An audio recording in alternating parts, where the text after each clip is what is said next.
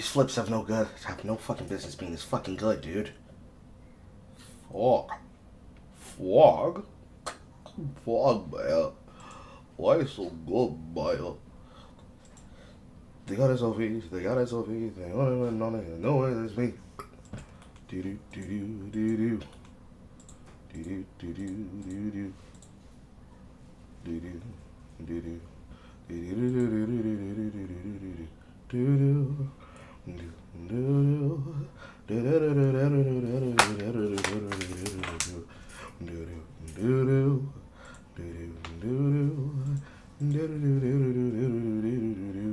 Ha!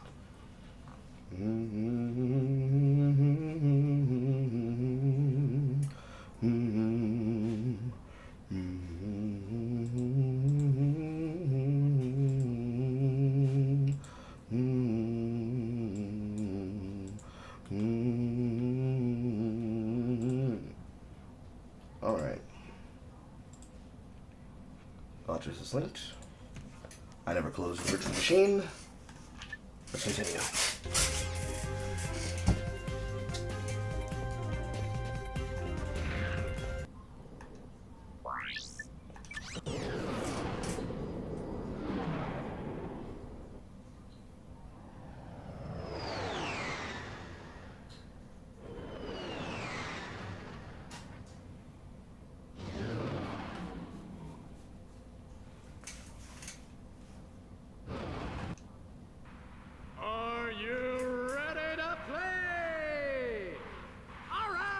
Let's meet our first contestant.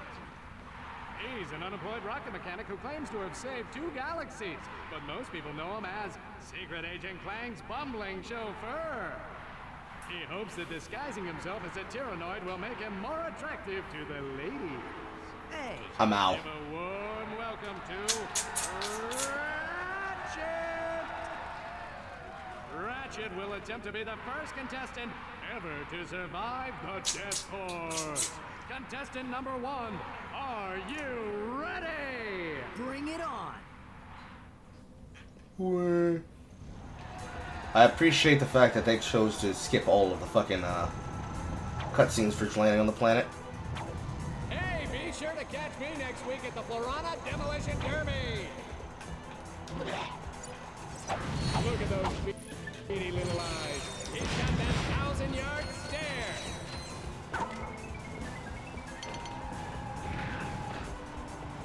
Oh, man. This job is too much fun. To strafe, hold down L2 or R2 while running.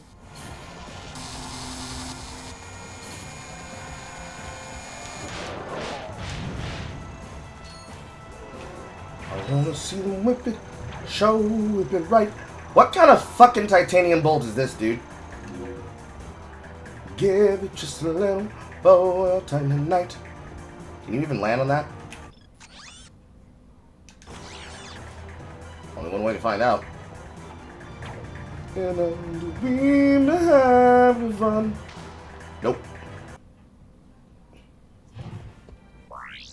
Cause I wanna see you whip, show me shit you right. Give me just a little of your time tonight. You have no easy time, fun, let it win. Try, let it win. And you can work it all night and just whip it, child. And just whip. And you can work it all night. Mm-hmm. Mm-hmm. There we go. Tweet.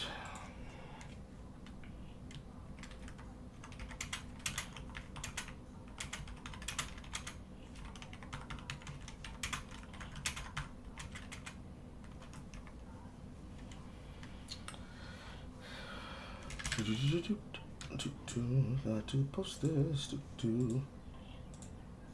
Coop, pop, bada bam, how.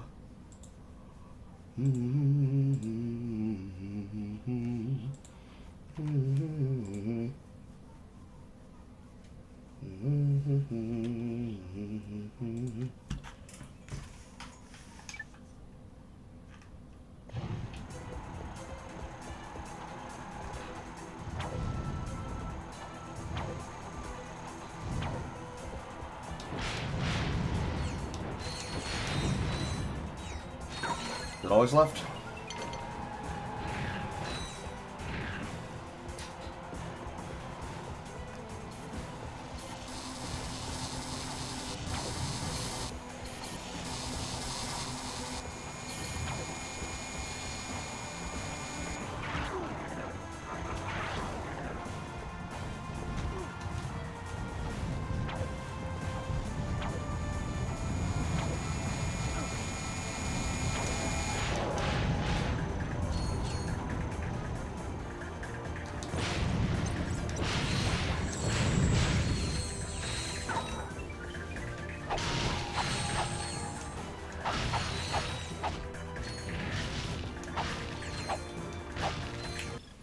I guess it depends on which direction it came from.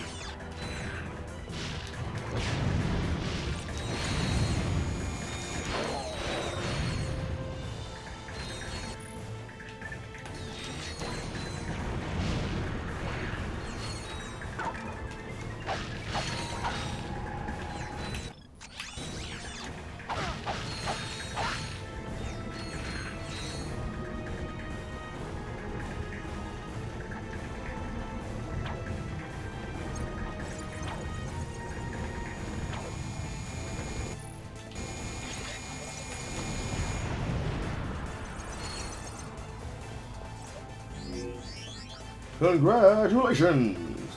I got the VidComic! Truthfully, an overused fucking animation. Here we go, folks. Arena combat. Yeah, you know you want it. I really did that as copy-paste the arena. That's wild. Ooh, he's got sharp teeth too. I wonder if he bites.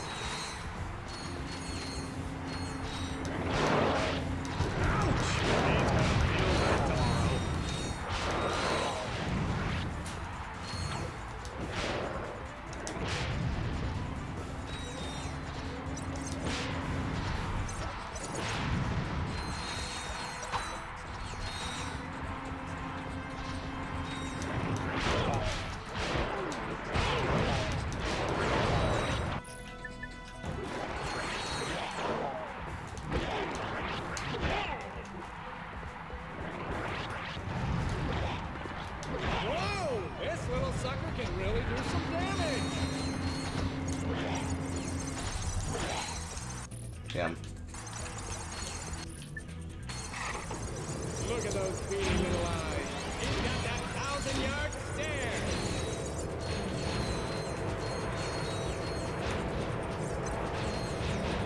Did somebody say Inferno?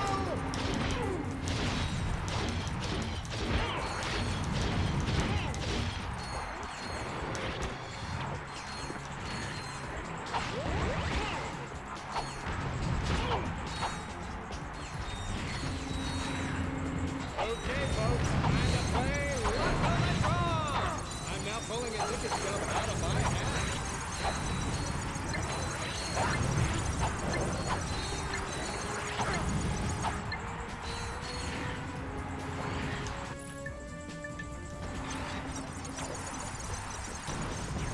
He's on a rampage, folks!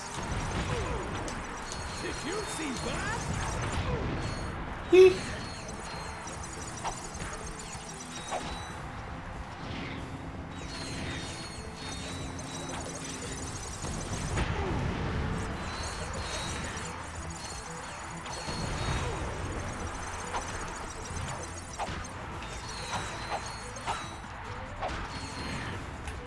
That's the camera difference.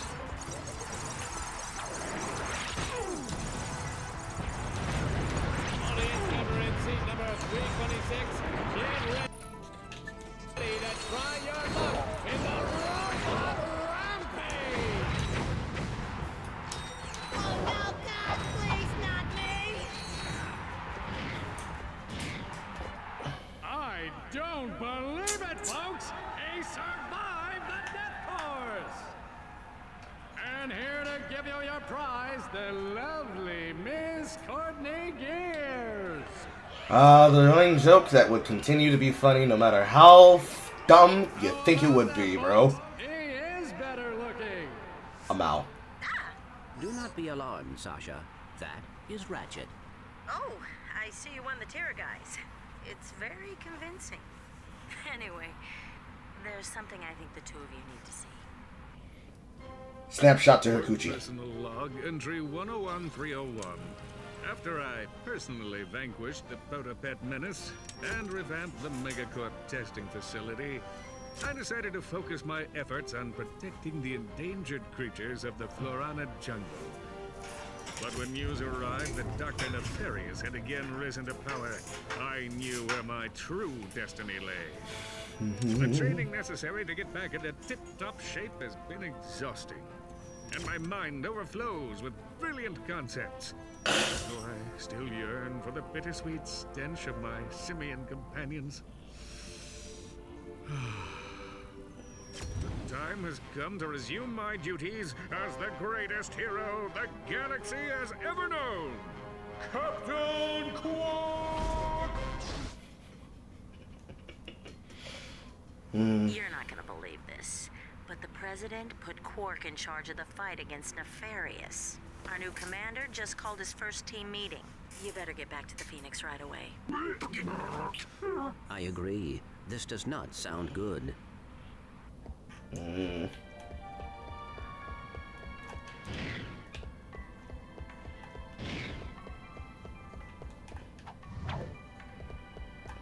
like the implication that they're just dark faces in the background that have literally no definition.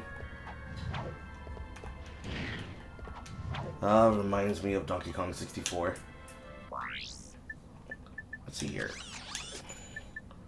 Money. It's gonna take a while to see money.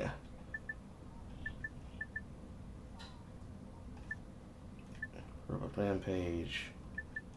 Heat Street. The Practice Challenge. Crispy Critters. Certainly it'll change up the course I get to go across and down. You watched the Gaming Brits review of the game, and he showcased the podcast where members of Insomniac said they were in fear that Ratchet 3 would be the first failure because it was made under crunch. When they say under crunch, did they mean it was made under the budget of crunch, or it was done under crunch conditions? Because I would say for the physical UI, it is very obvious that it was made under crunch. Whether or not that's going to make it a failure because it was made under that tense of crunch, Come back anytime to compete for cash prizes. I don't know if it would really be that bad. Like, there are things that needed definite polish. Like this shit.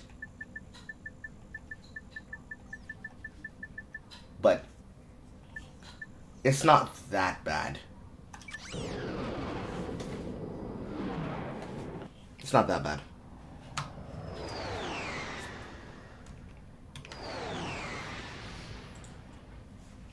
It's gonna be a while, and when you get to see this story, get to see this news story we have for Saturday.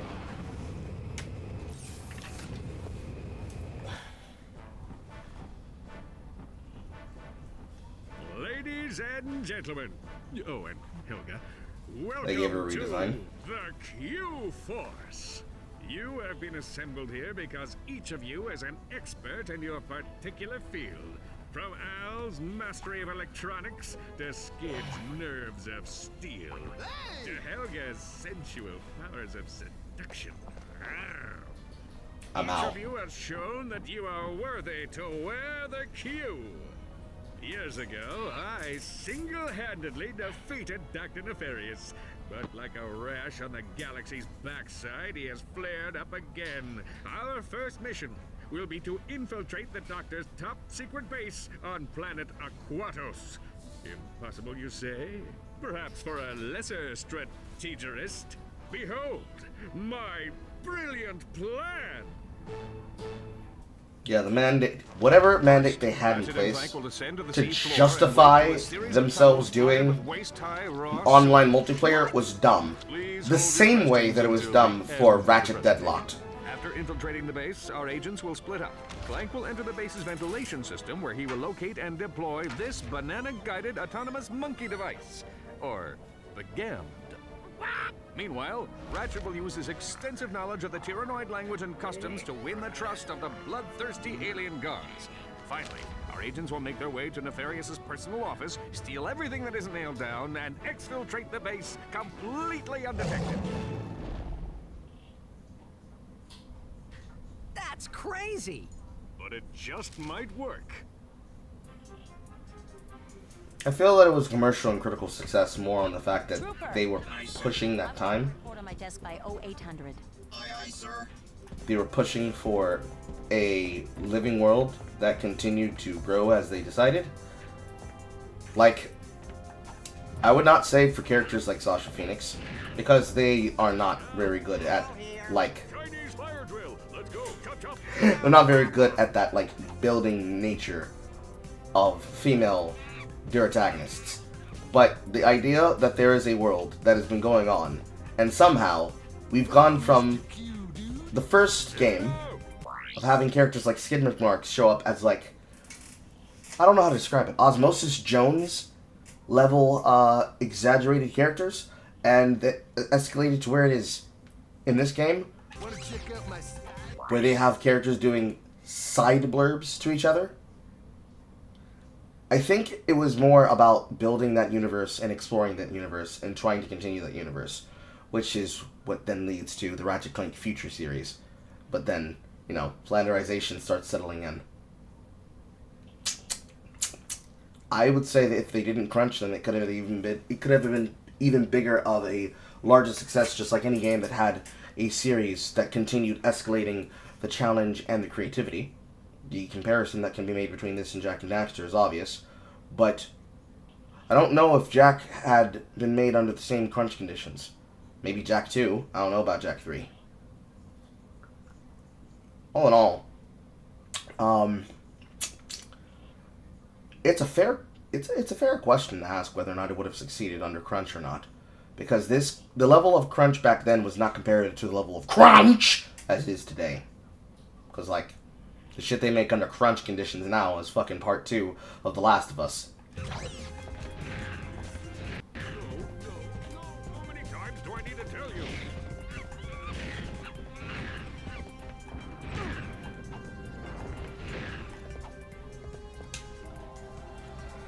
Oh no. You could have had a much worse product. And let's be thankful that they did not have a much worse product. Because, like, if you want to see a real commercial failure... I urgently need to know how the Quark vs. Nefarious VidComic series ends. When are you going to play your new comic? I'm out. If anybody finds a Star Master scientific calculator, please contact Lost and Found. Like, the amount of life the Ratchet and Clank series is brimming with, as I was already on my way to go do this thing, just to knock it out. And the game is trying to get you to be immersed in more characters than just Ratchet and Clank bouncing off each other and typical interactions. But instead, they chose to make them more involved than they have ever been. I don't think it would have failed. Maybe they wouldn't have reached the heights of what the Mascot franchises had accomplished at this point. So, the peak of PX1 Spyro, and maybe the beginning of, like, the renaissance of Crash Bandicoot. Between 1, 3, because I think most people wanted to skip 2, and then this period where Crash Bandicoot 3 Warped was the replayed game over the Wrath Cortex, and the love of both Jak and Daxter and Ratchet and Clank, and there's another mascot that's slipping my mind. I can't remember what it is at this moment. It's probably an anime one. The amount of effort that they have put into all these titles from the PS2 era for their mascots and other, like, runaway titles that either got very much left in the dust and forgotten, and then not treated the way they should have been. Like, the less we say about Ape Escape, the better. There's limits But I think in the capacity of what Insomniac of this time period wanted to do, they achieved something that was great that people, you know, slept on until they realized how bad gaming would really get in the future.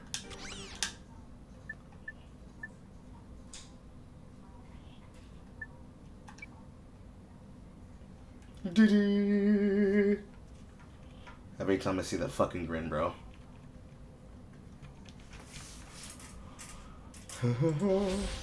Quark, comic episode 2. Ariba Amoeba.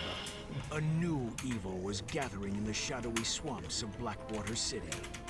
A horrific breed of monsters known as Amoeboids, born in the laboratories of a twisted scientist named Dr. Nefarious. To think, they called me insane, Lawrence. We'll see who's insane when my pets have exterminated all life on this miserable planet! Well, that should clear things right up, sir. When Captain Quark encountered the Amoeboids for the first time, he immediately executed Emergency Response Plan number 2. Hey, wait just a minute. Quark then proceeded to stall for time while he coordinated the city's defenses from the women's restroom at Galaxy Burger. Give me that thing, you lying no good. Right. Now where were we? The moment I touched down, I knew the situation called for a head-on assault. Without hesitation, I rushed to do heroic battle with the monstrous Amoeboid horde.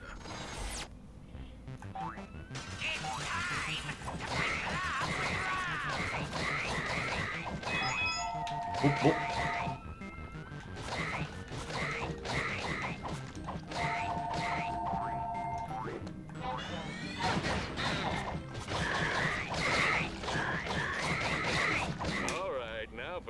I'm pretty sure that this planet is based on that one planet.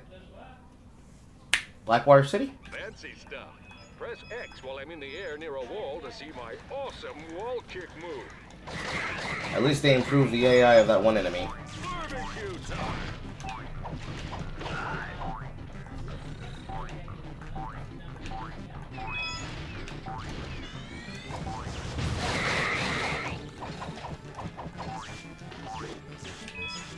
I missed talking. I almost missed talking.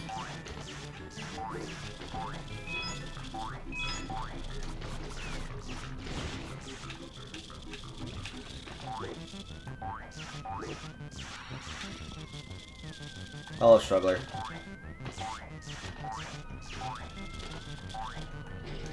Ah, fuck.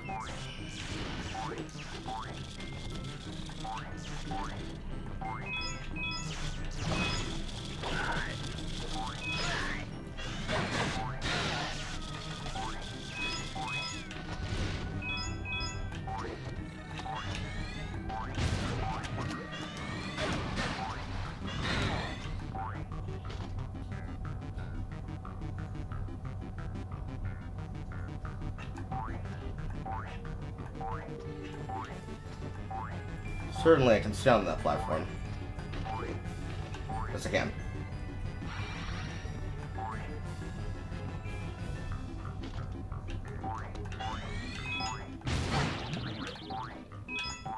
Well, it feels like they were certainly adventure capitalists maxing with the music here.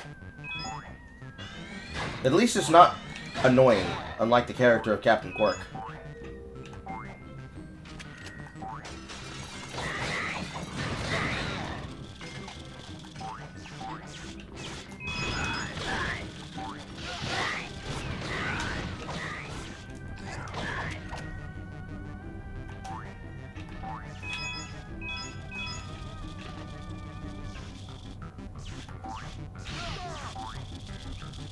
I just think it's suspicion there would be something there.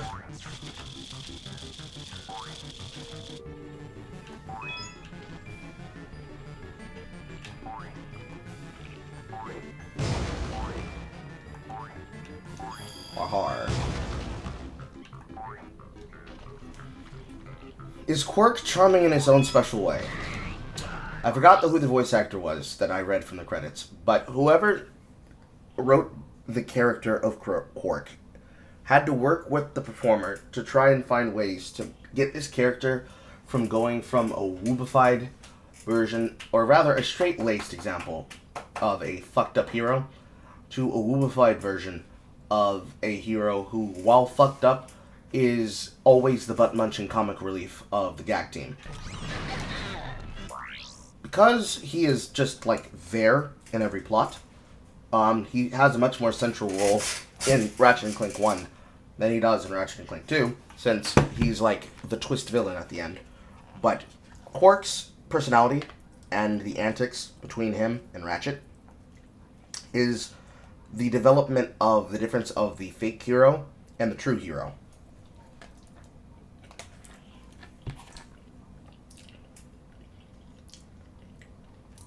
This is more obvious in the internal plot of Clank 1 than it is in Clank 2. But to have Ratchet regard Quark as like an afterthought makes all of his antics like that of a lolcow. But at no point in time, other than in the behind the ear sections and these vidcomic sections, does it allow you to really understand the deep interpersonal experience of that of Quark. And the vidcomics actually demonstrate that at some point in time in the past, he was an actual fucking hero. He's probably been a coward, and more than likely a lot of his successes are due to people like Helga, his robotic training coach. But for the most part, Quark and his personality type would not have been out of place in the time period of, say,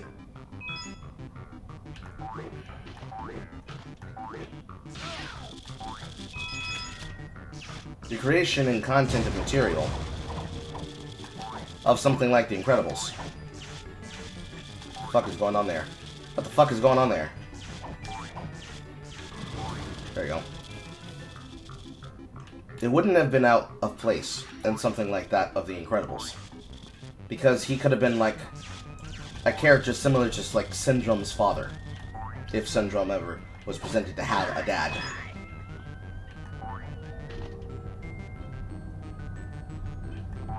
Because something that is very much important to the energy of the world building of Ratchet & Clank is that progenitive nature of Quark's attitude and how he behaves. And the fact that most of his escapades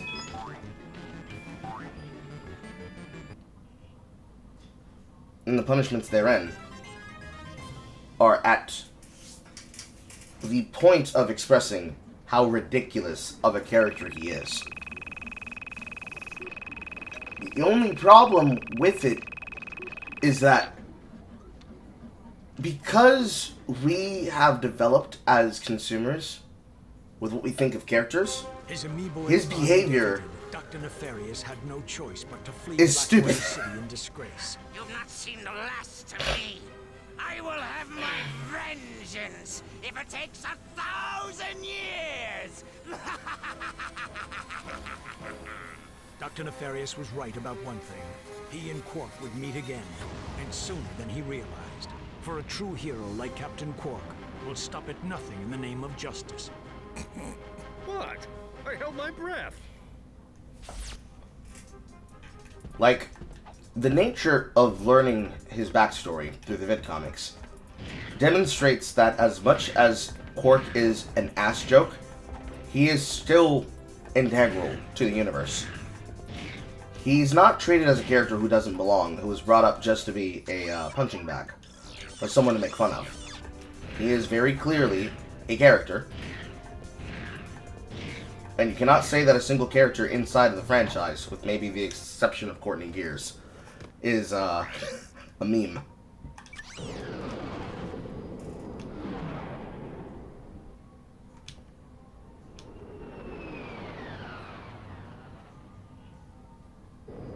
Incoming call. Oh no. Excuse me? I'm trying to make a picture here, and Mr. Big Shot Star is nowhere to be found. I am currently occupied with a mission of galactic security. Right. I get it. You want a bigger trailer? Done. You want a daily oil massage? Done. I need my star on the set pronto, capiche? You're breaking up. You know, I can see you, Weasel Boy. Oh yeah? How about now? He'll figure something out. We've got work to do. Meow. I don't know how else to explain it. Like, when you have butt munch characters, the butt munch character has to belong to the story. Your villain is just as important as your comic relief. If your comic relief is annoying as shit, every single thing that they are is going to be annoying to the rest of the project. No matter what. So, you have to at least be able to establish that even if characters don't necessarily like them how they are, for better or worse, they are your leads. Yes, like being Transformers 1. Because when you think of Bumblebee, you're like, bro, how is this fucking loudmouth supposed to be the Bumblebee I grow to know and love? And then when you learn what they decided to put together as the backstory for his character design, what are you doing? You're just curious as fuck. Codename is Shadow Dude, bro. Black Ops are my specialty. I figured you guys could use my help. Thanks, Shadow Dude, but I think we've got this one covered. Alright, I'll just take my hacker and go back to the ship. Hacker? Oh, well, you know, on second thought, I think we'd like you to join the mission, Shadow Dude. Awesome! This is gonna be sick! Best.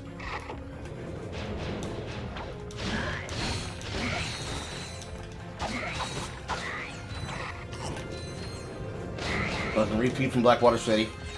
But like, for B in Transformers 1, just like it is for all the additional characters of the Q-Force, where they are very much leaning on Year of the Dragon, and all the other characters that would come to stand in and help Spyro in each of the worlds where they were relevant to be assistant for, especially that goddamn kangaroo. You need your character to not be annoying as fuck in order for them to really be appreciated as a part of the content, of the plot.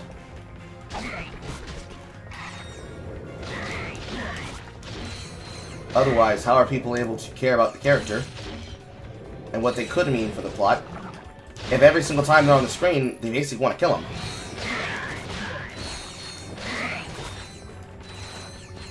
It was not bode well.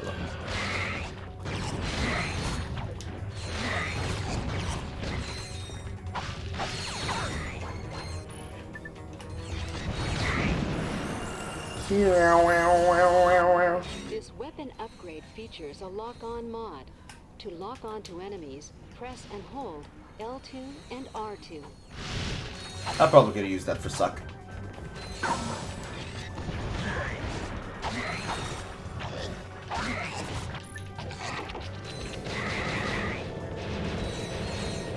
That'll do.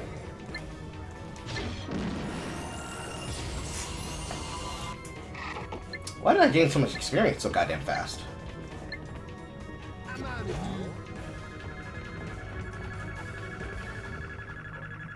I also appreciate that they chose to streamline a process that would otherwise be annoying for you, but I'm pretty sure you do get the hacker later on.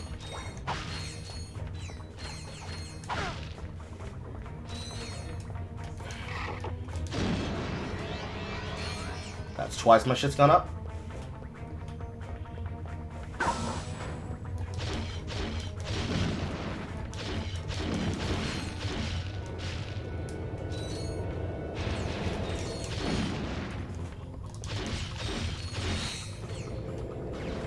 I hate that you can't suck in more ammunition until you remove the rest of the ammunition. Yep, here's the first one.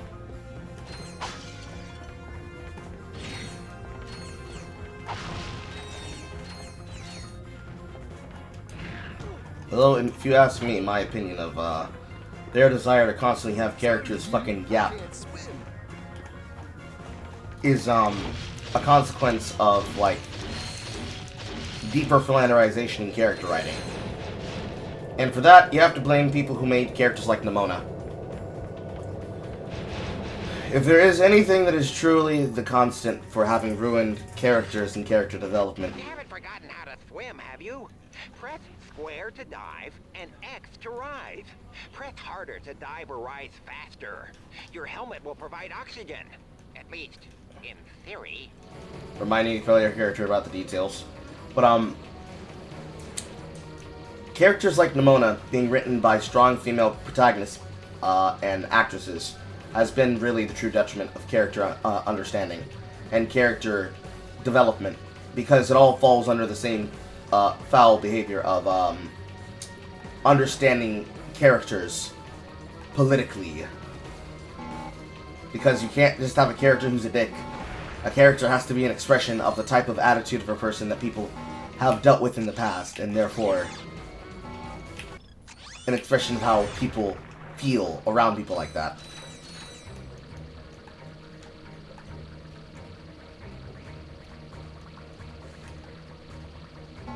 To me, it's all bullshit.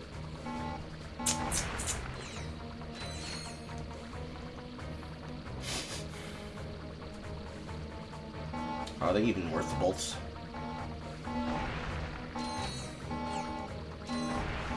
Argumentative. Whee!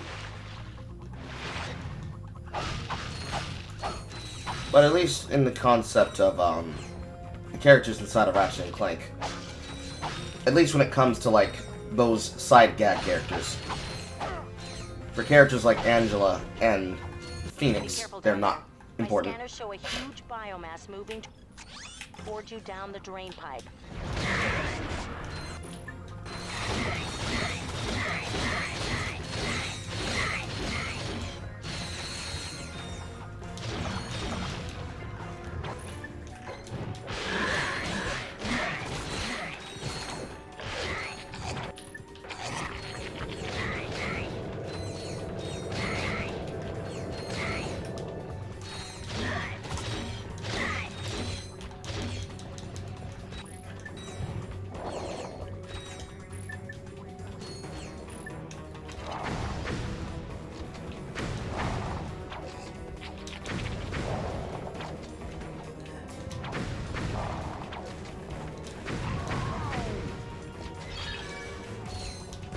Let's see where crystals.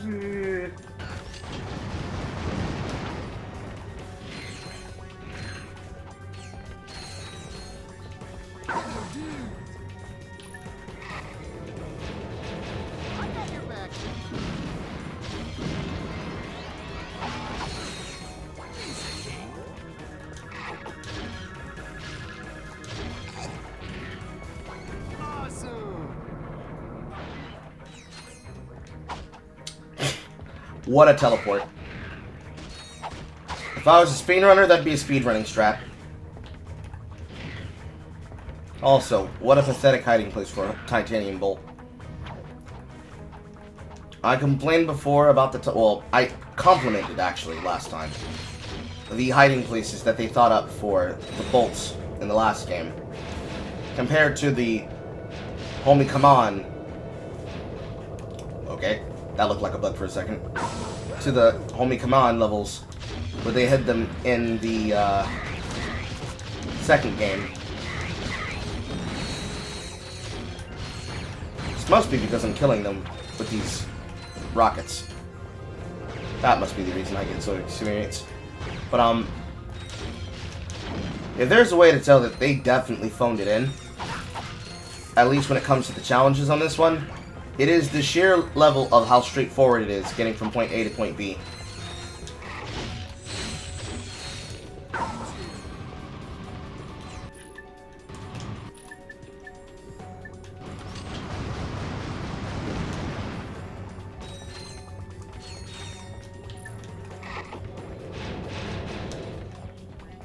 I'm pretty sure none of these should be Magna.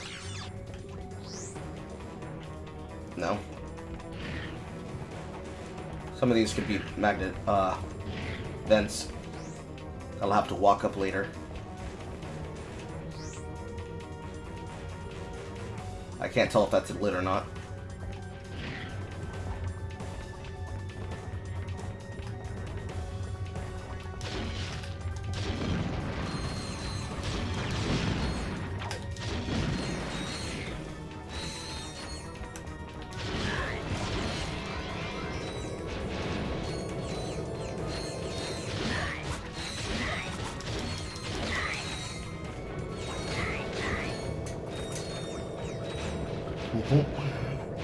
Are you feeling better today, though, Struggler?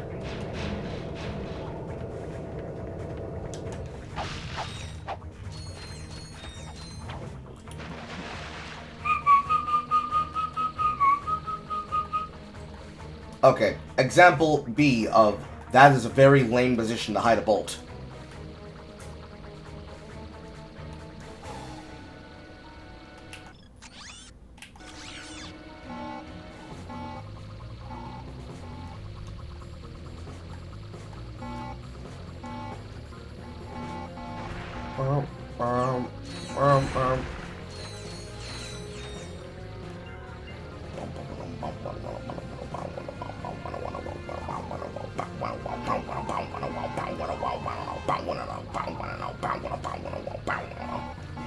But the music still remains consistent.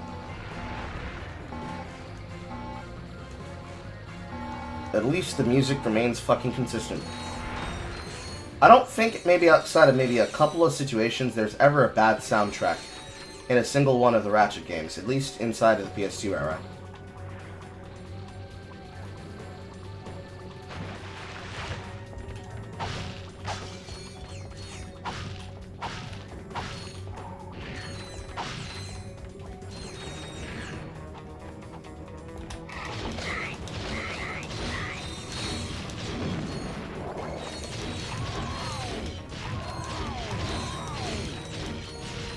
Damn, Suck Cannon's actually fucking.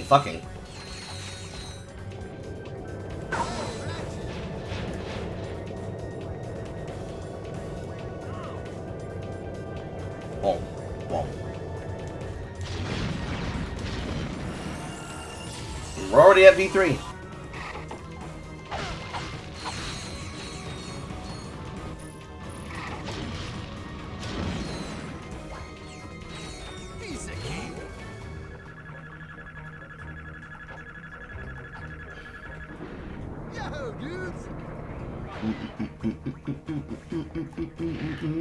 That's it.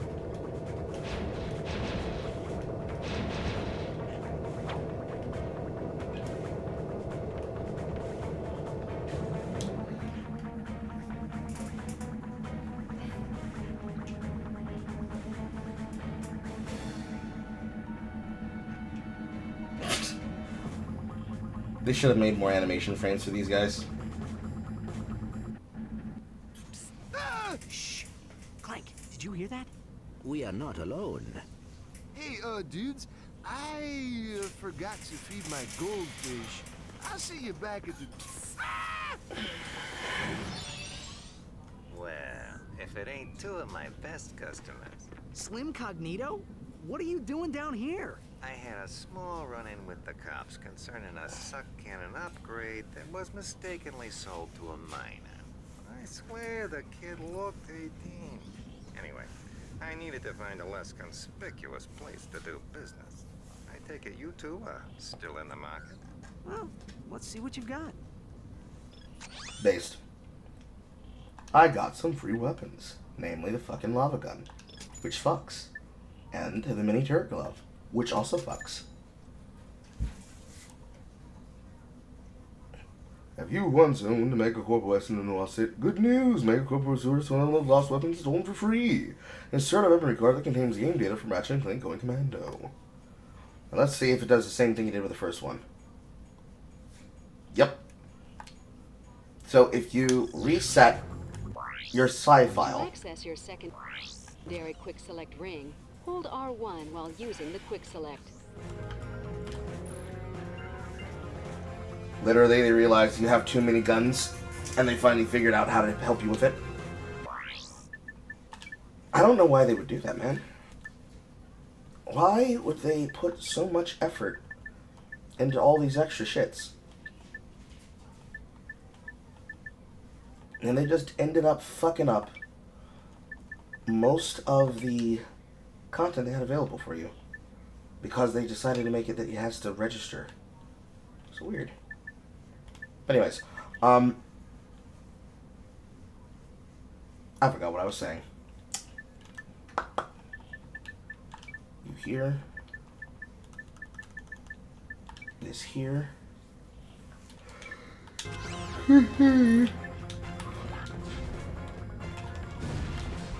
Function the same. And function the same. So... short-range weapon, mini turret weapon, workhorse, and shotgun. Yep, that's fine.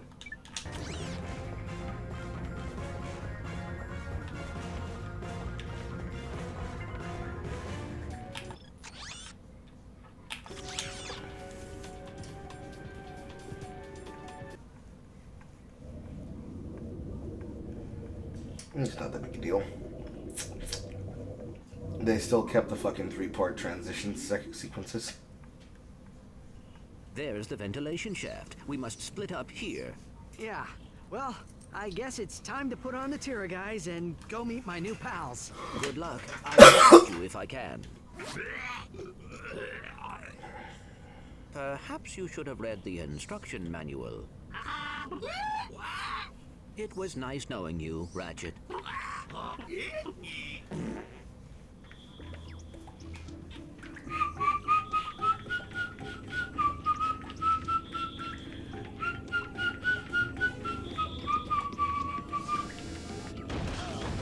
Oh shit! Welcome, Alex.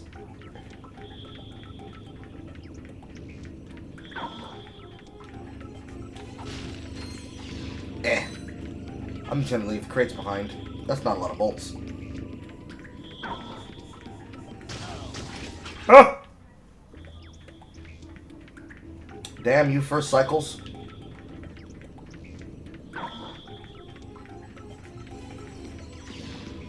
Huh?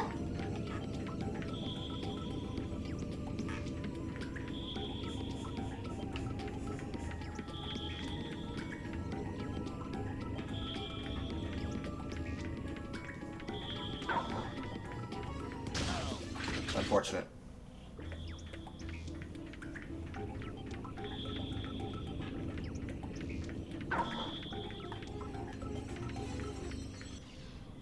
Why does that go back up so damn fast?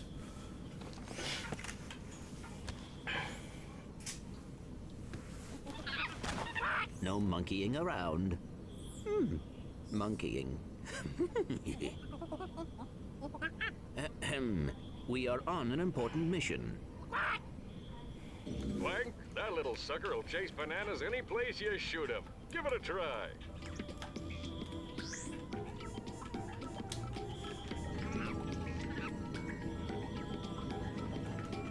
And just so happens to conveniently have monkey traversable pipes all over the underside of his base, for reasons only understandable to man.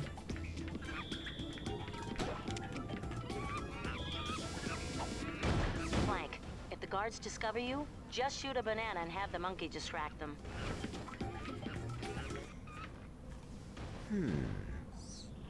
Ratchet, I need you to extend the bridge at Junction G5. And the fact that they took time to develop a language, of all things, crazy.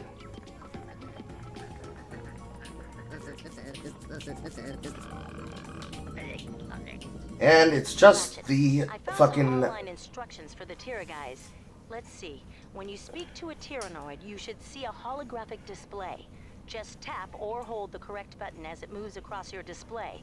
Watch what you say, though. These guys have really nasty tempers. And what it just ends up being, it's just the Hypno guys combined with the worst sections of the disguise tool from Ratchet and Clank 1.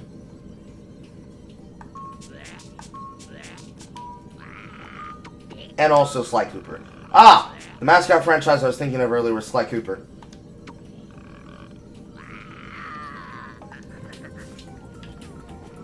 It's not hard. It's just that it's more gimmicks that are there.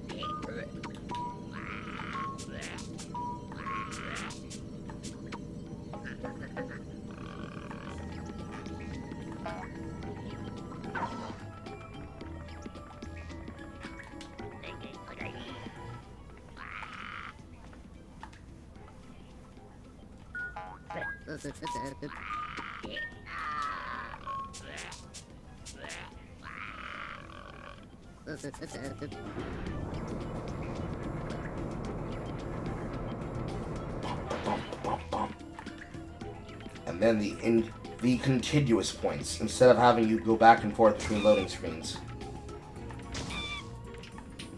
I'm burning my monkey!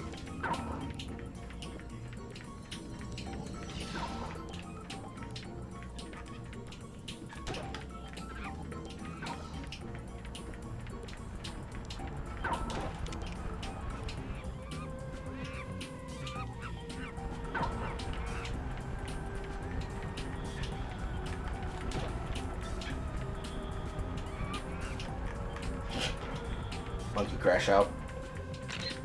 Look, Gadgebots! I love those little guys. To give them command, just hold triangle and select a command with the left analog stick.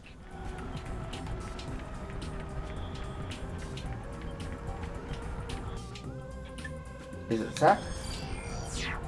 Yeah. And then you revive.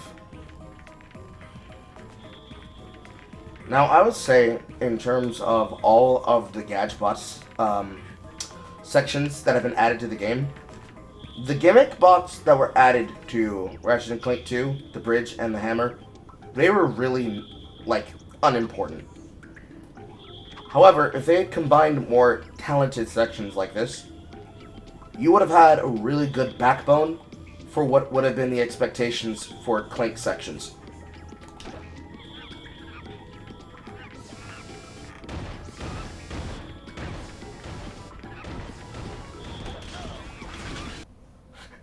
The fucking monkey burnt me. The fucking monkey burnt me.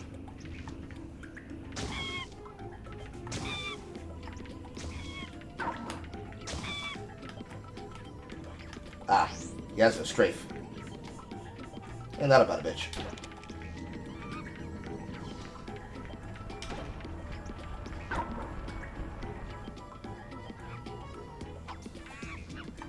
I was running towards you like a goddamn FNAF character.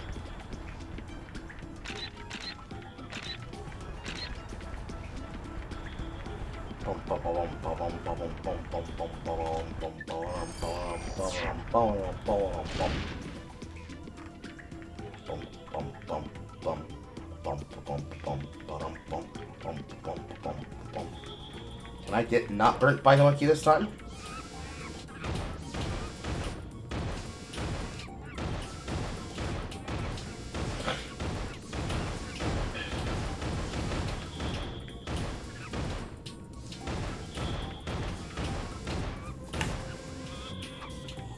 Certainly the camera is still on. No? Okay. Maybe I moved too fast.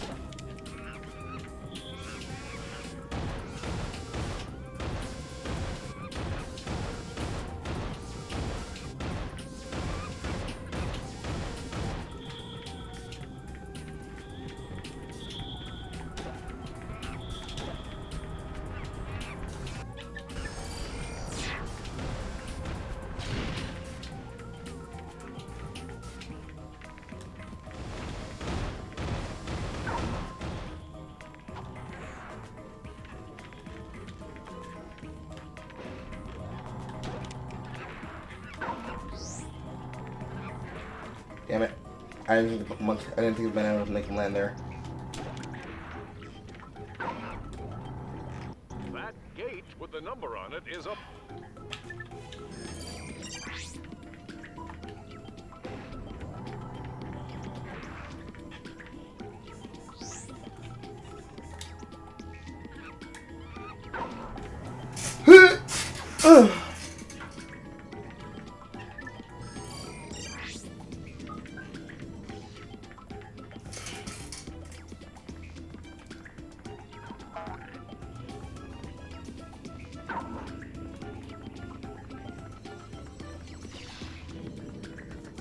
I still think this is too fast.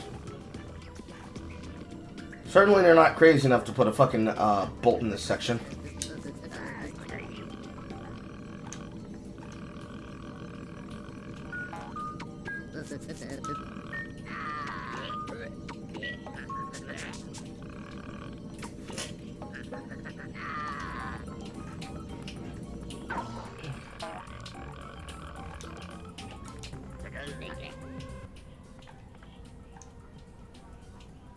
Bong, bong, bong, bing, bong.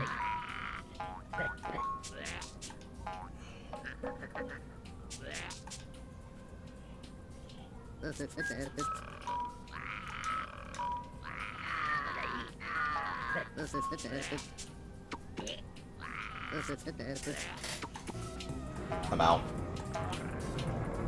And building on that compliment I gave about world building, the fact that the world building of the characters have them talking about things that have become canon inside the universe, that's just a plus. Well, what took you so long? Clank, what are you doing here? You're supposed to meet me on the surface. I thought I would help. Well, you can give me a hand searching Dr. Nefarious' office. Let's see it. Oh, look at this. The complete Secret Agent Clank Holovid collection. This guy's your biggest fan. That is rather disturbing. I have downloaded an encrypted star map. Perhaps Al can decode it. Great. Let's get back to the Phoenix.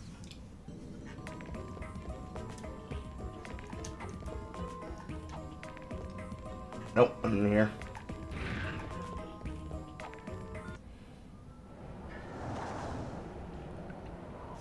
They got more innovative with you between segments.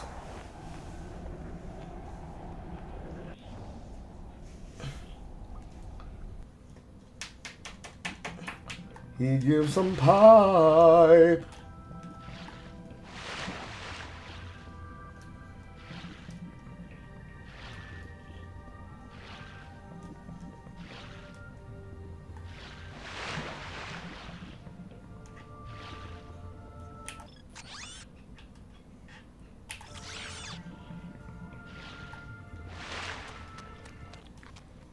And it's the janitor. Deja vu. Oh, it's you two again. Right on schedule. This here is one of the nastiest, smelliest sewers in the galaxy. Most guys wouldn't set foot in a place like this, but me? I just can't get enough. Right. Well, we were just passing through. You can get back to whatever you were doing. Hey, if you find any sewer crystals, I'll pay you for them in bolts. I'm making something special for the missus. Sewer crystals. We'll keep that in mind. Poop nuggets. Spirit crystals. Disgusting ass nuggets. Truly. We have known nothing but horror. I mean, in this case, the crystal scavenger hunt is like... what? Fucking... 60-ish% less as big as every other planet where there's ever been crystals? In tube form. This is tolerable. I didn't buy the Minions Doom because I don't have enough money. I don't have enough money! I'm poor! Also, you weren't here, but I did investigate it. If you start a save file in challenge mode on either Ratchet & Clank 1 or 2, it erases whatever internal achievement metric they use to justify your save data being relevant enough for you to receive the discount or get the free weapons that would be offered to you. That sucks to suck. But in any case.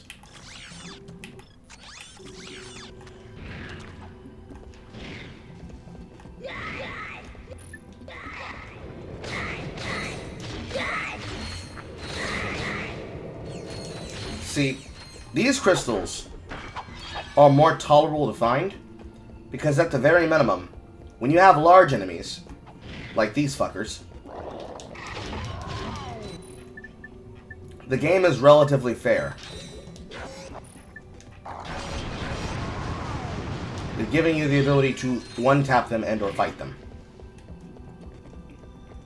It's not annoying like it was on every other fucking planet that had a crystal hunt.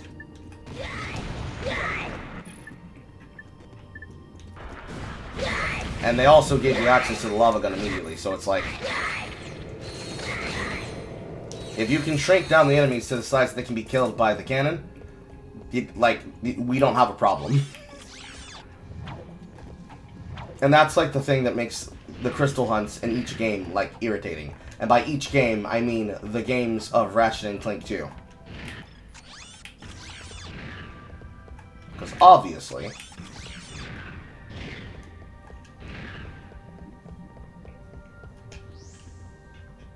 that one is definitely a Magnus section.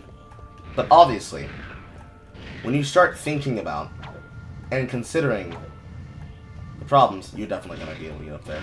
The problems that go into the games. The problem is very clearly an issue of too much material, not enough interest. Because, like, money, it's nice, it's good, I like getting bolts, but I hate being forced to do side sections that don't feel relevant for my cause, because of busy work. And technically, to their credit, this is where having upgradable weapons actually comes into play really significantly.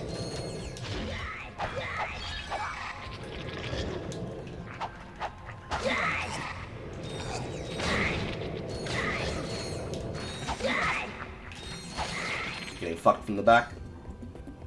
In every planet where Crystal Collection would have been a relevant, fun thing to do, it is boring as fuck. Yes, there is no actual connection for that pipe, so that it definitely is a Magnus section.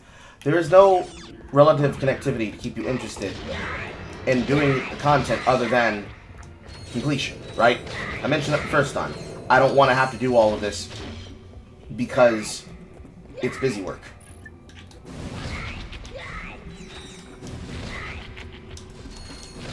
But on, I think, just this game, because your weapons have multiple tiers of upgrades,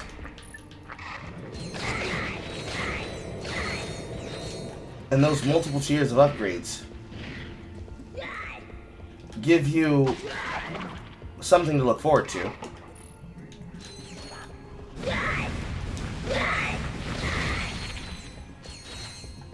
The level of annoyance that you would have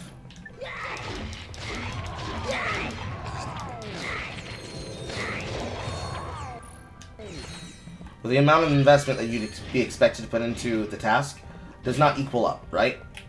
So, like, there's obviously less crystals than there was in either of the snow or desert planet. That's the first problem. 2, like where they had the oversight of enemies just being ungodly, unforgiving on those relevant planets,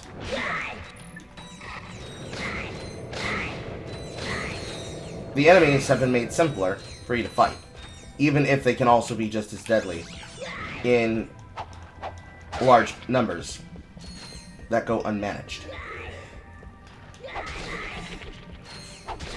By changing the enemy type, and also reducing the amount of expected busy work, they increase the viability of the task. So, it becomes good and fun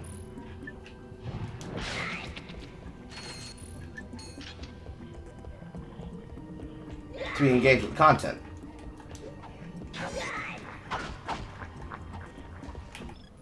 After approaching the other side.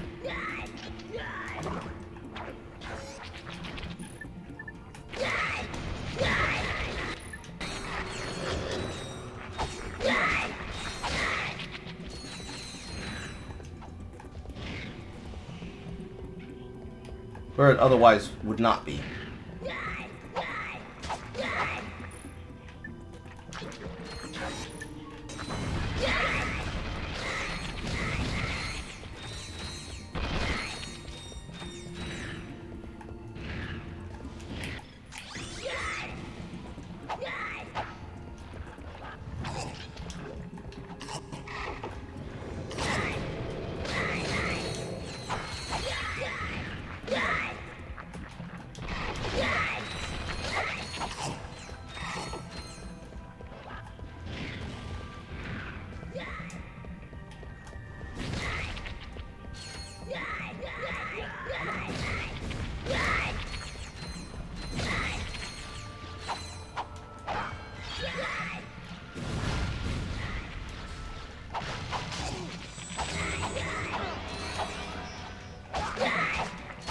Still a little bit of camera issues, but that's okay. This entire section is made for fucking filling back up.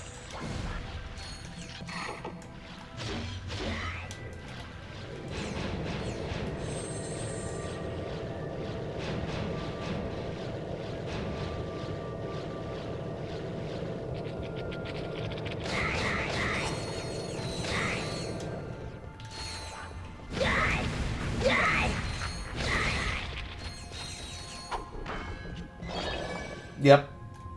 For the simple fact that I can get a lot of money doing this is why I'm currently doing it.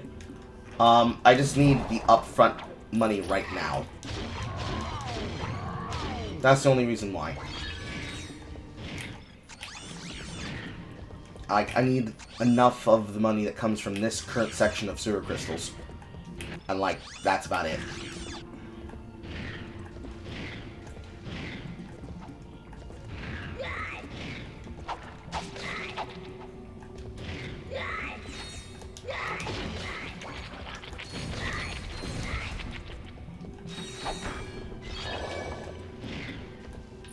Although, the one thing that I am pissed off about when it comes to the spawn triggers of these enemies, at least in this beginning section, is the fact that the enemies themselves need you to come from a certain direction in order to activate the doors that then spawn the enemy that you need to fight on the other side of them.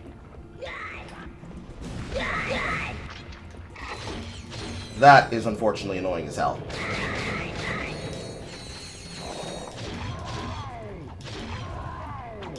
But hey, making the Suck Cannon like a best in tier slot weapon on a planet that otherwise would probably get overlooked and ignored? Kino, A number 1. It also reconnects you with my beloved, the lava gun. Between the whip and the lava gun, there's a lot that could be said that probably wouldn't get said properly. But like this shit right here, the fact that I have to come from the other side of this door so that the minion can spawn properly, that's like maybe the one detriment this crystal section has over any other crystal section in the PS2 franchise.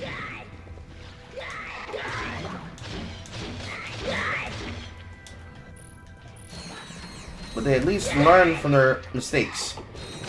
And they made it so that you actually have an investment to want to put in all this effort to explore by actually putting in these, like, I don't know what this is called, what else is called, like load stations?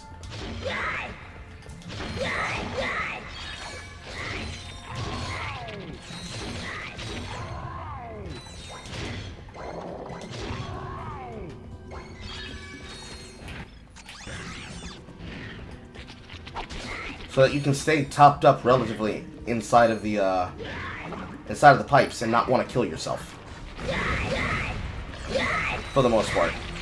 And I mean like literally kill yourself to get a reset.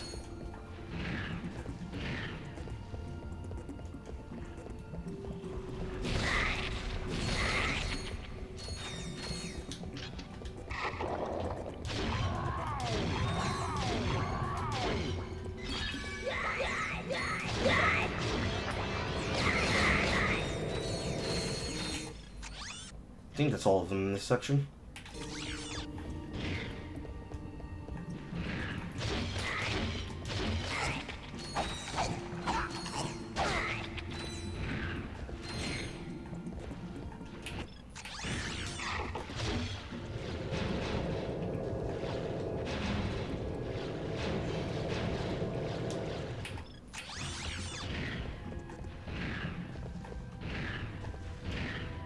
I missed the charge boots. But yeah, like, I'm more than happy to do them for that level of investment, because unlike all of the ones that would be possible for you to do, even if I was to go through each of these sections and collect all the crystals that I could want, that would be accessible from the moment that I got here, I'm more than happy to clear out the first section where 22 crystals equals 400, like 44k bolts, period. Ah, fresh from the bowels of a king amoeboid. And also poop jokes. Poop jokes. Poop jokes. The jokes are poop. Poop jokes. Welcome back, Agents of Doom! And now I have several weapons that are homing.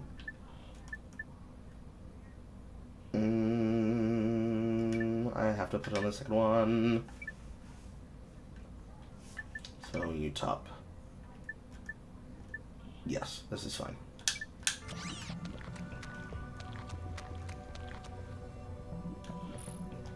Because if I ever ran out of space, the turret would go somewhere else.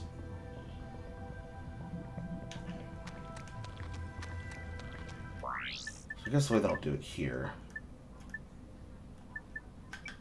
There's no other weapon for me to put there, actually.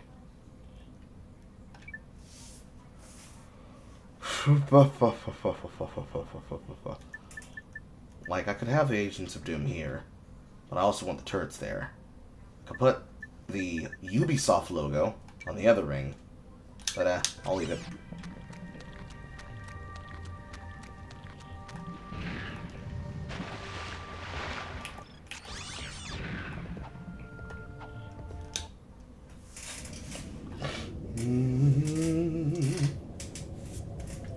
My problem with the Flux Rifle and any sniper-based weapon inside the universe of Ratchet & Clank is that they've always forced you to have to stand still to use them.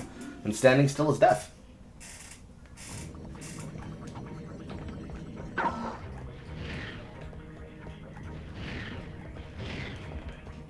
Standing still is death. And right back to the Phoenix. I assume I have to go back to the Phoenix. This one is much more on rails than even 1 and 2 were. Because even though there were sections that are relevant for 1 and 2, this one is very much the go to planet, go back to interact with characters, go to planet, go back to interact with characters. Impossible! If you say so, sir. They apparently stole some sort of data disk. Well, I must be off now. Dirty laundry and whatnot. Who is responsible for this outrage? I believe it was a Captain Quark or something. Oh, Janice, you'll always be the love of my life. You really should have that looked at. That moron could never hope to match wits with the likes of me. If anyone can beat a moron at his own game, it's you, sir. He has, however, assembled a group of elite agents known as the Q-Force. What? This Q-Force must be stopped. Destroy them! Eradicate them! Annihilate them all! It's on my to-do list, right after folding your undergarments. Just going in to supplant that compliment earlier about the universe, the characters fitting the setting. Meow. Use it on bosses and heavy enemies. I'll have to think about that. Well, team, I believe Once I get it, of course. congratulations are in order. After all, my plan worked even more perfectly than expected. Well? Way to go, dude. Don't mention it. I'm just doing my job. Now that I know where the Tyrannoids are coming from, I can put a stop to this alien menace once and for all. With utter disregard for my own safety, I've drawn up an ingenious plan for an attack on Tyrannosis.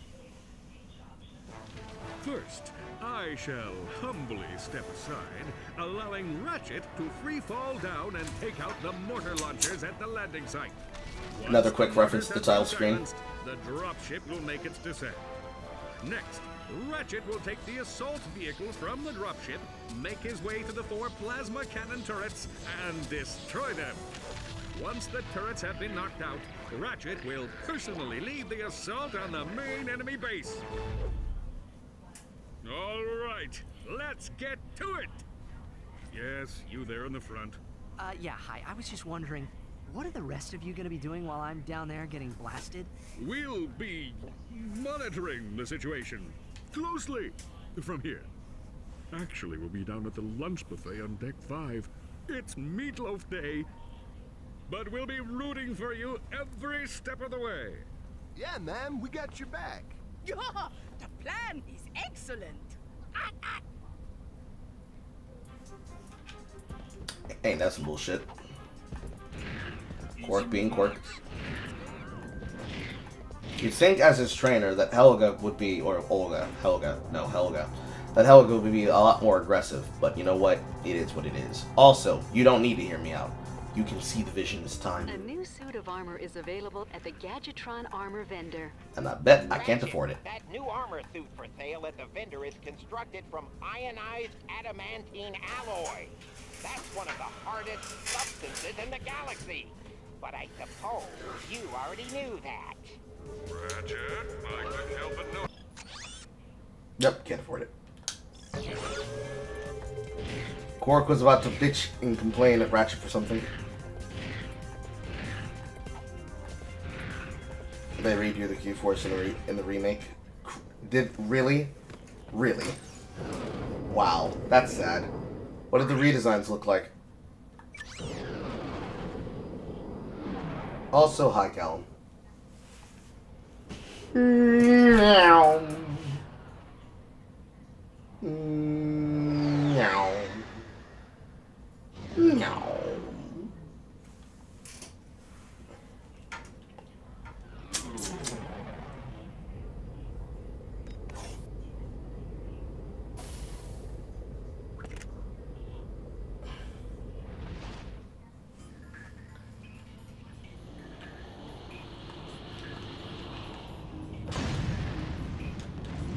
And yet another reference to the Japanese title screen.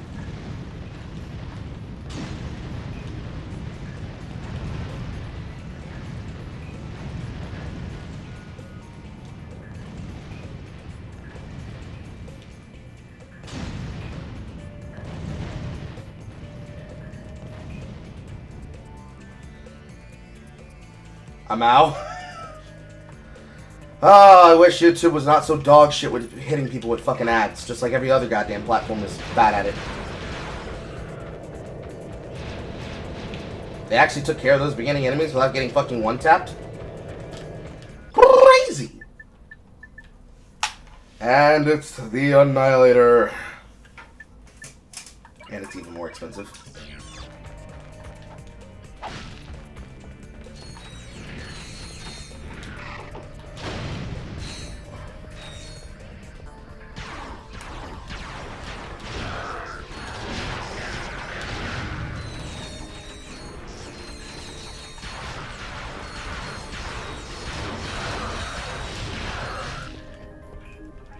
Relatively handling the problem, and they aren't dying.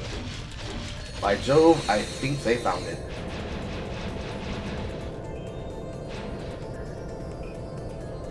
When you have cash, you'll have me play the Destroy All Humans franchise. The originals or the remakes?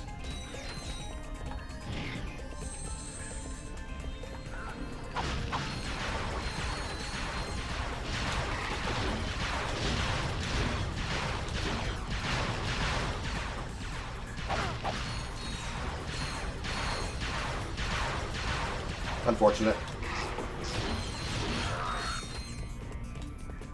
I swear, they selectively made these particular Q-Force units actually, like, relevant.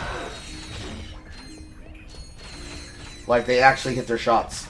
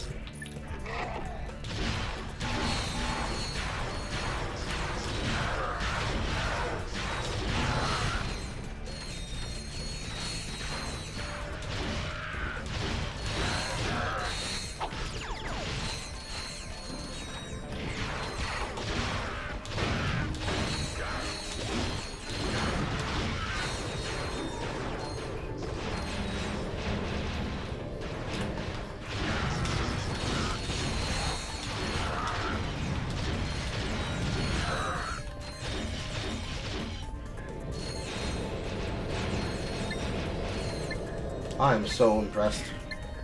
You can't vouch for the remakes of the originals.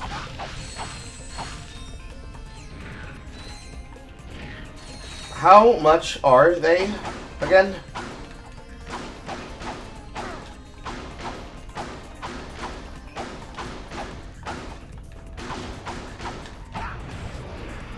That should not have taken that many hits. And Alex will be playing for the last one in the series.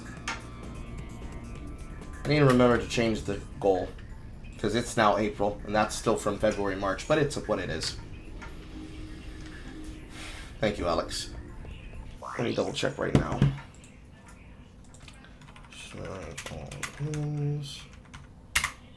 GOG. Show Humans, $30. Show Humans 2005.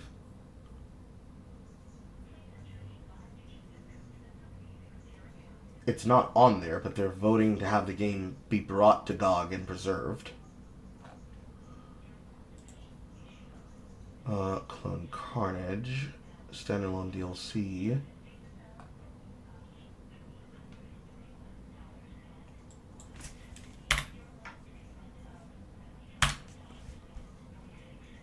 Wikipedia, Destroy All Humans, 2005, number 2, Big Willie Unleashed, and Path of the Furion. This is a Wii.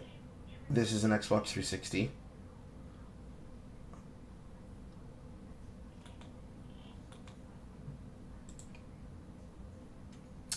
It's going to be impossible to get a copy of these because the fourth game is PlayStation 3, Xbox 360, and I no longer even own the hardware material to make them. And I don't think there's a 360 emulator that I trust that I can get set up, but I can always look into it. The third franchise installment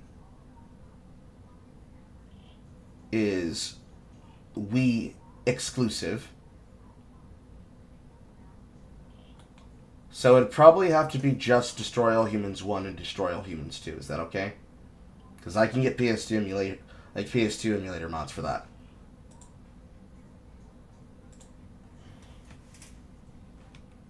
Get that last payment, nerd.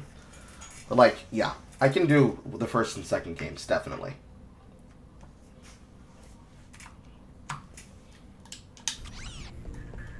If only they had better preservation tools. Sometimes I don't even trust GOG.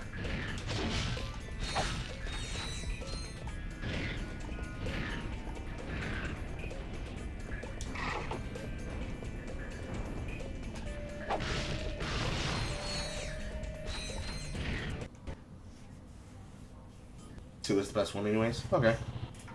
Nice work, Ratchet. I'm coming in on the dropship now. Why is the daughter of the president getting in on the planet? Go, Ratchet. Get across that bridge. To access your world map, press Select or R3. And how did you land this here without anybody coming to attack us at this drop site? And why are you endangering the monkey? Why did you put all these boxes here if it's not for suck ammunition?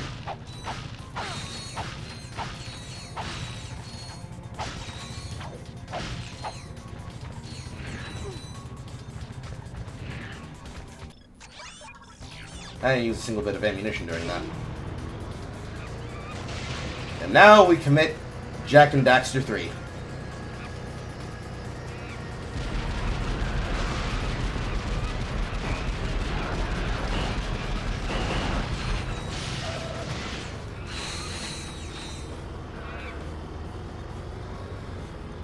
That's right. Square is reverse.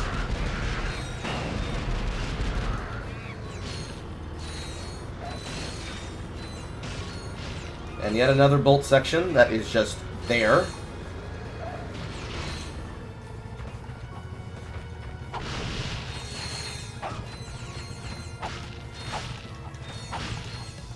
Originally, Floron was going to have a section like this. Oh, that's cool.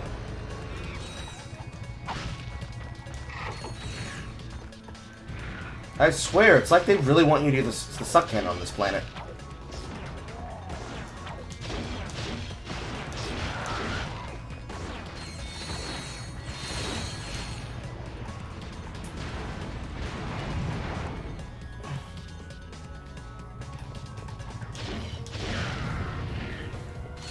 I swear, with all these boxes, they really want you to use the suck cannon.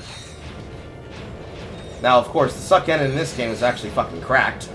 I don't know why it's so goddamn cracked to begin with, but you know what? I'm not going to complain. Although I probably should not have destroyed all those boxes so I could have a full re-up.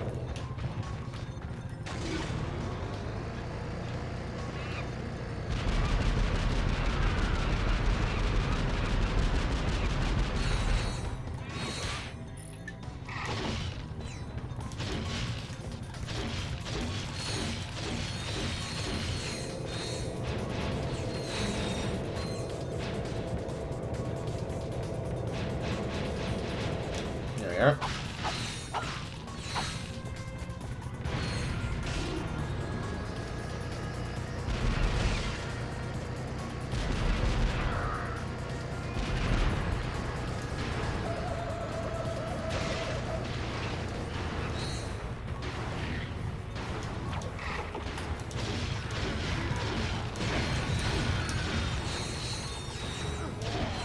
That's unfortunate.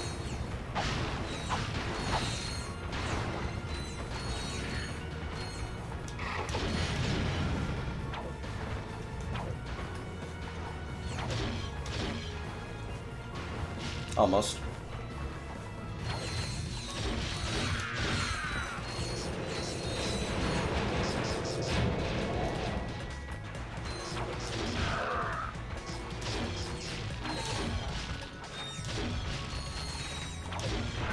Now, wait a goddamn minute. How the fuck do I have the ability to target for the backflip, but I can't do it during the jump? Ain't that about a bitch.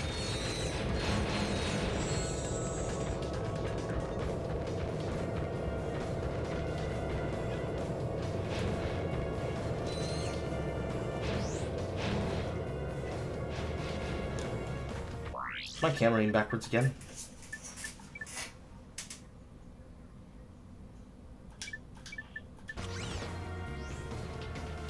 No, it's just weird in that one section.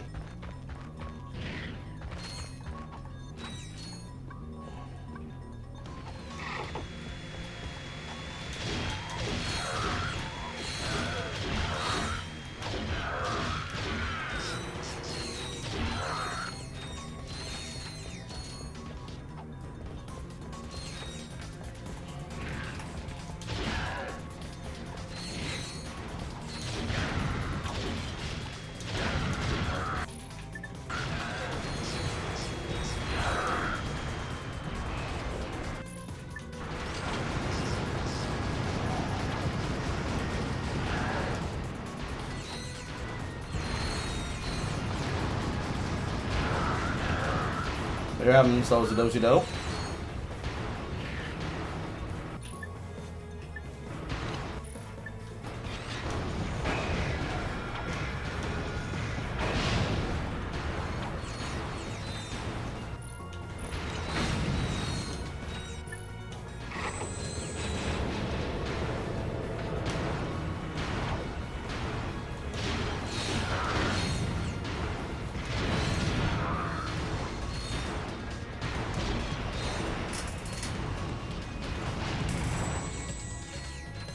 Nice explosion.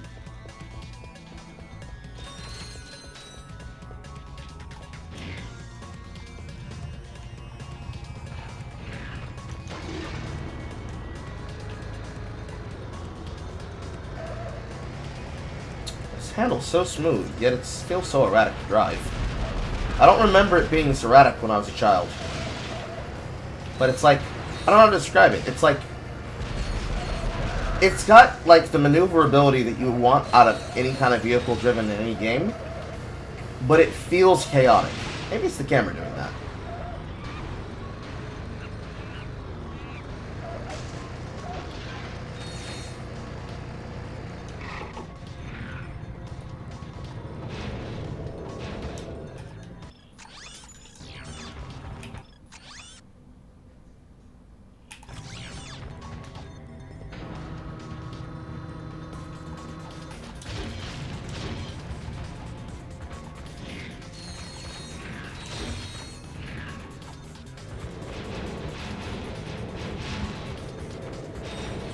Ah, shit, where'd you come from? I roll right up on my ass.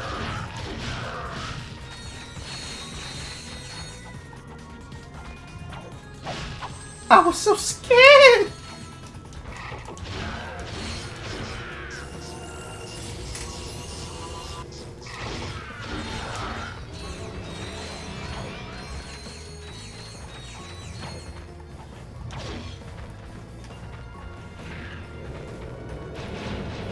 And we get a nice little leg up.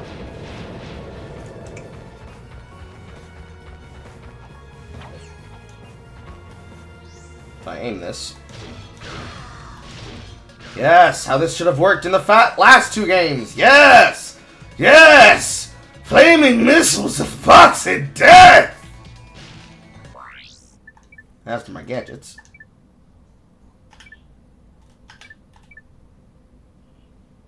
Do I not have? No, I don't. That doesn't seem right. But I do not. I do not have the swing. I thought I did. Probably because we're so used to having it at the beginning of both games.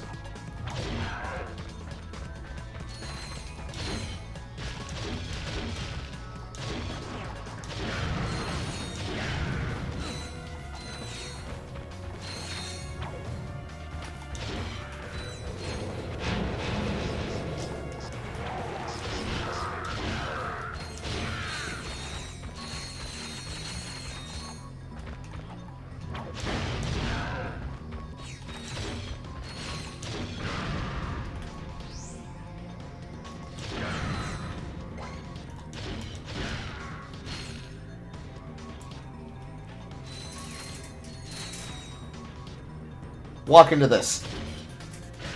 There you go.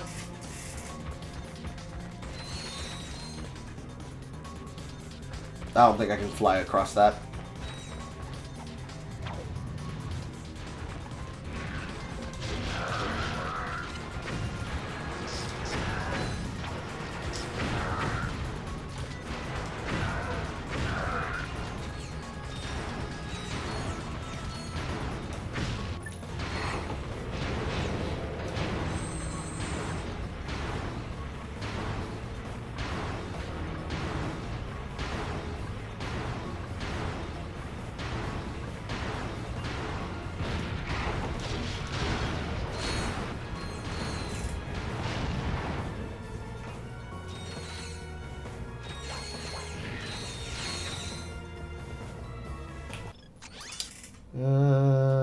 Obviously it's this way, towards the top. If I were a designer, where would I put another bolt?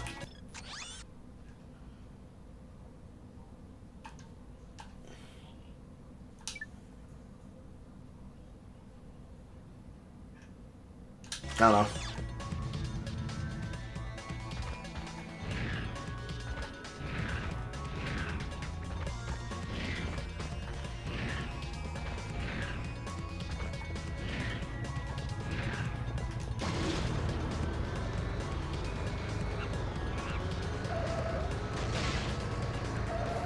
I should have been able to go up that ramp. But maybe I shouldn't have, because then it would have been my death.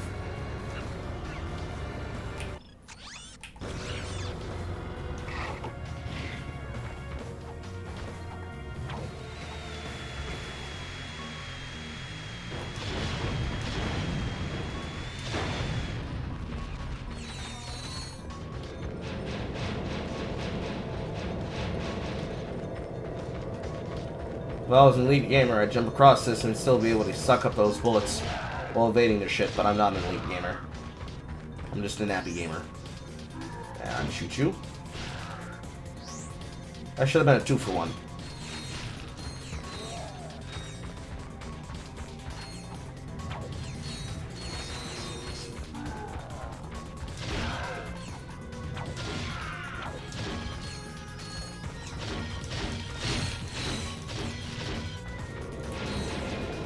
I don't like that they never came up with a way for you to be able to load up more ammunition while still having ammunition inside the slug cannon.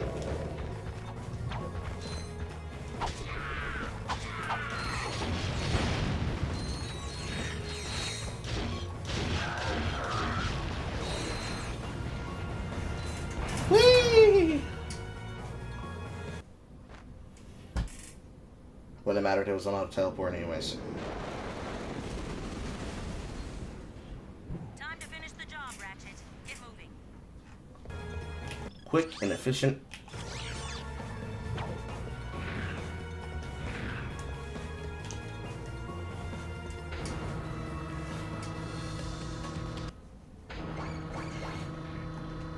Sneaky level transition.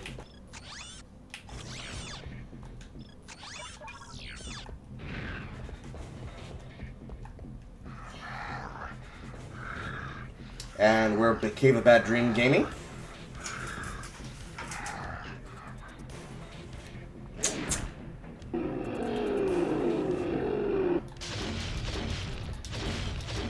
Damn, even the Suck Hand is still doing some strong damage to her. Ow.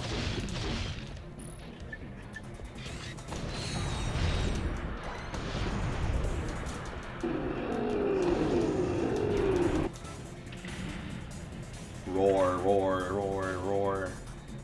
Roar, roar, roar, roar.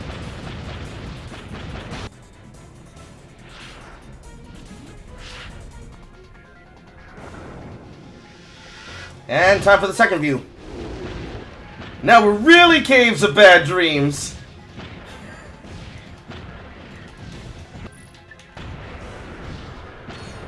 I appreciate the designers being happy enough to let these enemies be suckable. You know how rare it is to get second perspective sections in video games now? Nobody can do them anymore.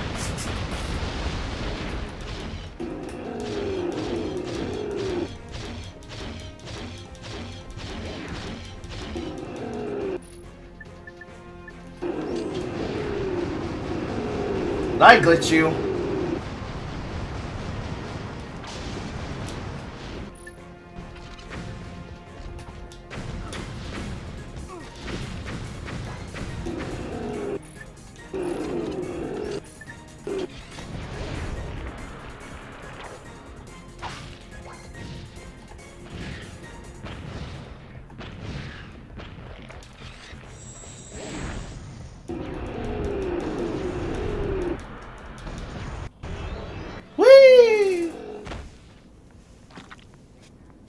Captain Quark, first you made... Gratch, how the fuck did you get here so fast? Now you've defeated the Tyrannoids in a spectacular battle on their own planet. How do you explain your recent success? Courage, compassion, dashing good look, iron hard abs. Seriously though, to be a true hero of heroes, you need more than loads of charisma and a brilliant tactical mind. I couldn't have done it without these massive guns! Mwah! Mwah! Glad to see you made it through in one piece, Ratchet. You must have quite a story to tell. Why don't you come back to the Phoenix and fill us in? Why didn't they just end this section if you're gonna put you here and not just put you back on the ship to take you back to the Starship Phoenix? What a useless loading zone. And now the Hollow Shield Glove. Eject portable shields used as cover to block enemies. Hollow shields can only absorb a certain amount of damage before they disintegrate. I'm gonna hold. Or I won't. I'll get the Spitting Hydra.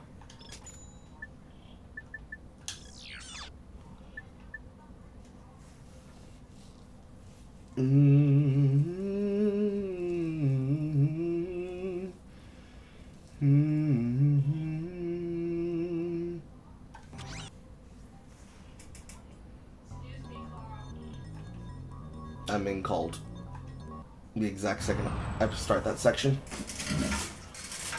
No, I'm back. 3 loading screens, 4 loading screens. There you go. I think it just replays the same section. I don't know. What?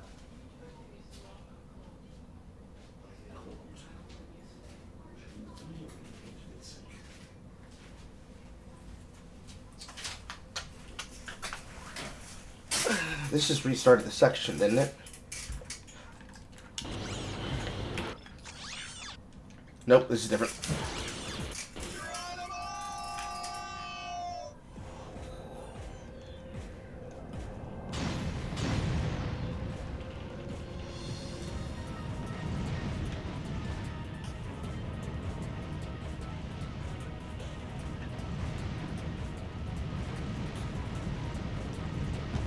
Ow.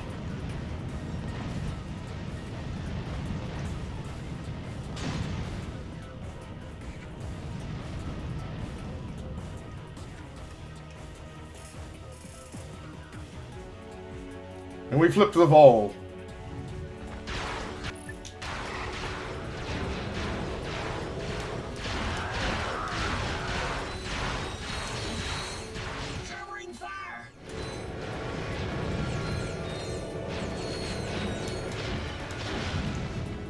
And yet again, the fucking guys have anti-stormtrooper aim again.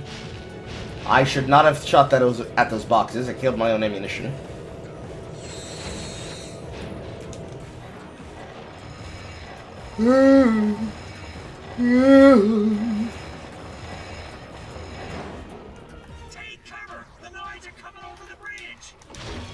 And materializing out of Dark Eco.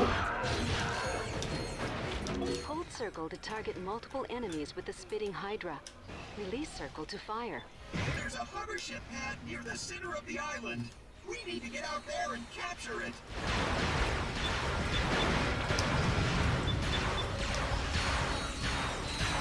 It's an even lamer fucking claw, which is sad. That's what I get for not destroying that. Then I gotta do the fucking... Oh, no I don't. Okay.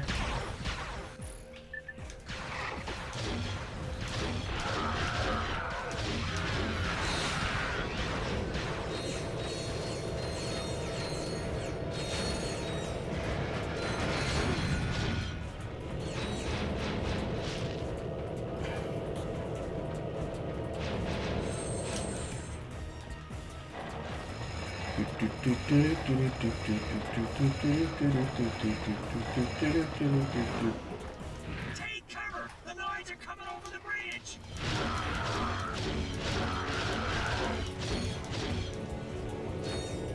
There you go. There's a hover ship pad near the center of the island. We need to get out there and Throw this out like this. capture it. Showering fire! There you go. This place is crawling with Noids. I appreciate y'all didn't kill them all so goddamn quickly. Hover ship. We need to push the Noids back and secure the area. Ow.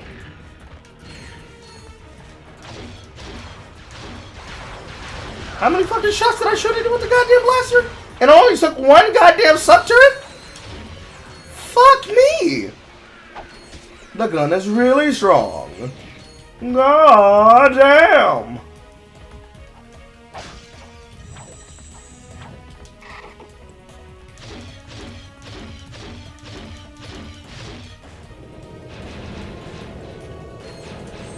That is unironically, uncontestedly strong.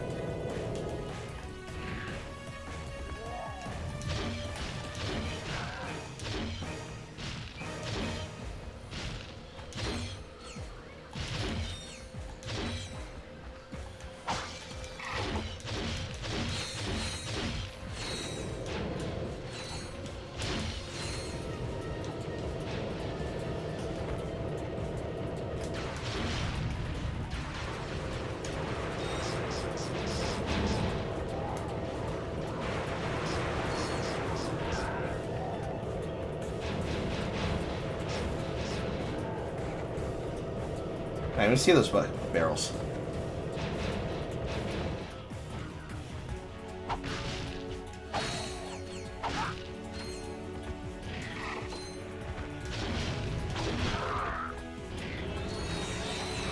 My idle check just keeps increasing and increasing.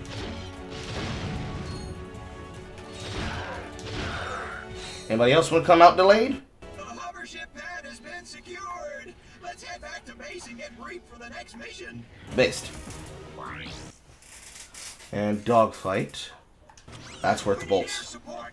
Get to the hover ship and blast those drop ships out of the sky. To fly the hover ship, use the left analog stick. Press X or L1 to ascend, square or L2 to descend. Use the right analog stick to aim, and press circle or R1 to fire rockets. Thanks, Shodan. Sarge, keep blasting those drop ships.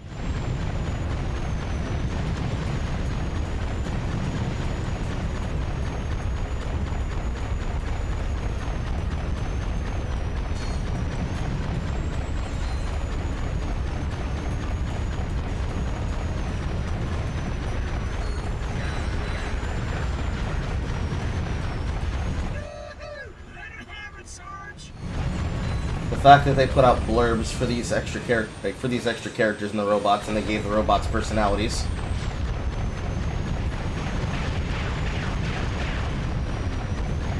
This is at least probably some of the more exciting sections you could put in. It's better than the bullshit flying sections from Ratchet & Clank 1 and 2, I can tell you that much. The flying sections in Ratchet 1 were tolerable because they were very sparing. The spamming of those sections in number 2 made every single goddamn flying section boring. And the only reason to do them was that getting Raritanium in those sections were better than on the mining planets.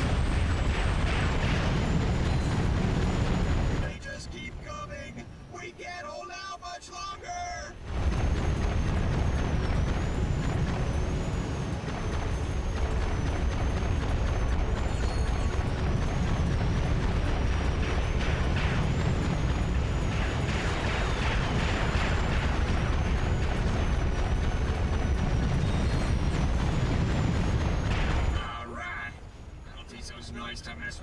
And it's quick, fast, easy, and dirty in a hurry.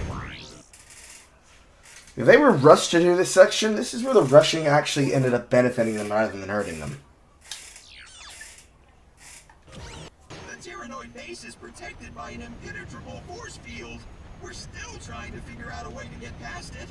In the meantime, Command wants you to take the hover ship and wipe out the Noid forces in the surrounding areas.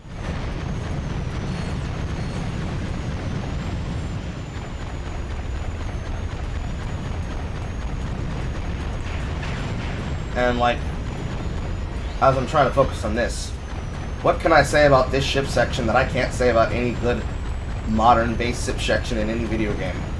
The ship is fast, it's tight, it's responsive. While the strafing might be fucked, the aiming's not. I'm outrunning goddamn missiles while strafing and blowing up the army underneath. You can't ask for better fucking creation like this.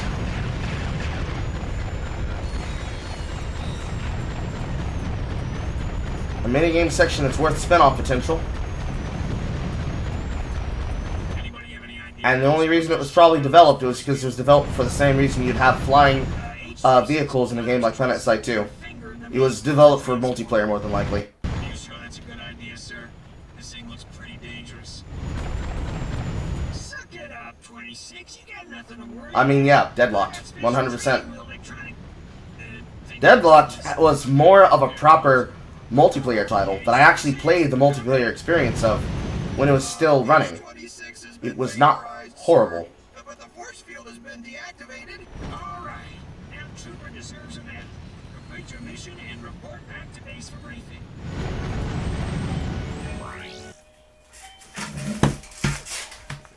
Doorbell, doorbell, doorbell, doorbell, doorbell, doorbell.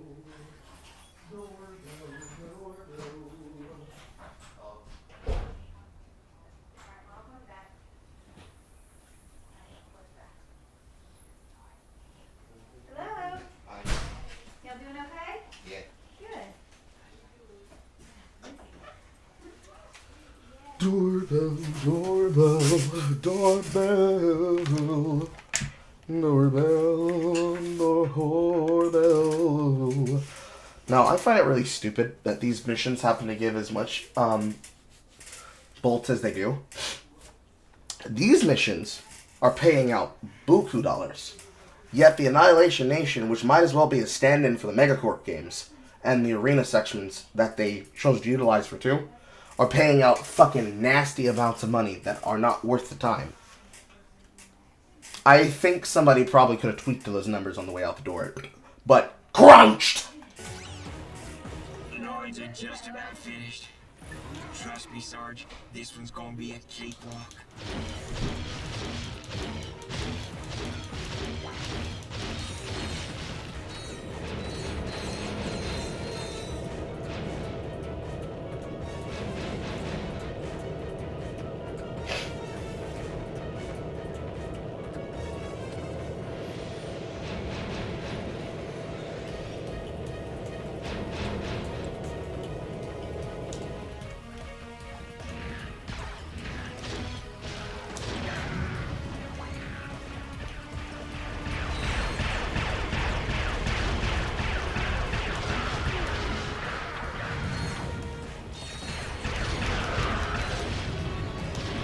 How good will the suck cannon be in real life? In what capacity? Like, we already have weapons that utilize the ability to suck up an object and blow it back at something with destructive force.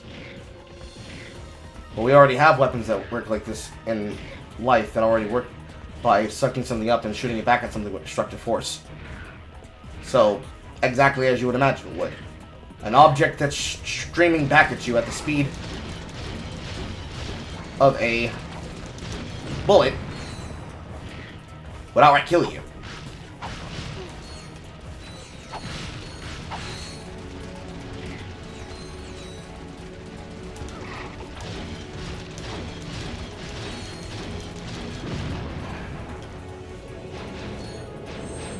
Whenever we get in a Rhino in real life, we already do. It's the finger of God.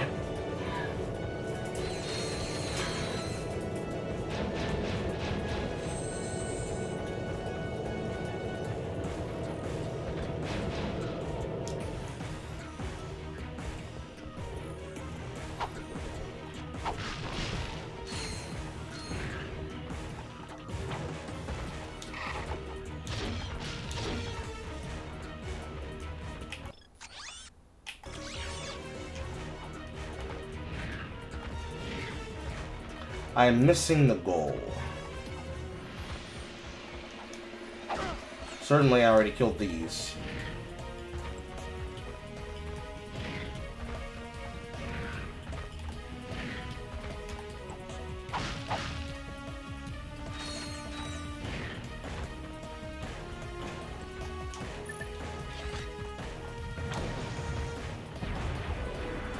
No, that's not it.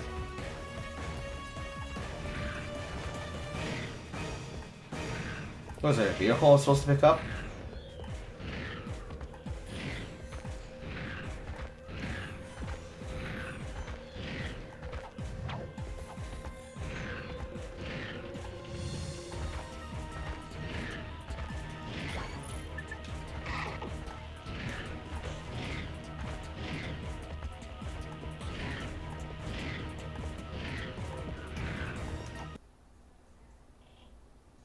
See, like I said, these noids don't have the ball. What this? Ambush! Ah! Ah!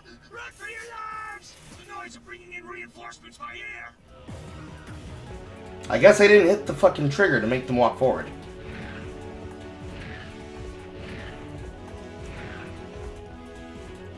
I guess not.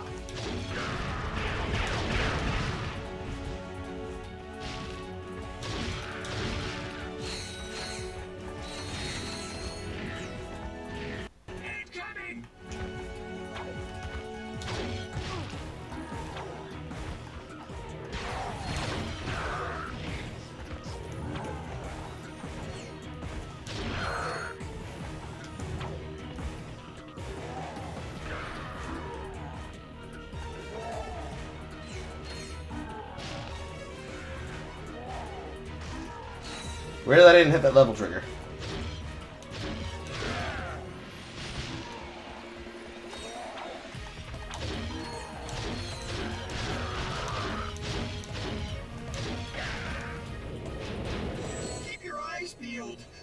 Tyrannoids might be waiting for us at the next bridge.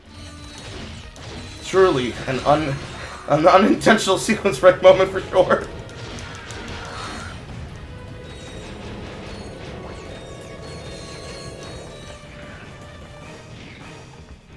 This is it, ladies. Move in and wipe them out.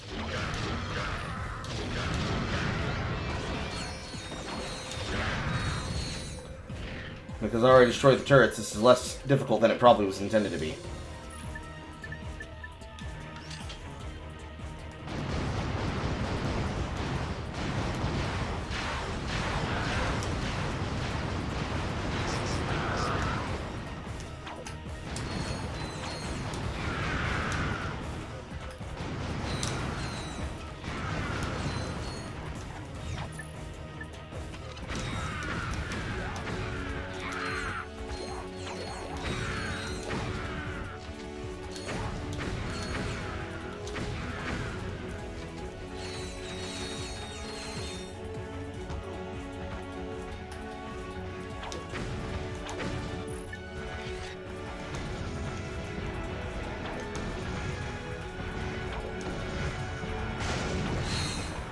That works.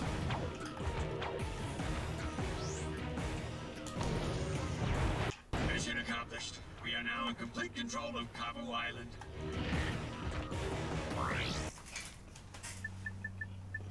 Yeah, only 4. And with this, we buy the flux rifle, where that would have actually been useful. And back to the ship. Meow. Meow. Meow.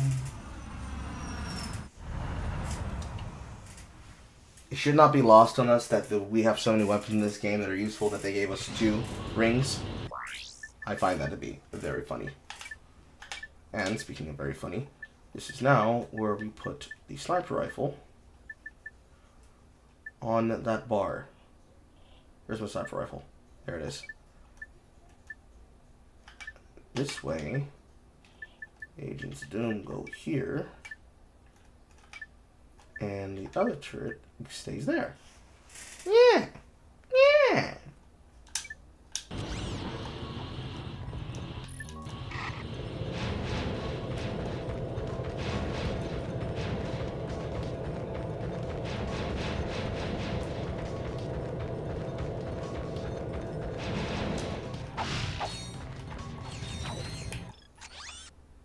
So there's literally nothing else. Nope. All in all, in terms of like a set piece section, I think Tyrannos is probably one of the best planets inside of all of Ratchet & Clank 3, in my personal opinion.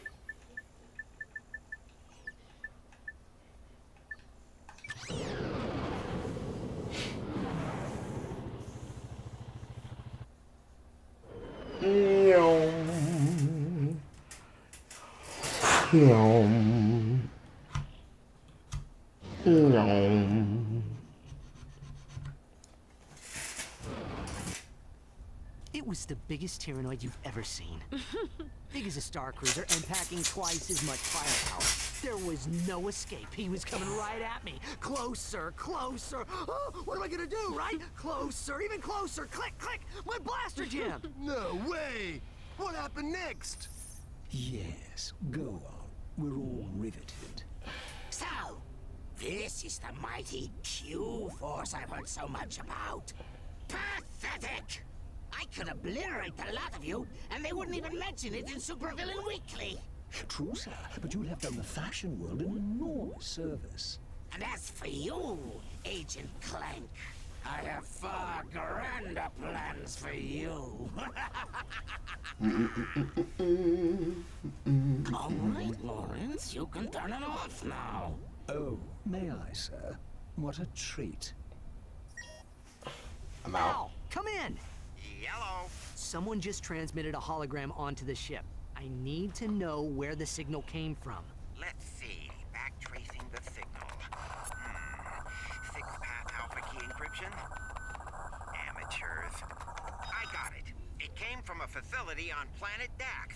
Accessing their computer files. Planet Dax? Aha! I found something suspicious. Patching it through now. Tonight, we take a journey inside the enigmatic mind of our galaxy's foremost evil genius, Dr. Nefarious. We'll take a tour of this secret facility on planet Dax, home to some of the galaxy's most insidious superweapons, including the dreaded Rainbow Afrolyzer. Dr. Nefarious, we've all enjoyed your past work, but how do you respond to critics who say your latest galactic schemes are just more of the same? I will annihilate them! Lawrence, tell us a bit about this top-secret superweapon being constructed on planet Dax. Well, super is such a strong word. That matter, weapon may be a tad overdoing it. We do, however, have a lovely view of the ocean at sunset. Is Dr. Nefarious poised on the brink of galactic domination, or is this super weapon just the latest in a series of maniacal pipe dreams? Stay tuned for more from Supervillain Weekly. Whatever Nefarious is doing on Dax, it can't be good. We'll check it out. You're welcome. For once, a moment where the nerdlinger is justified in being annoyed as fuck. Not enough credits given to Al and his now non-existent siblings that don't get mentioned ever. So, you've come back to displace my training course once again, hmm? Actually, we were hoping we could just pick up the gadgets and split. We have a spaceship to catch. Ha! You slackers are always looking for the easy way out. Then you can pass the course, you can have the device.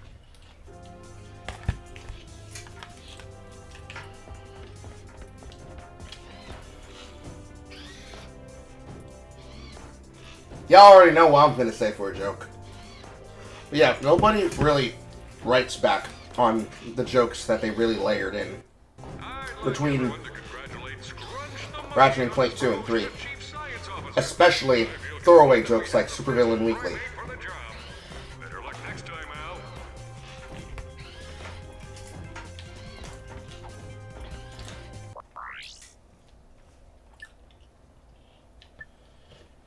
Those platforms can be activated with the Hypershot.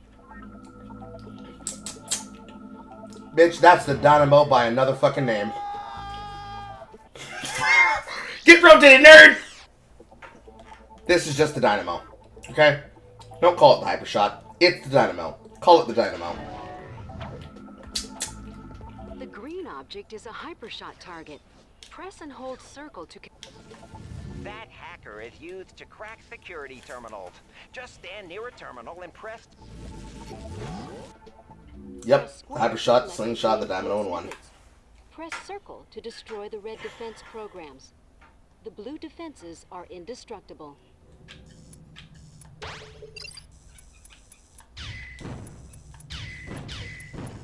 And here, a section that is more interactive than the last section they originally used for the hacker,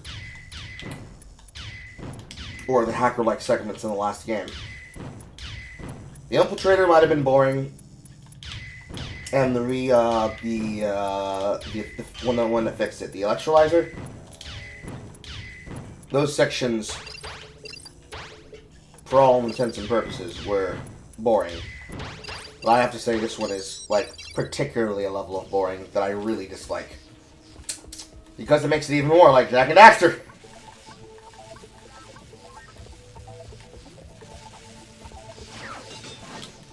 Keep going, you pansy, run like a girl!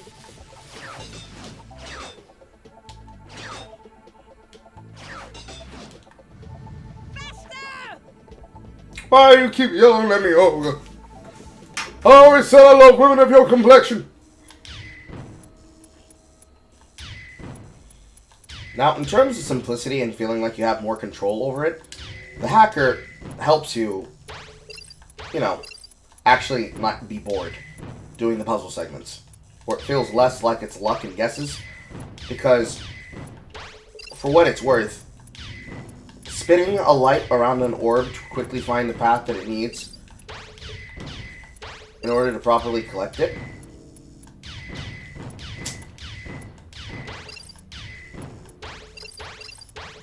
so it feels like you're not being forced to play a completely objectively bad segment, is one thing.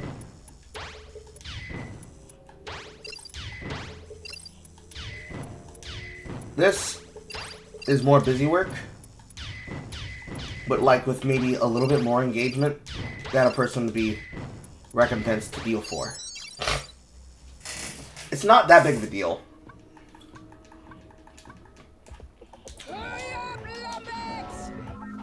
It's just a question of how bad it makes you wish you were doing something else.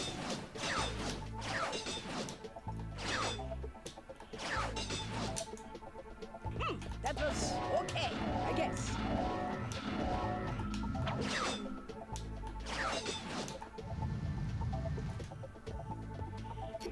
Got it.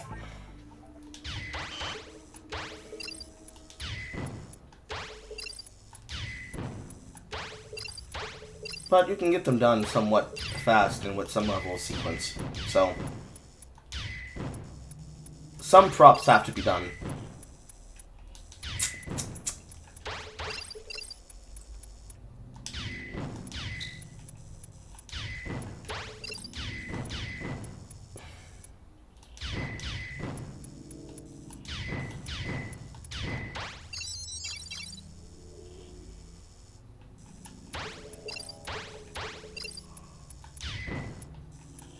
It's really the blue defenses that probably slow this down more than anything else, which is what adds to the tedium.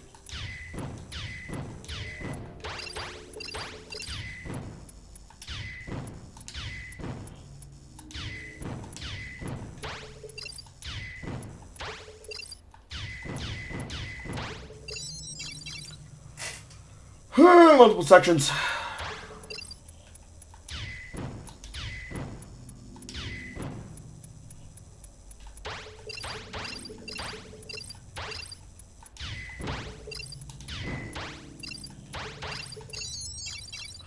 Whee! Ha! That was pathetic. Stop insulting me, Helga. Alrighty, we'll just take those gadgets and be on our way. Oh yeah, the little man is cocky now. Ho, ho, ho. Maybe you'd like to meet Helga on the wrestling mat? Hmm? We'll see how cocky you are, twisted up like a wet noodle. Don't threaten me with a good time. Pansies. Do not threaten me with a good time, Helga. Do not threaten me with a good time, because my woman will take it out on you. And these ones you do also have to put on the bar. But at least they combine them into a single object.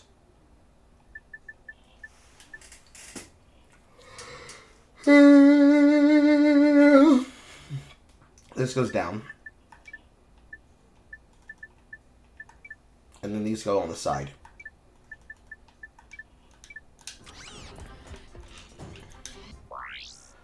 Warm up, I guess.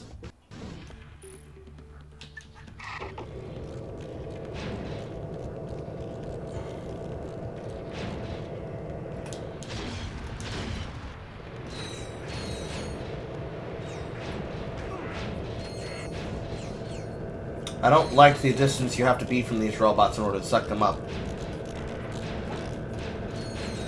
Unless you get right on top of them, and they don't have some sort of ranged attack, they actually shock you something fierce. So the ones that are equipped with wallopers, they're simple.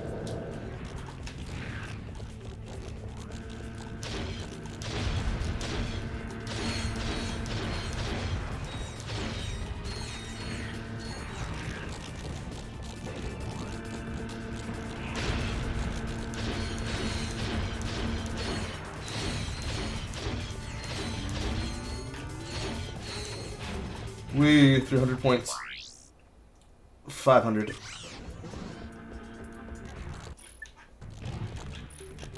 believe for this, assuming that they're safe, we're gonna go with the lava gun. Yes, sir.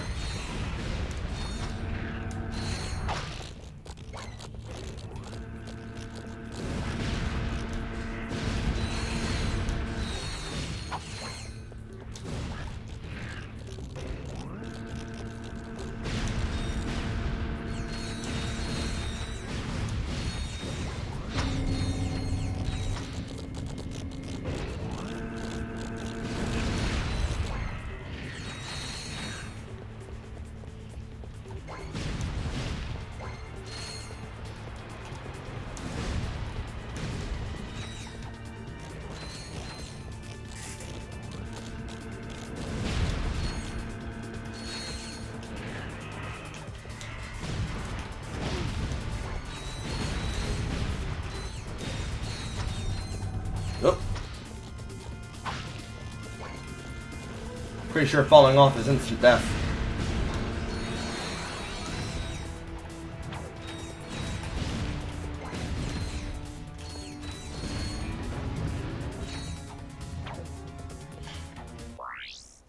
The Shocker.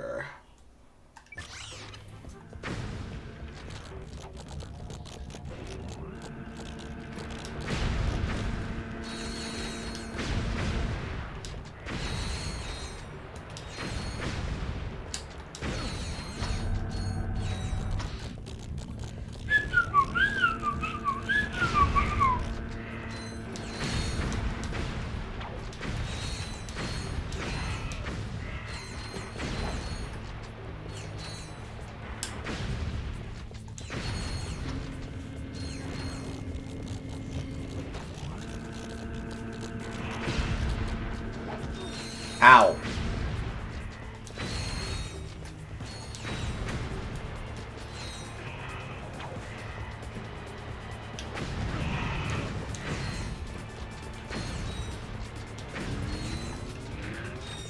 A little bit sketchy there for a second when they stopped clustering the way I needed them to.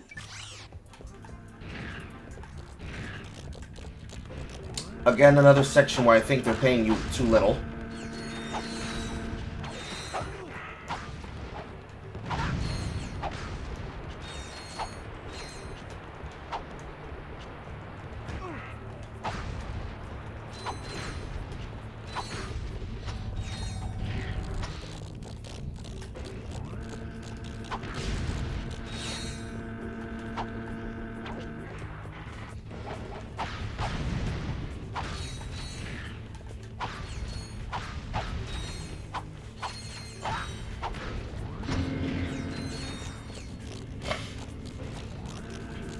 Whatever I want you do. You should just let me forget what you do.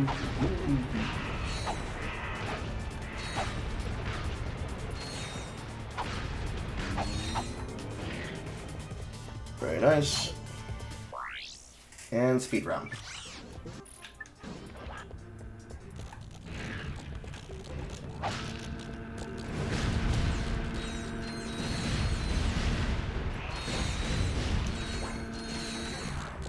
This wiggle that I get to do with the gun is the reason why I probably don't like Lock Strafe. I get to micro-aim my gun through wiggling, which gives me more ability to flip and spin. It is a hot stepper. Murder 'em. I'm a dirty young gangster. Murder 'em.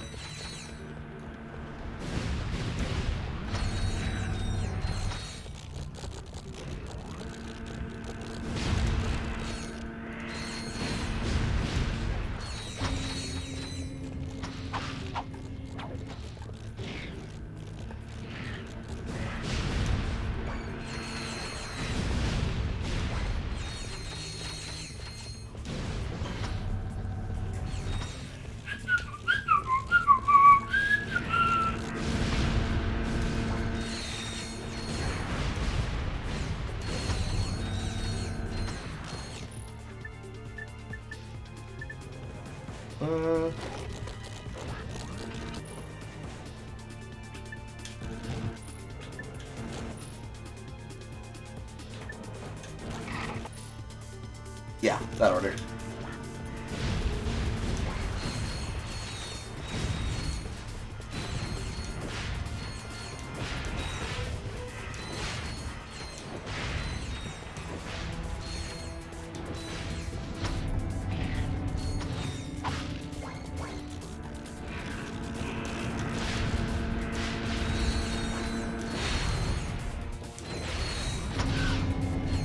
Okay, it's not an instant death.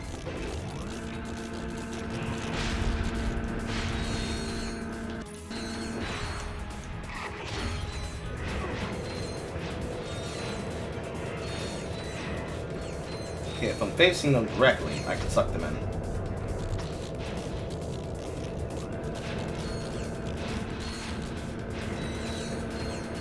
And somehow, even though that interrupted charge, it still keeps sucking.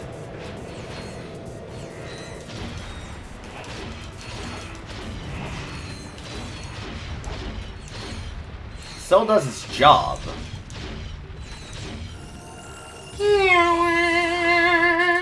The Vortex cannon fires flaming comets that ignite anything they hit. Based.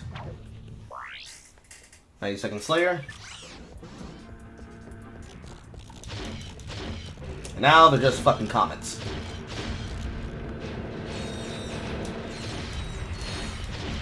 With big AoE.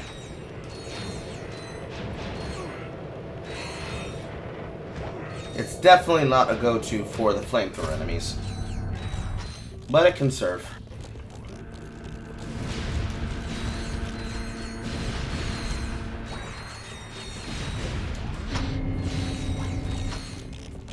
But in this situation, the log gun just literally kills them faster. I also find it highly comical that the weapon that uses no ammunition is the weapon that is the strongest in the game. In Gabba. I knew I was doing this for a reason.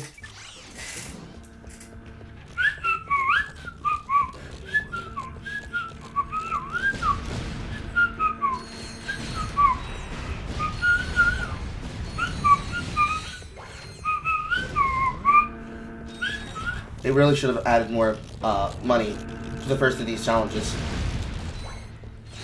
While it's fine to do for titanium, they really just should have made it worth more money.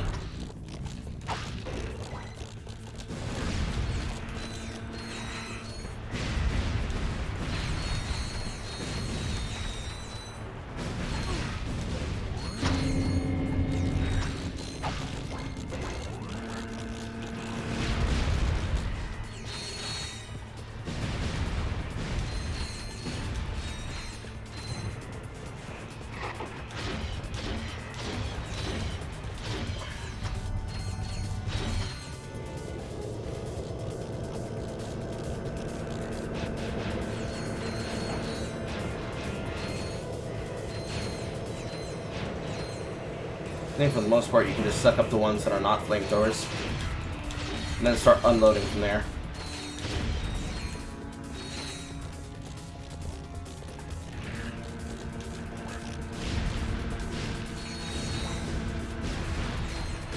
They also up the ammo conservation of the llama gun. 25 ammo goes a very long way.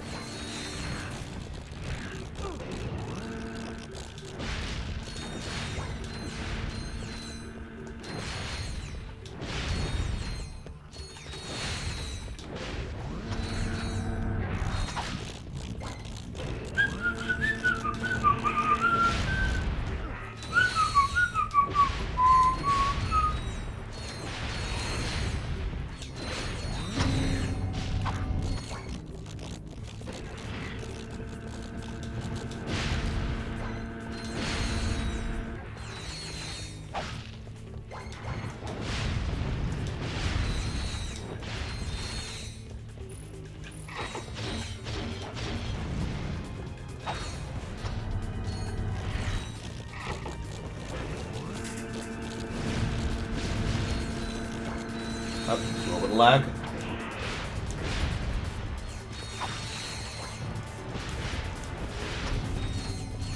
Yes, sir. So starved for money that they don't really have the ability to do the goddamn the animation for getting a bolt. Sad times. Sad panda.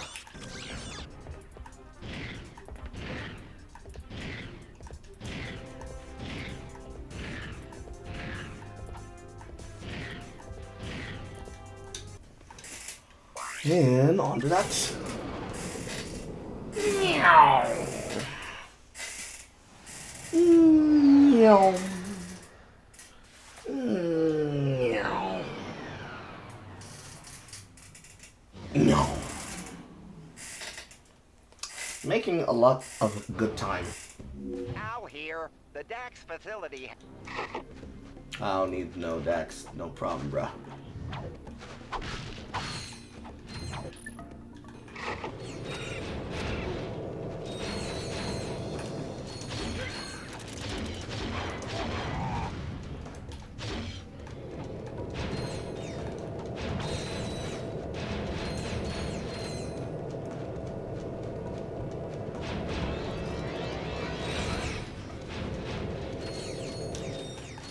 Yeah, because that's fair.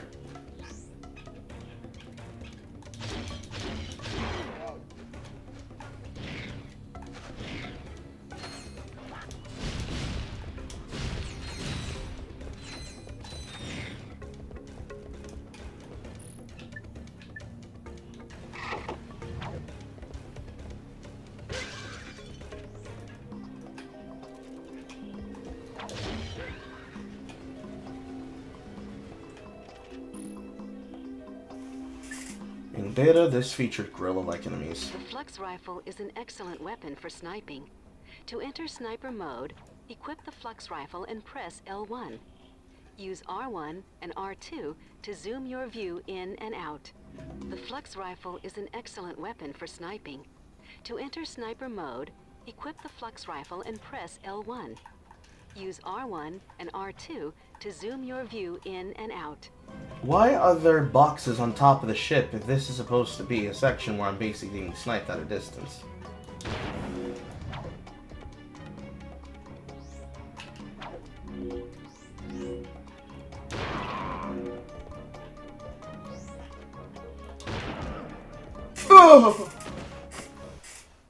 That feels really not fair.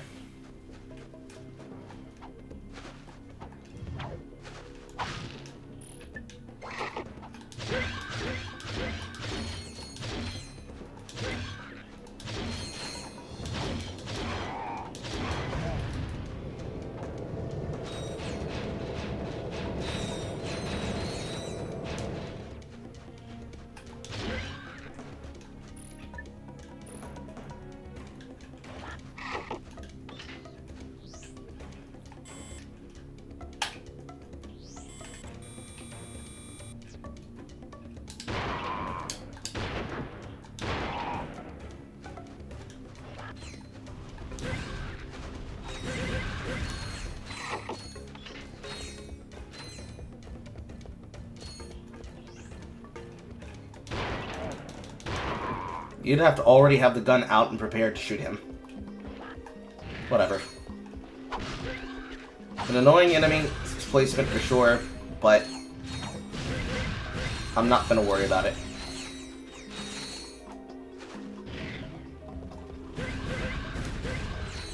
Now, 3 of them at the same time? Debatable.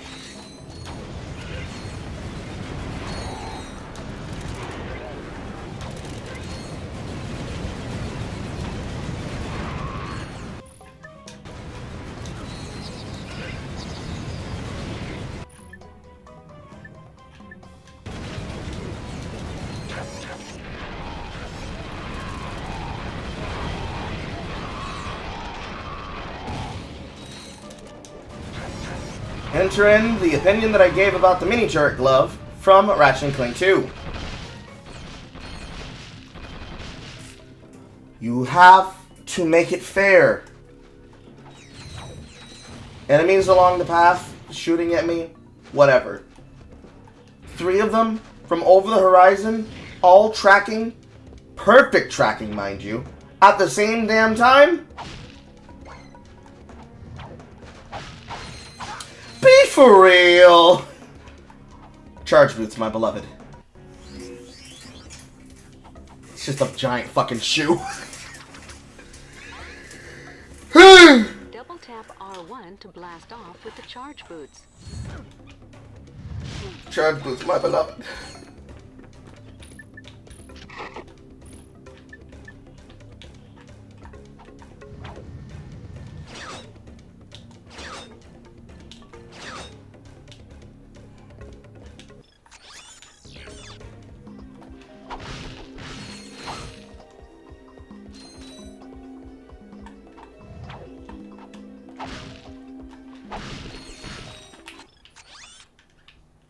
2. No, it's 3 objectives.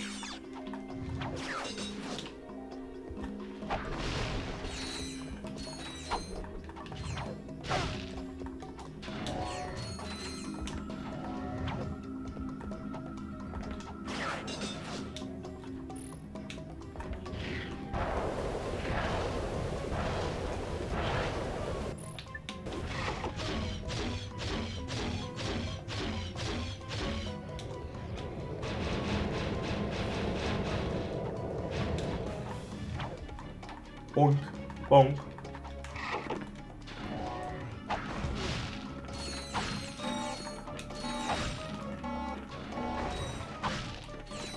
Ah.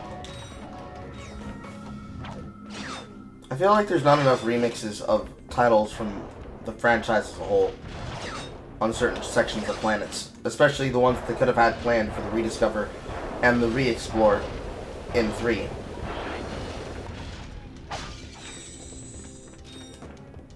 That's just my opinion, though.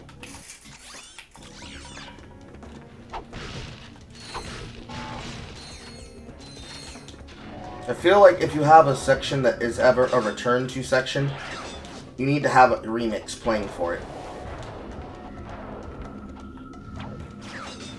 If you miss out on the remix, you miss out on some of the fun that comes in the re-exploration of a section. I shorted my jump.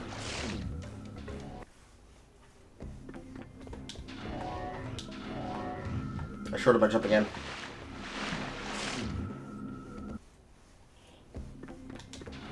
They had a crunch to get 3 out of the door. I mean, sure, but this is like something that is akin to the Death Course section in a Crash Bandicoot game.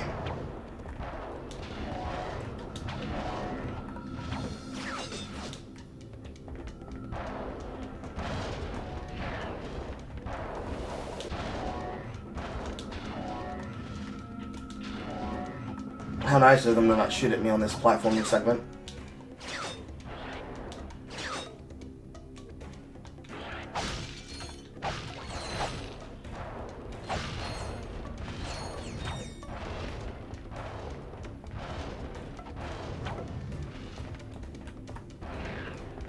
I don't think they're sharks per se. I think they're alien piranha.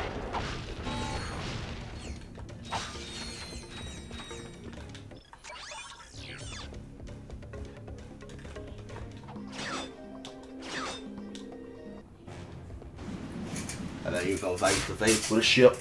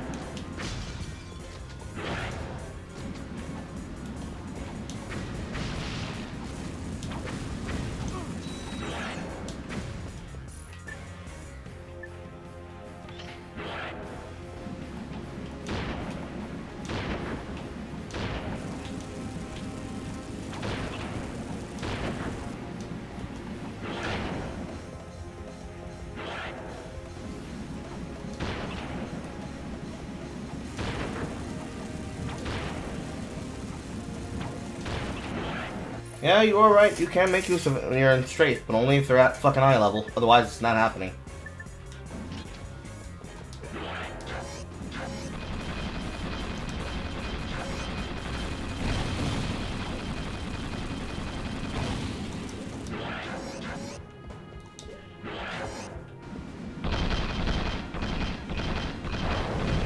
Not really aiming at all. Letting the strafe do the majority of the work. That's a lot of experience.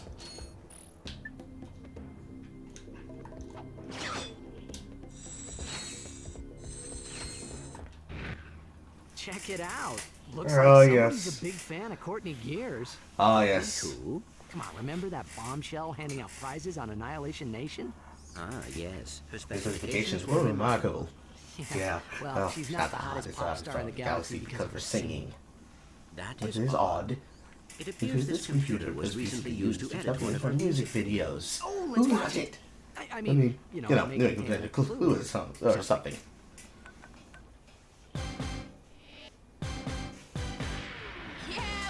people? It's Courtney Gears. Are you feeling me, robots? I'm feeling you. I see the future, and what do I see? This parody was fucked up as hell. Crazy across the galaxy. Can't stand organics, they're soft and squishy. The time is now, where robots must be free. You wanna be free? Then shout with me, yeah! Really? Are you serious with a name like Courtney Gears? Who is she a parody of? All you robots across the galaxy. It's time for you and me to rise up and strike back. Don't stop until we dominate. Won't you feel great when we exterminate all organic life? And now for the funniest section of all of Ratchet & Clank 3. Miss Gears may be in league with Dr. Nefarious. Yeah. Who knew? She always seems so sweet and innocent innocent in her videos. Well, except for the one with She might possess information about what Nefarious is planning. sticking out your cat for the Rizzler. We'll get another chance to talk to her. Sticking out the cat for the Rizzler. What makes the parody seem so messed up again? Well, in hindsight, who could be able to predict that Britney Spears would go crazy in the future? But also, it didn't need to be so accurate. It was accurate. I did not hit that. Precise precision jumping. I appreciate them being... What the fuck was that, controller? I appreciate them being so explicit with the attempt to do precision jumping on this. They make you work for this bolt. And there we go. Somehow I shorted my jump despite the fact that I landed perfectly.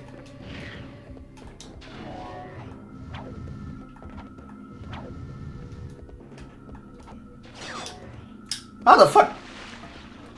I was confused by the fact they didn't hook shot. It hit the second target, then the first target. That could have been fine.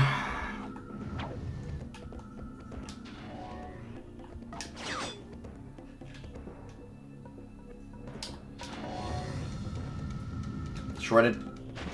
I don't know how the fuck that happened.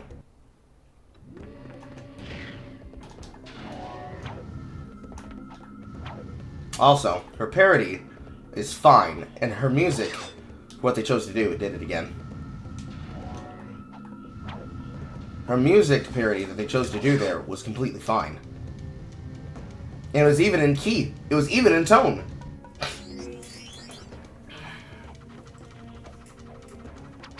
Wonk. To the ship! Well, there's nothing fucked up about the parody. It's just a funny-ass parody. And also, Ratchet sticks his gat out for the Rizzler. All the way out. All the way out. I see the object up there. I have to go all the way around. Was it like Elliot Page in Beyond Souls 2? No, that's just Elliot Page regretting when they used to be a woman. Because honestly, considering how much any of the characters that were chosen for, not just Beyond Two Souls, but specifically, Umbrella Academy, Beyond Two Souls, Juno. People cannot look fondly back at those works the same way that they could for an actress like Ashley Johnson, since the way that Ashley Johnson looks is the way that originally Elliot Page sounded when they were a woman. Into my pocket! Wonk. You got the plumber trophy! That's way too close to being on pitch accurate.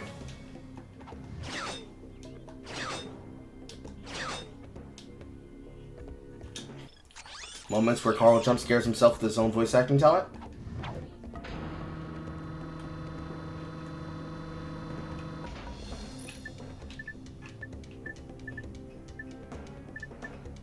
Nitro, lava, and for fun, flux.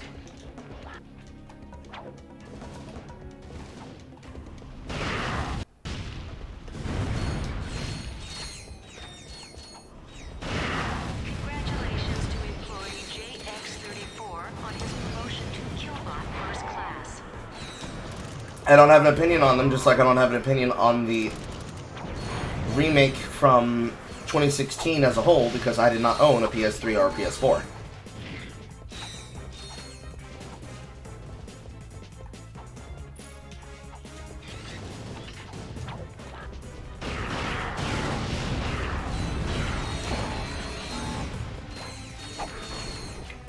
For what I know of the Ratchet & Clank 4 game, or excuse me, Ratchet & Clank PS4 game, the remake is like bog standard remakes. It does nothing special. It didn't need to exist. They took away the spirit and the soul. Garbage. As for the Ratchet & Clank future games and team-up games, like I explained before when I brought them up in consideration with other material, they occupy the same capacity. Ow. Ow. They occupy the same capacity as other titles that would exist in the franchise when the franchise was going through growing pains. They are similar to that of the Crash the Titans era of Crash Bandicoot, where they were not sure of the direction they wanted to take the character of Crash Bandicoot. They were not necessarily sure what they could really do with Ratchet & Clank as a franchise. So, they ended up going the direction that they knew was popular, and that was phoning in a sequel each time. And every time they phoned in another sequel, they just kept phoning in another one.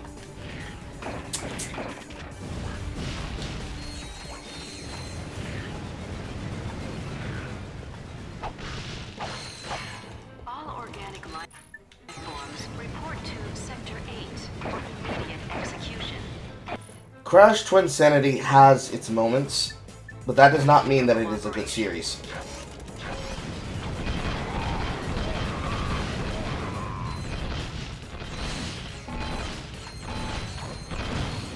Just like it is possible to recognize that the Twinsanity era was not the best, it has a game or two that are okay, but it was ridiculously stupid.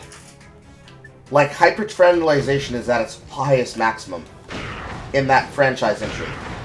All of them, in my opinion. I'm probably gonna die here. This weapon No, I don't. features a lock-on mod. To lock on to enemies, press and hold L2 and R2.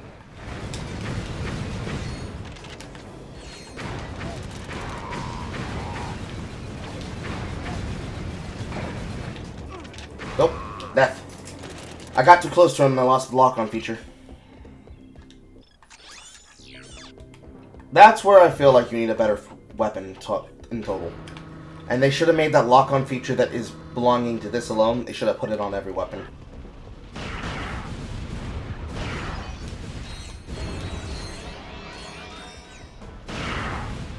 Use of the office computer network for online gaming is strictly prohibited.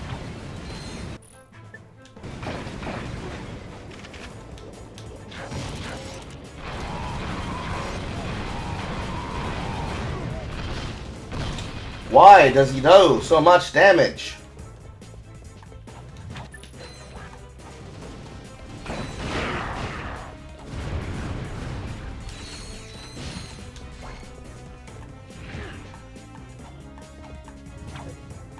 We can agree that Tag Team was the worst Crash game.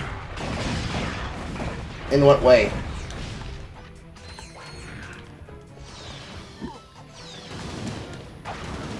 Girl.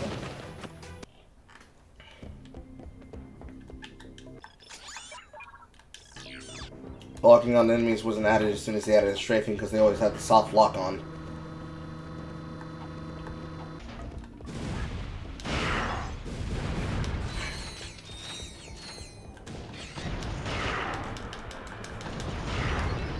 Are you interested in a career in the exciting fields of building security, execution, or VCR repair? Visit the job fair on level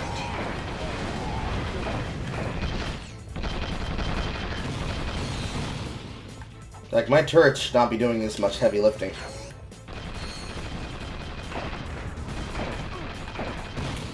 That's right, these blocks are destructible.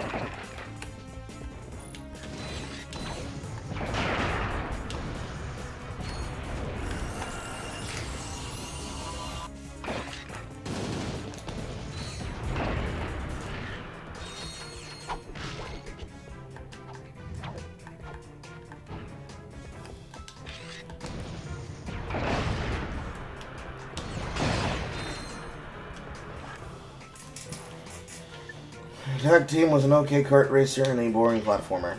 I can't speak to that because I'm not sure which one you're talking about. I'm gonna look it up though.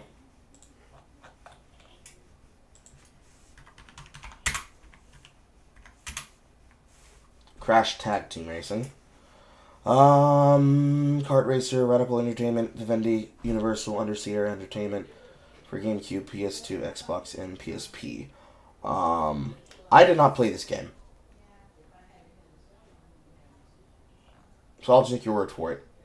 Because I know that this would be post Wrath of Cortex, which means Crunch is a part of the team.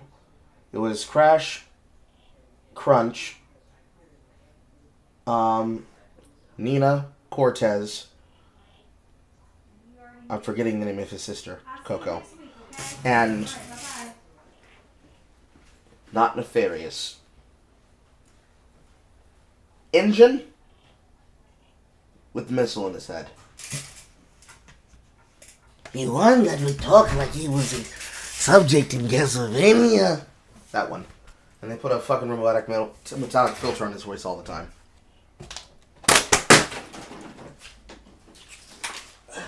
I'm so happy that lid did not come off. That would have pissed me off if that had splashed on my computer.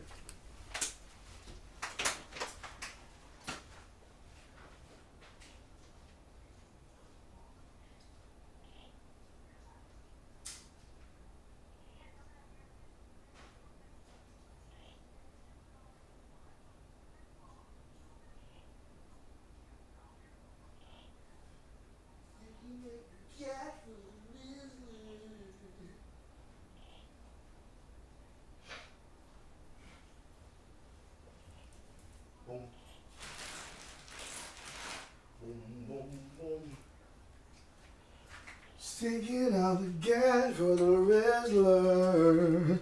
Everybody see you twerking out on the floor. Sticking it out, you get hurt.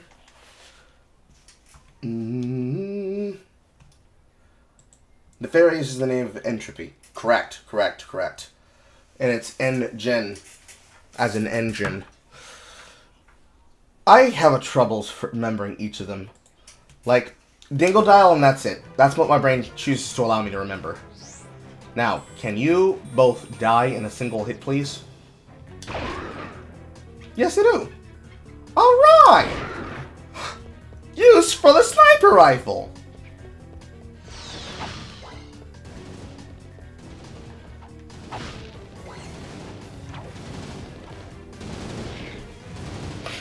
It doesn't let you stand on that, so they have to make you break it.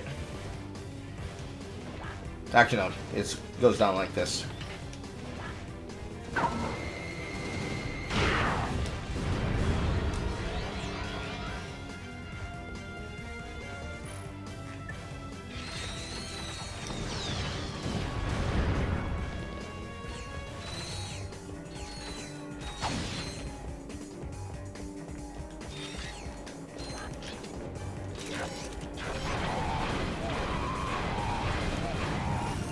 The fact that I have to let him fucking kill these for turrets is bullshit. Polygon is not dead. Do not cheer for what you think you're cheering for. Polygon is not dead. It's owned by the same people who own Pornhub. All it's doing is it's putting it under new management or under the same SEO engagement tricks that they've been doing at these companies forever. While people that are bad are a part of them, they've been swapped up. So, if you hadn't heard, there has been a media management takeover and sale of certain companies.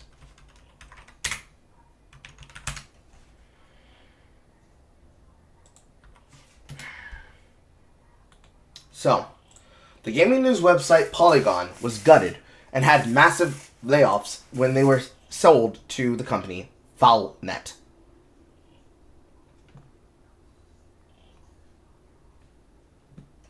Now, Valnet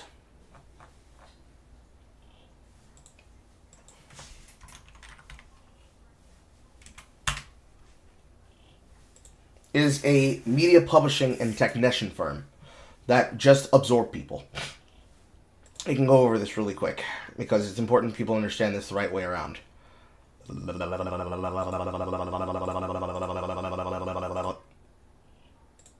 Okay, so you have Valnet.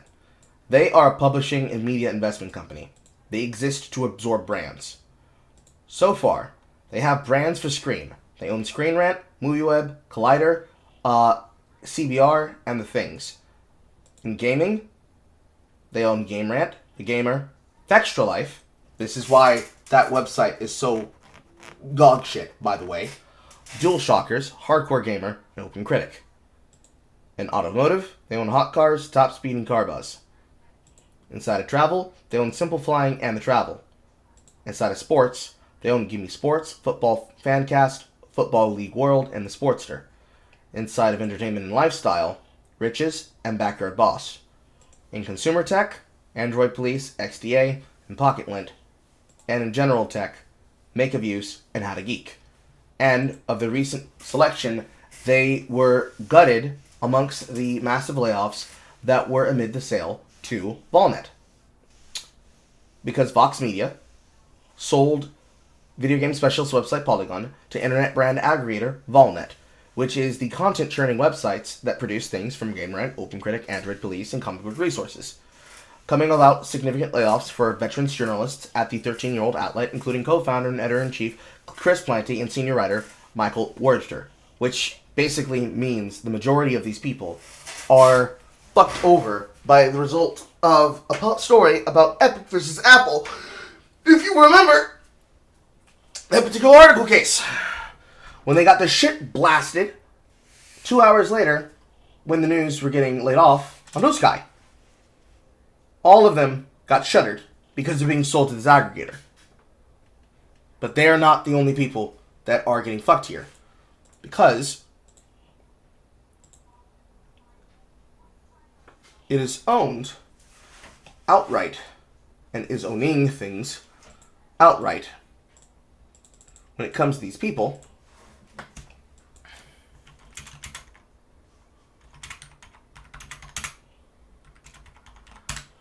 When it comes to Pornhub,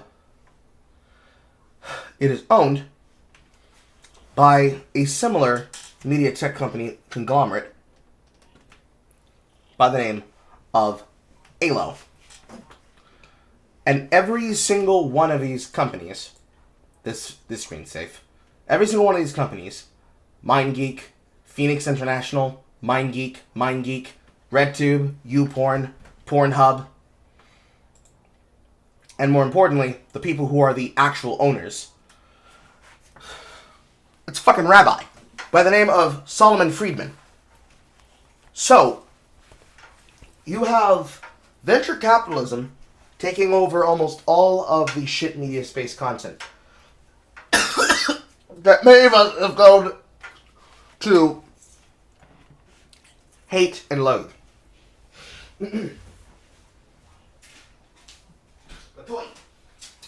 Now, despite loathing and hating these businesses, your first instinct might be to cheer that these people are losing their jobs. Sure, do that.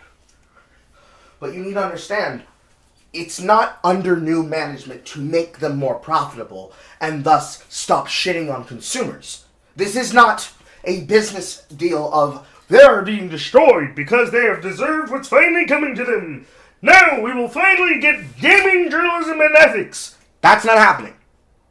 This is a media takeover to now spam more SEO articles and to now scrape for more Googlebot crawler theft of material from people like me to put on their websites because they do not like human journalists and they would rather have a single staff member manage all of the bots to take articles off the internet and put up spam content in that way to stop people like me from being able to make content with me being able to be paid for it and them not steal my work and effort.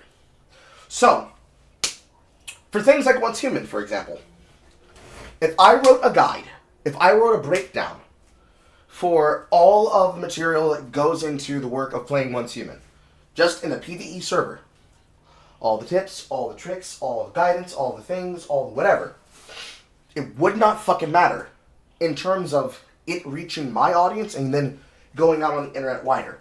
Because as a news aggregator, they're just going to steal what the fuck I write. And they're going to have it typed up by an AI article writer. And then they're going to push it out. Like slop. It's 100% slop content. Now mind you, it's hilarious as fuck that they're going the way of the dodo. Because truly, it's like when Gawker got their shit beaten in by the Hulkster. But the thing is, even if you wanted to say this is like when they got their shit pushed in by Hulk Hogan, it is not. You're just going to see more of the same shit you've already been seeing. So, if you're a person who's seen a website like Fextralife, when Fextralife is a part of that media mogul system, and when it was coming up that Fextralife had access beforehand with versions of Path of Exile 2, or versions of early game access of things that had early game 3 days in advance play, like Avowed, South of Midnight, Assassin's Creed Shadows. That was what that brouhaha was about. Because they are notorious for stealing from people and not giving credit where credit is due. So, you should not be cheering on the fact that Polygon is being sold like this.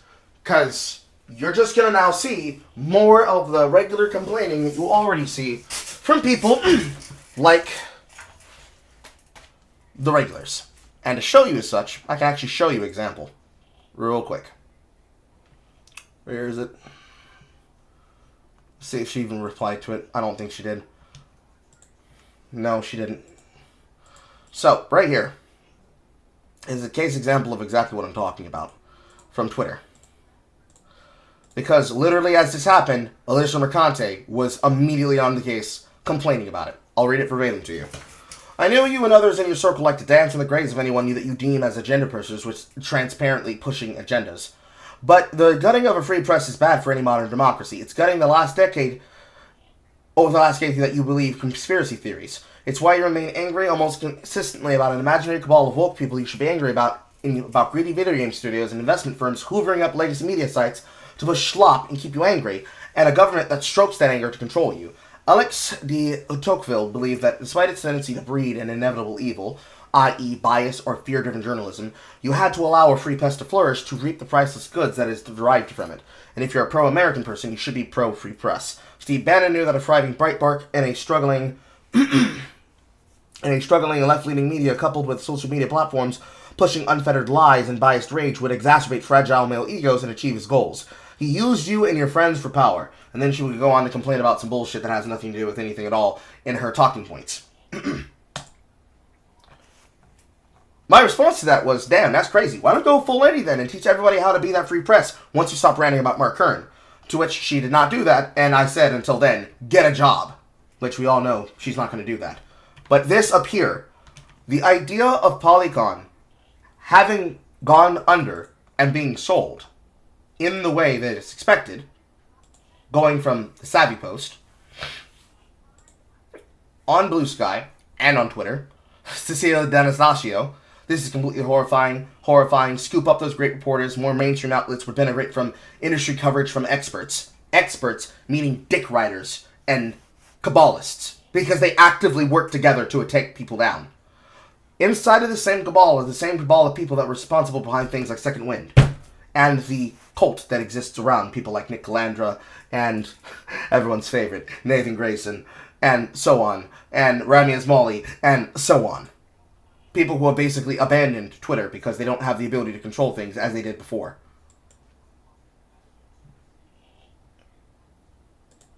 All of this is based on some adrenaline-driven garbage and nonsense, but it ultimately leads to the same place, which is that you have media experts, which is the same cabal of people that were responsible for Gamergate in the first place, now getting fucked over because they no longer have that Obama-era media journalist money to keep the companies afloat and keep the websites afloat. They don't have the ability to use their crawlers to steal from other websites and also control the media that is being put out by having and harmonizing the narrative towards the people that it's supposed to be against, which is the consumers. Instead, they have to do cantankerous deals with business executives in order to keep the sites afloat, and if they don't, they go the way of Polygon is right now. It is also the same people like Mercante who will then say, don't look at that, look at this. Despite the fact that the reason why it's happening is because they don't make money. People don't want to go to an article site to see whether or not how to play a video game correctly. I can give you an example of what I'm talking about with SEO engagement right now, though. Once human how to fish. So, right here is the reason why it's a problem. The first article right here from The Gamer. An article that was pretty much written probably by a human, but copied material and effort from somebody else's content. And it's a straightforward article. It's randomly here.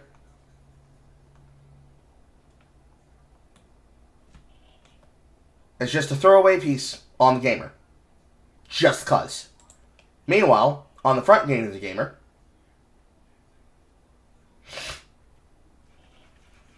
who the fuck asked to know about what's happening? Granted, while I like him as an actor, who the fuck asked Matthew Lillard to sit down with The Gamer to talk about politics and the impact that tariffs have on tabletop gaming?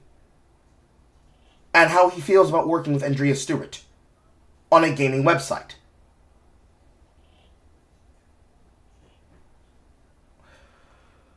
People talking about esports, which is relevant, but not enough people care about esports, so it doesn't matter. Information about Era Skulls of Oblivion. And what is basically pop culture buzz news from insider industry topics about something that would be on Variety, rather than on here. This is every website. And yet, on trending, Clear Obscure, Oblivion Remastered, Schedule 1, podcasts that Gamer apparently does, events, and release status for updating and upcoming games. This, in a whole, is every SEO engagement trigger ever. Because if I scroll down, you can see the same thing happening on the feed as well. The Gamer, Game Rant, Game 8, Steam Community, the Once Human Wiki, Post Mode, .esports, an esports site telling you about how to catch fish and fucking Once Human. NG4, BlueStacks, a website that is dedicated to telling you about how to make use of programming on mobile media, telling you about how to play a video game, which they only recently uploaded a phone version of Once Human, but it's bad to the point that it's at BlueStacks. This is the reason why you don't cheer this. This is the death of the industry's job.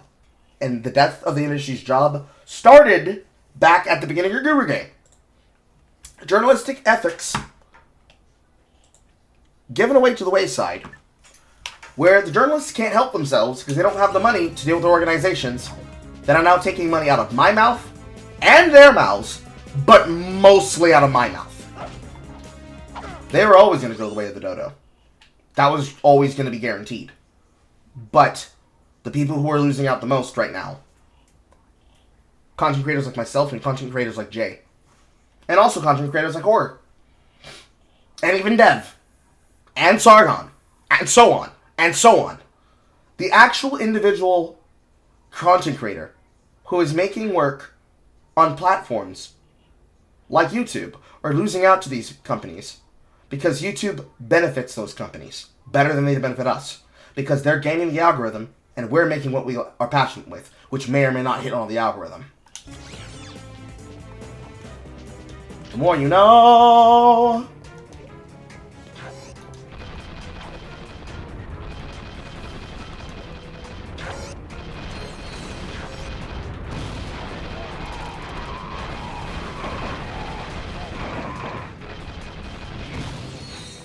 I'd have it already pre-firing on his ass.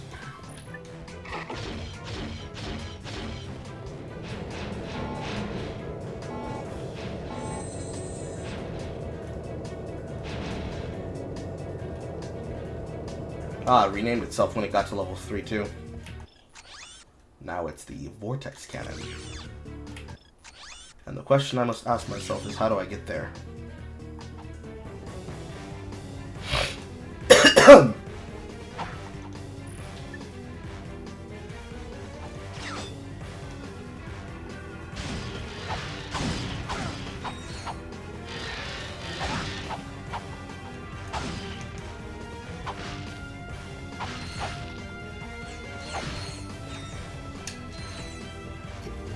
And finally, they take the advice that they should have taken in the second game to be used in the third, which is to just make the fucking hacking tools a triangle press.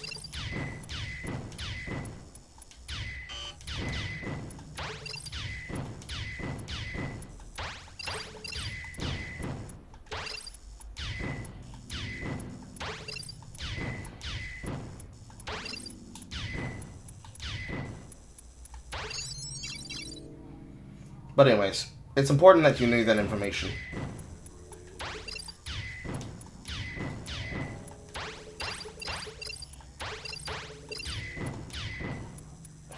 Yes, they are.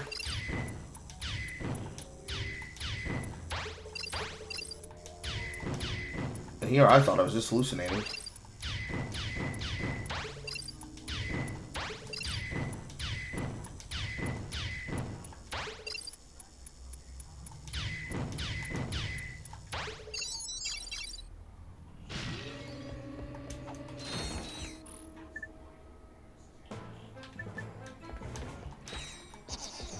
Girl, my children. You can also see that they improved the usage of the Agents of Doom from the first game. All units respond.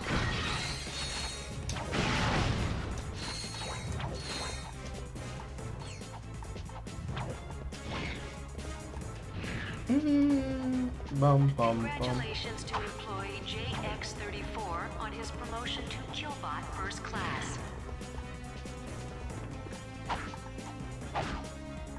Do I have to double back and open a door? I think I do.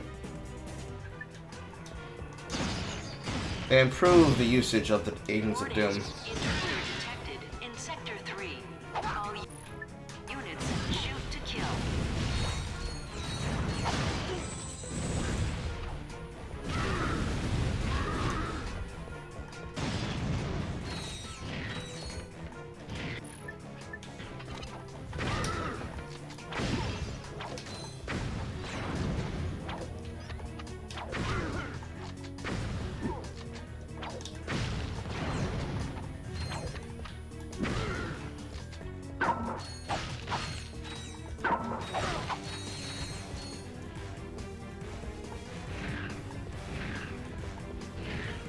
Yep, the door's open now. Fuck. Charge boots?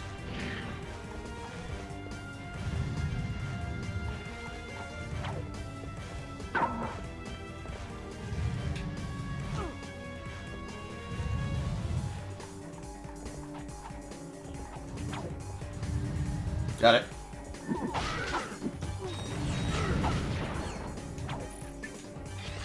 Hi-ho, Silver. Away.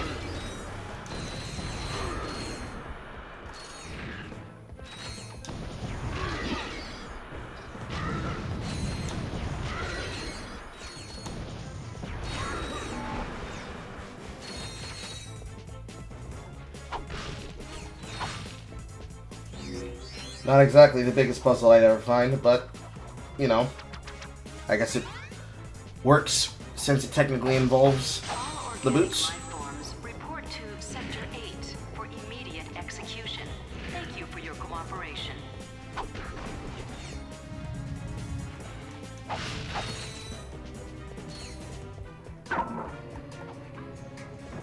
Hi-ho, Silver! Aw, come on.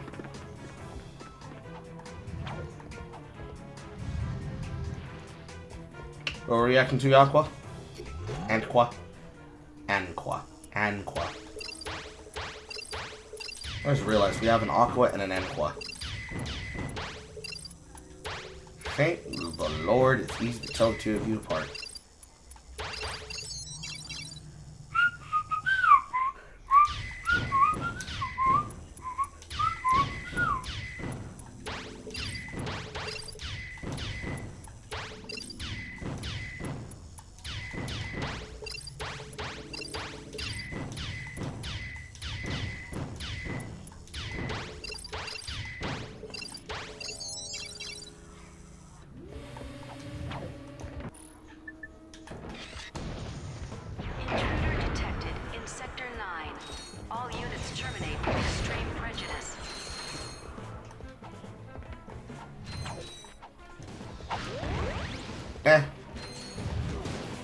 Smells like a Tom.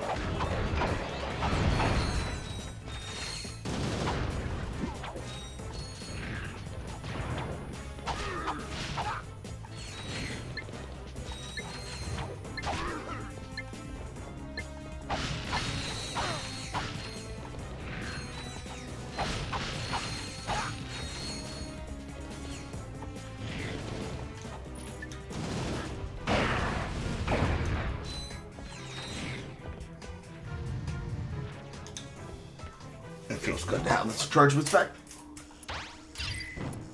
Beep, beep. Beep, beep, beep, beep, beep, beep, beep.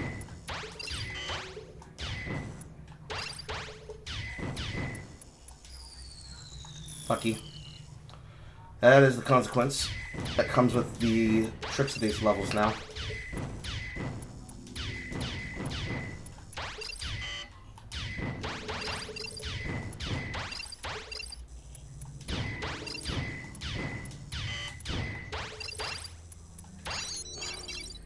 Fucking firewall segments are so annoying. Because it's hard to tell the depth of which one is directly on top of a green next to a red.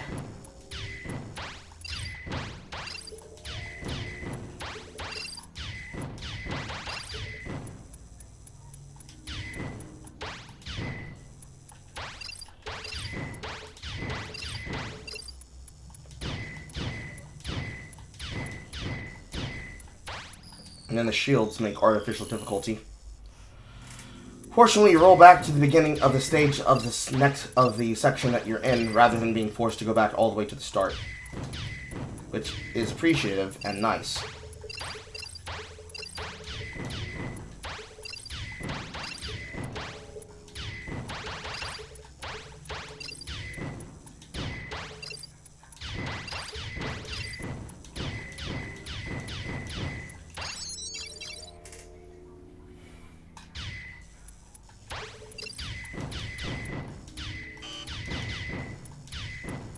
I honestly would rather shoot all of these than have the risk of losing because the game decided I'm not allowed to destroy one.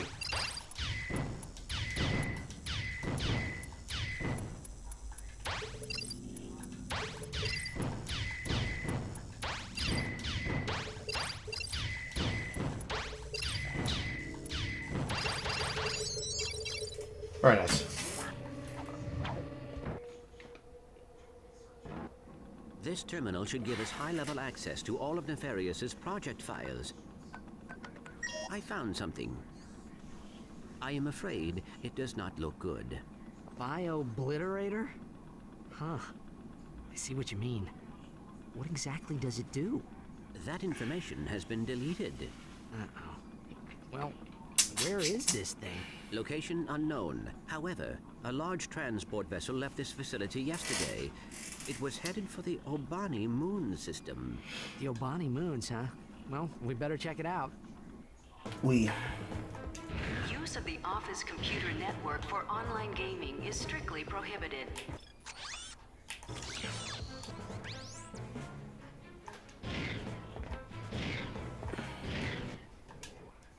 How do you work this camera, whatchamacallit? Whoops. That's a bummer. Ouch! Hey, Ratchet, what's up? Hi, Skid. Can we talk to Sasha?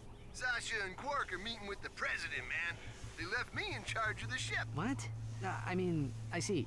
Well, is Al there? He's out to lunch. Helga? In the sauna. Quark's monkey, perhaps. Just tell Sasha that Clank and I are checking out a lead on the Obani moons. The Obani moons? Sounds like you guys could use some backup. I'll grab my gear and meet you there. No. They had a fucking Scooby-Doo sound effect behind that. That's funny.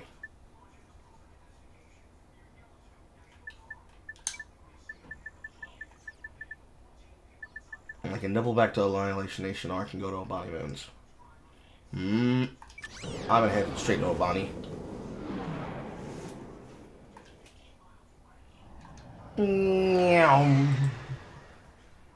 6:40. Can I do it in 20 minutes? I think I can do it in 20 minutes.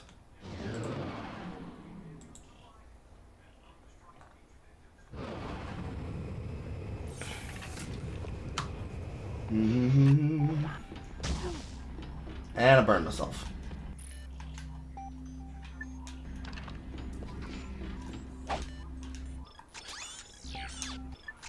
Newest gun, disc blade. I don't have nearly enough money for it. Game, can you stop activating vendor? Thank you.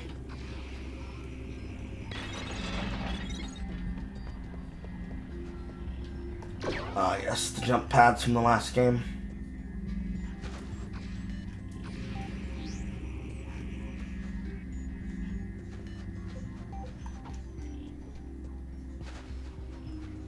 Probably have to move it closer.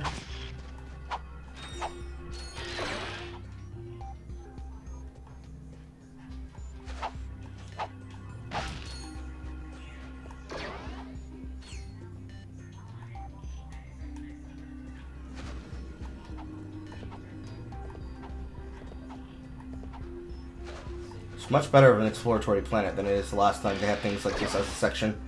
Because on those planets they were an in-between section.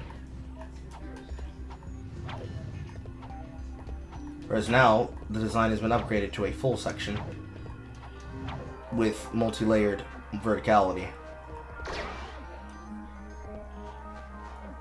That was probably an unintentional sequence, right? Use your refractor to aim the laser beam at the satellite. Jeez, why did he get all the fun jobs?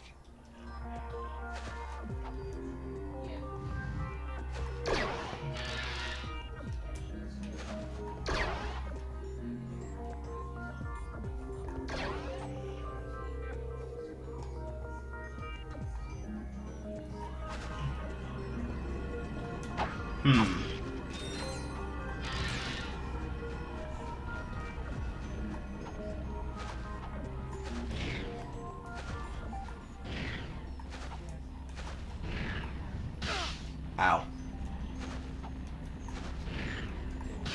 Ow.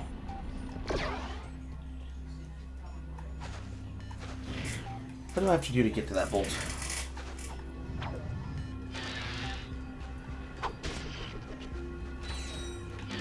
Hey, Ratchet, use your refractor to aim the laser beam at the satellite. Jeez, why did he get all the fun jobs? Yo, shut your ass up, Al!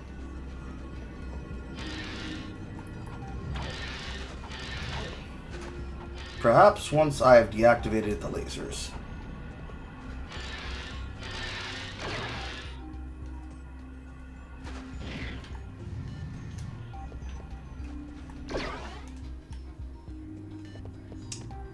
Definitely unintentional sequence breaks.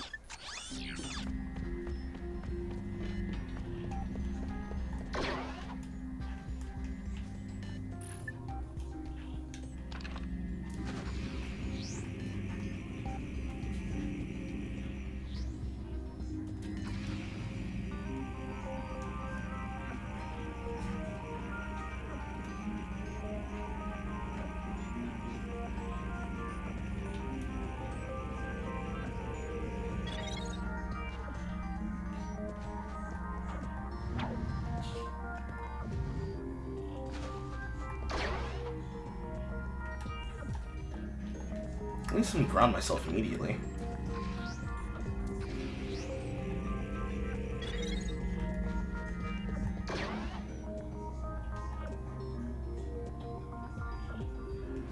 The fact that doesn't break his ankles.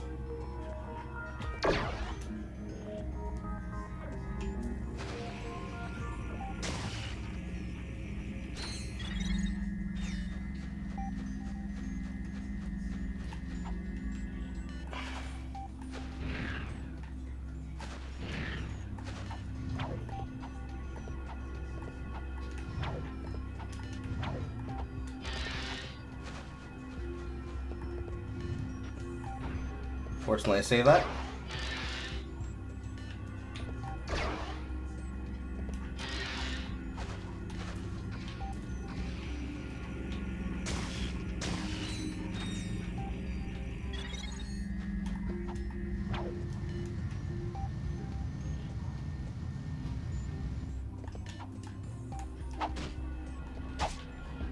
There's Dynamo.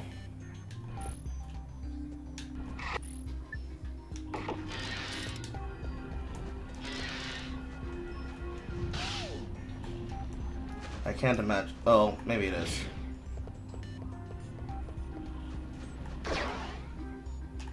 Maybe it is not. If I had to take it, I'd probably guess that this dynamo is the one that connects. So the question is, where is the fast point to it?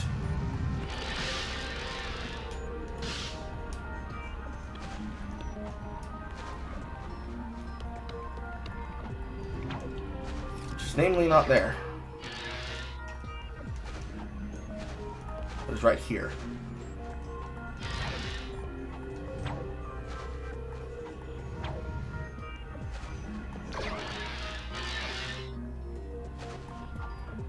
Can I be able to zoom at it from above? I'm away. Yes. Got it.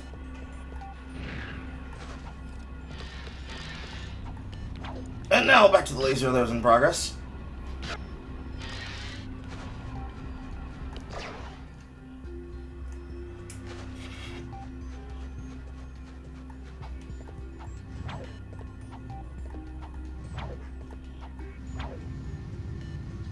How do I get up there? Probably this one.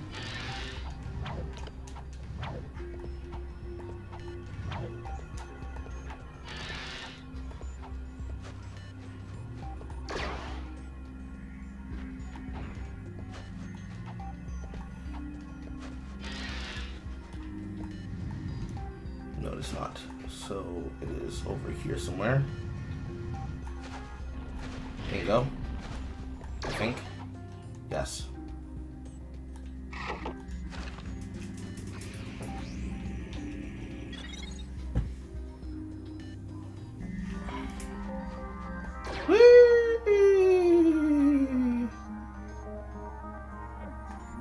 A somewhat foreign section. And onto an actual planet of exploration.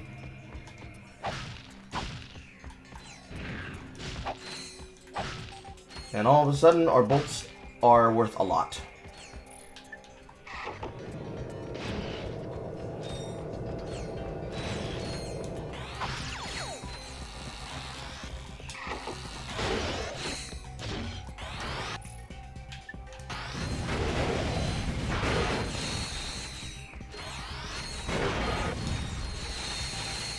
I'm rich. I have a platinum bolt. No, it's lazily hidden.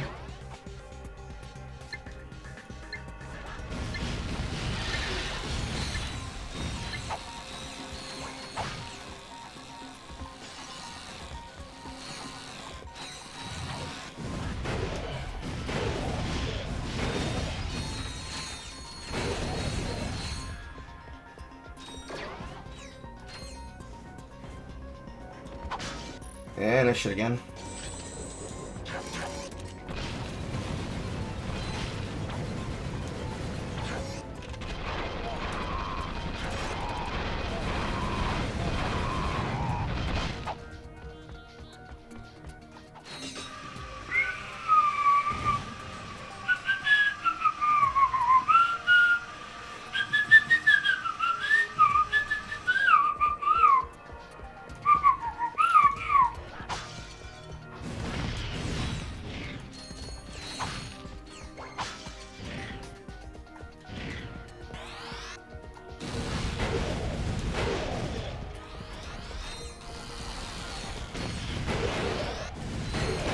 Damn plant verticality.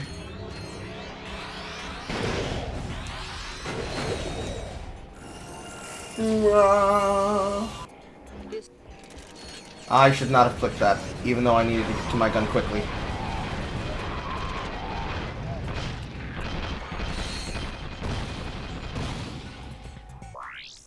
Please tell me it puts in the help desk.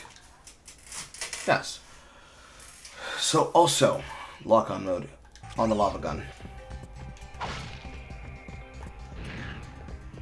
Woo!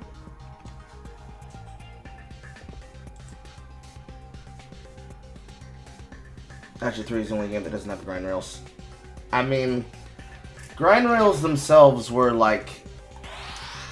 I don't want to have to say it, but probably the weakest form of platforming. In many ways, some of the most fun form of platforming, but also the weakest form of platforming. They were made better by the fact that when every other puzzle was complex, the simplicity of a grind roll section was guaranteed to be less invasive than everything else that was there as a part of the content. But as you improve on different puzzle designs and section designs, it gave way to the fact that it was just the weaker puzzle. It was the simpler puzzle, but it was the weaker puzzle. Cover me! Oh, man down! It's all right, Skid. The fight's over. Yes! I mean, no. That blows, man. I would have been here sooner, but I encountered some heavy-duty resistance. Enemy troops? Well, not exactly. The drive through a Galaxy Burger was wicked slow, and... Anyway, looks like that last moon is surrounded by an Omega-class disintegration field. Whatever's going on out there, it can't be good. If I had the right tools, I could hack into that generator and shut the field down. Hey, lucky for you dudes, I brought this. Stand back, bro. I'm like a trained professional and stuff. Don't try this at home. Oh, man, it's busted. Oh, wait, never mind. Incoming call from the Galactic Rangers. Sarge, Blackwater City is under attack!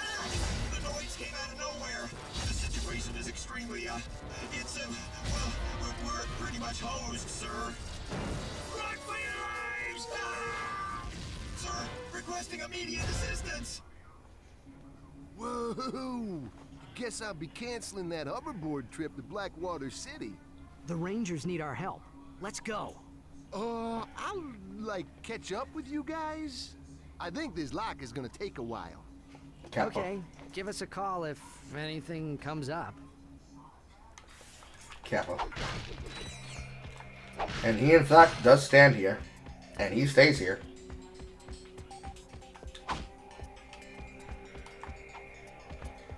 Coral, is it any surprise that Smash AT digs himself in a ditch? He gets him a beef and starts it. No wonder the commentary community doesn't like him. What is this in reference to, James? Money, money, money, money, money. We don't have enough money for it. We're holding for the Annihilator. We're at 6:53, ironically.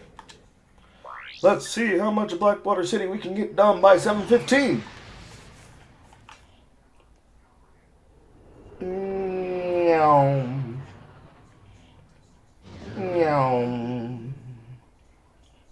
The Razor Fist beef. A nothing burger? When there's a more important story that just came up last night, which is the talk of the town and already has an article written about it inside the server? You get focused on the wrong things, man. Leave me alone, Sidewinder missiles. I'm trying to flow.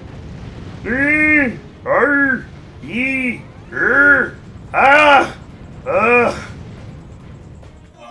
we glad to see you, Sarge? The Noids are getting ready for a major attack against our base. Incoming!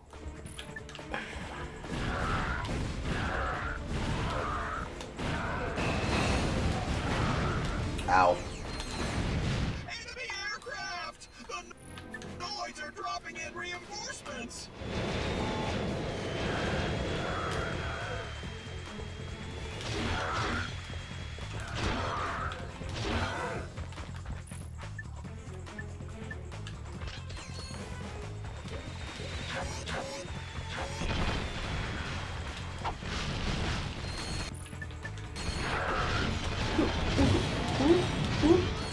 Incoming saucers! Ah, fuck.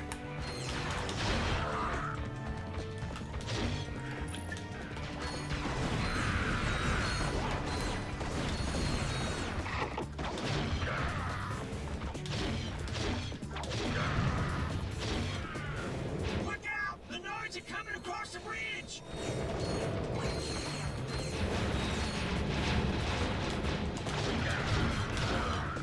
Fire at will!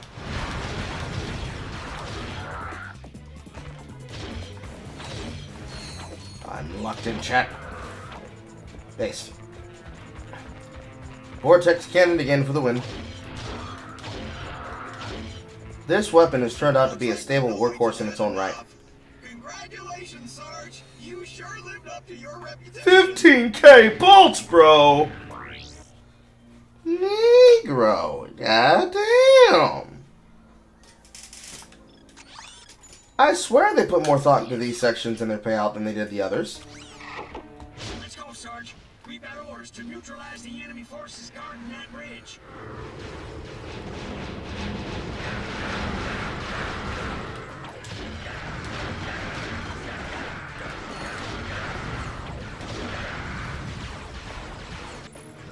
Sure, very weapon usage.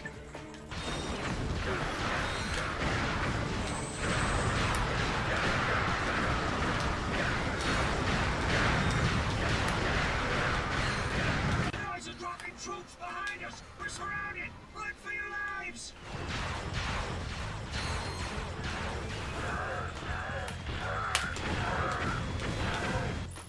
Not working very well. Lava guns working fantastically.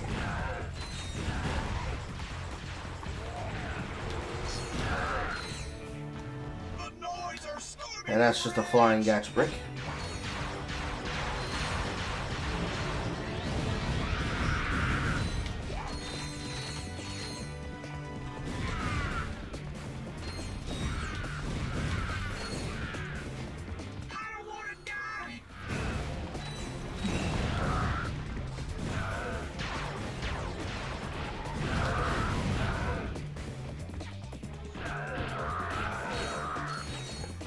Fortunately, you can open the door. Objective secure. We have captured the bridge.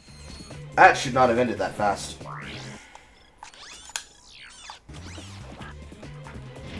Sarge. And now for the counteroffensive. Somebody needs to get behind those Noids and take them out.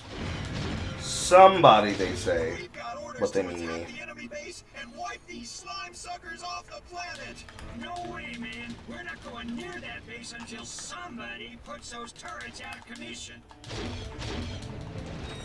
So nice of them to elect me for valor.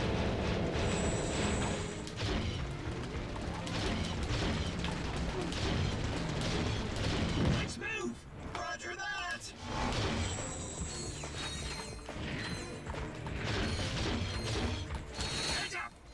sources. That could have been a lot of ammo.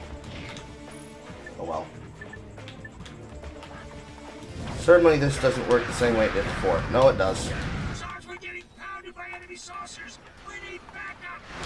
Then you should have been sticking your gun after the Rizzo, boy!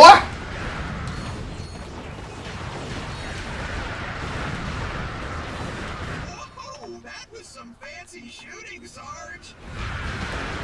Incoming. Here they come. This is a big one.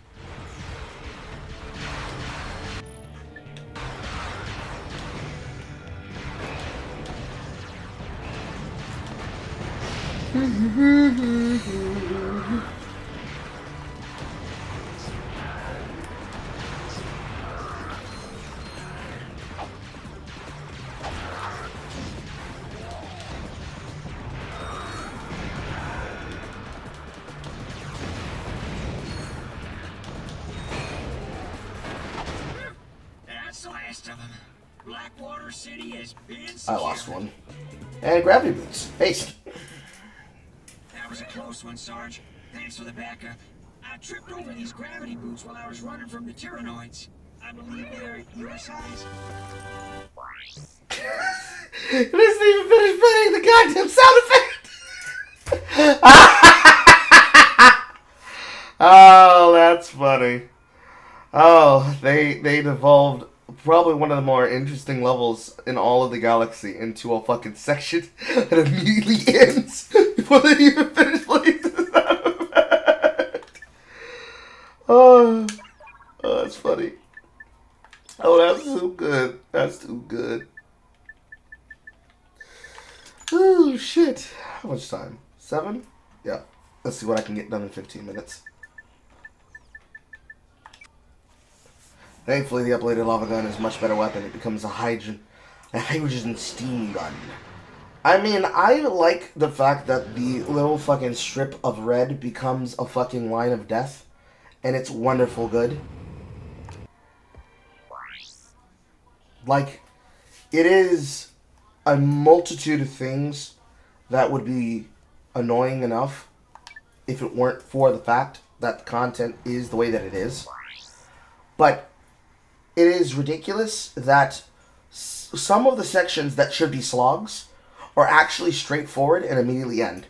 But it is so poorly put together that it might as well have just been a minigame challenge rather than a mainline challenge. But the mainline challenges are so unrewarding, let alone whatever breaks like a breaking mess. Then again, I accidentally sequence broke without realizing that I could, or did. So like, what do? This one should send me to the right now. Yeah. So it's like, your mileage will vary. And, as I was saying about the lava gun, the lava gun ain't gotta do nothing else but be what it currently is. And that is a weapon that lets me shit out a stream of death in multiple directions. Like such. And such. I actually hate when it becomes the meteor gun. I feel like it's a straight, not good upgrade.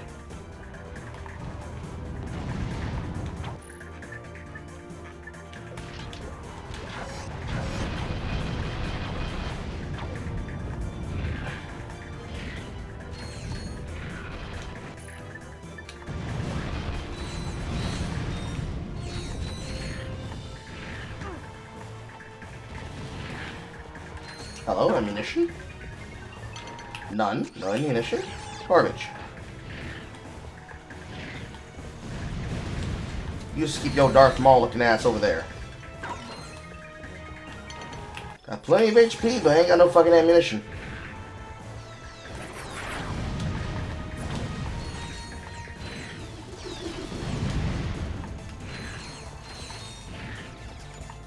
You got a skill point! Which was for what? Taking no damage?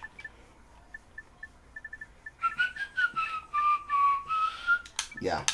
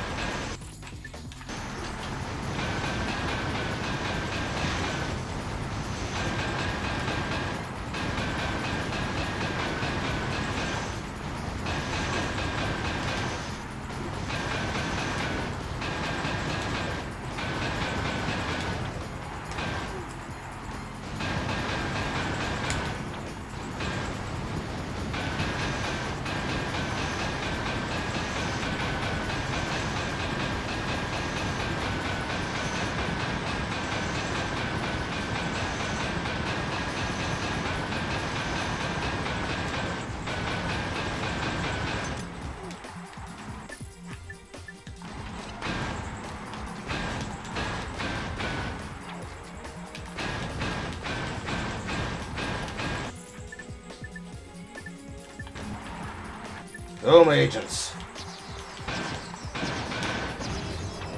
Yes, sir. Ladies and gentlemen, give a hand for Ratchet and Clank. They'll take home a rare first edition Quark video comic. And here to present the grand prize, the incredible, incomparable, talented Courtney Gears. If we play this right, she'll lead us right to Dr. Nefarious. Better let me do the talking. It is an honor for you to meet me. I mean, me. To meet you. It's Gears. Hi. Hi. My. You're even more gorgeous in person than you are on the Holo Agent. What do I think of the game so far? I've got a few In secrets some mine. of the sections, it's fine. Under special investigation. Hey, yo, what'd she say? I will report your concerns to the proper authorities. Oh, Agent Clank, you always know exactly what to say to a woman. You know, I'd do anything to play a part in one of your Holo films. That could be arranged, Miss Gears, if you are willing to provide information on the whereabouts of Dr. Nefarious. Dr. Nefarious? You have been busy, haven't you? You just get me that part, and I'll tell you anything you want to know. Excellent. Meet me at Holostar Studios. And no one ever says a single thing about the fact that he's just like, hey, I've been propositioned to have some cortisone interactions. What parts do I like and dislike and why? There's obvious secret breaks in the game, and there are obvious points where the game just outright is not balanced or did not have enough time on a second playtest to make sure that it was of quality compared to the work that was inside of Going Commando. By the time that you get to up your arsenal, the kind of things that you would have expected to have been refined about the game systems are not refined, or the things that are refined look like this. A Galactic Star Map that instead, on the last part, where it's the exact same thing as you would have expected from the last game, instead of icons, zoom into the planet, what the planet's supposed to be, or what the activity is supposed to be. A metallic, dull, green, black, gray setup that I've been told you can change the color of, but does not get away with the fact that this is a completely lazy system, compared to the soul that was included with the galactic map that was given to you in the selections for Ratchet & Clank 1. And some weapons just feeling lackluster compared to others, and certain sections feeling like utter bullshit, just like the section I just finished doing before on planet Dax, before arriving on Obani Gemini. Or certain enemies that you had to face with on Blackwater City, in that section I just completed. Or certain enemies just outright being a annoying enemy type to face because of the fact that some of the problems with strafing were solved in this game, but then were made worse with certain enemies that exploited the weaknesses of the lock-on. Like, overall, the UI is fine. Most of the combat is quintessential Ratchet & Clank, but only in the arena, and only in arena sections. But the enemy types are bad. Some enemies are just near immune to certain weapons, and thus need to have a better weapon to deal with them. Some enemies are completely pushovers, but they're not rewarding enough. Some challenges, namely the challenges of Annihilation Nation, do not have the kind of money you'd expect to get from them that you should want. But they are, in fact, still dog shit. Period. So, you're looking for money for the majority of the game in your first playthrough. I have to express in your first playthrough because the same thing would express itself for any game inside the Ratchet & Clank series, because they would all start adapting on challenge mode the ability of having a bolt multiplier that would increase the amount of bolts that you would gain alongside the multiplier crate that was added into this game for each planet where it is there. Same thing alongside the Inferno mode box. You have sections that were explicitly designed to be involving a power-up, especially when it comes to the Inferno sections. And on the parts where you are dealing with bolt multipliers, They were designed to be taken advantage of, with the bolt multiplier active for an entire room or two. But you're starved for money. Even though it would be nice to have the Gadgetron 10% discount, I don't think it puts that much of a dent in the amount of costs that you need for your guns that you would not find yourself bolt grinding with at least replaying sections. You would probably get more replaying sections on planets than you would by playing extra side content, which is supposed to be the purpose of the side content. So even though something might require me only to do maybe one thing or two things, I see reason to go through them and to complete them, with the expectation being of a titanium bolt, or whatever additional bolts. We're going to call them hero bolts for short, because that's what they start calling them when they get to all for one. If not going through the expectation of getting money with bolts, you're going through for your hero bolts.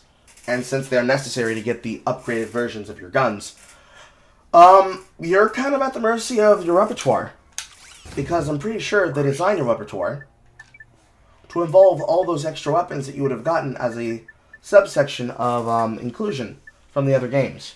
Whether it be the Gadgetron parts, or it be the Bowgun Galaxy weapons.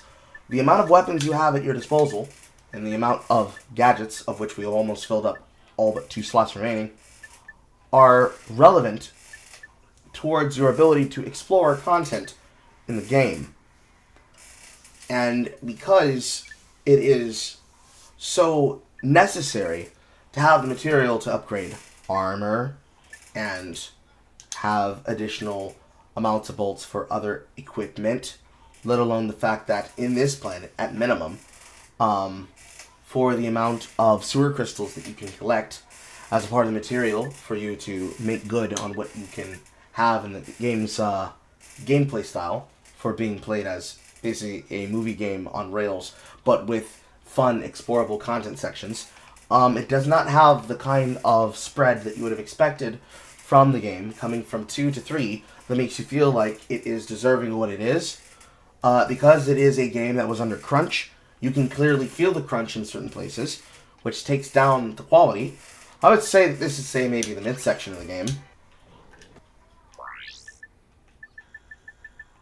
Based on the amount of planets that are here that are explorable, I'd say this is probably the midsection of the game.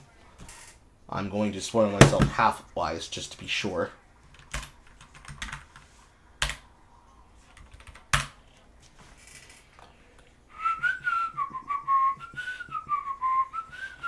God damn it.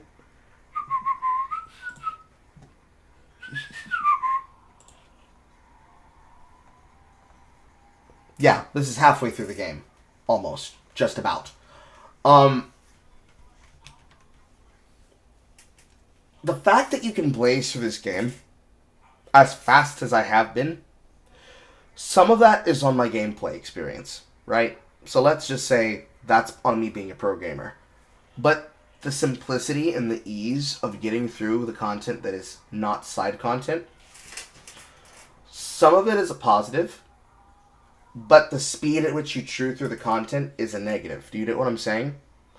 There's content to consume, and there's material, and there's gags, and there's jokes for you to chew on.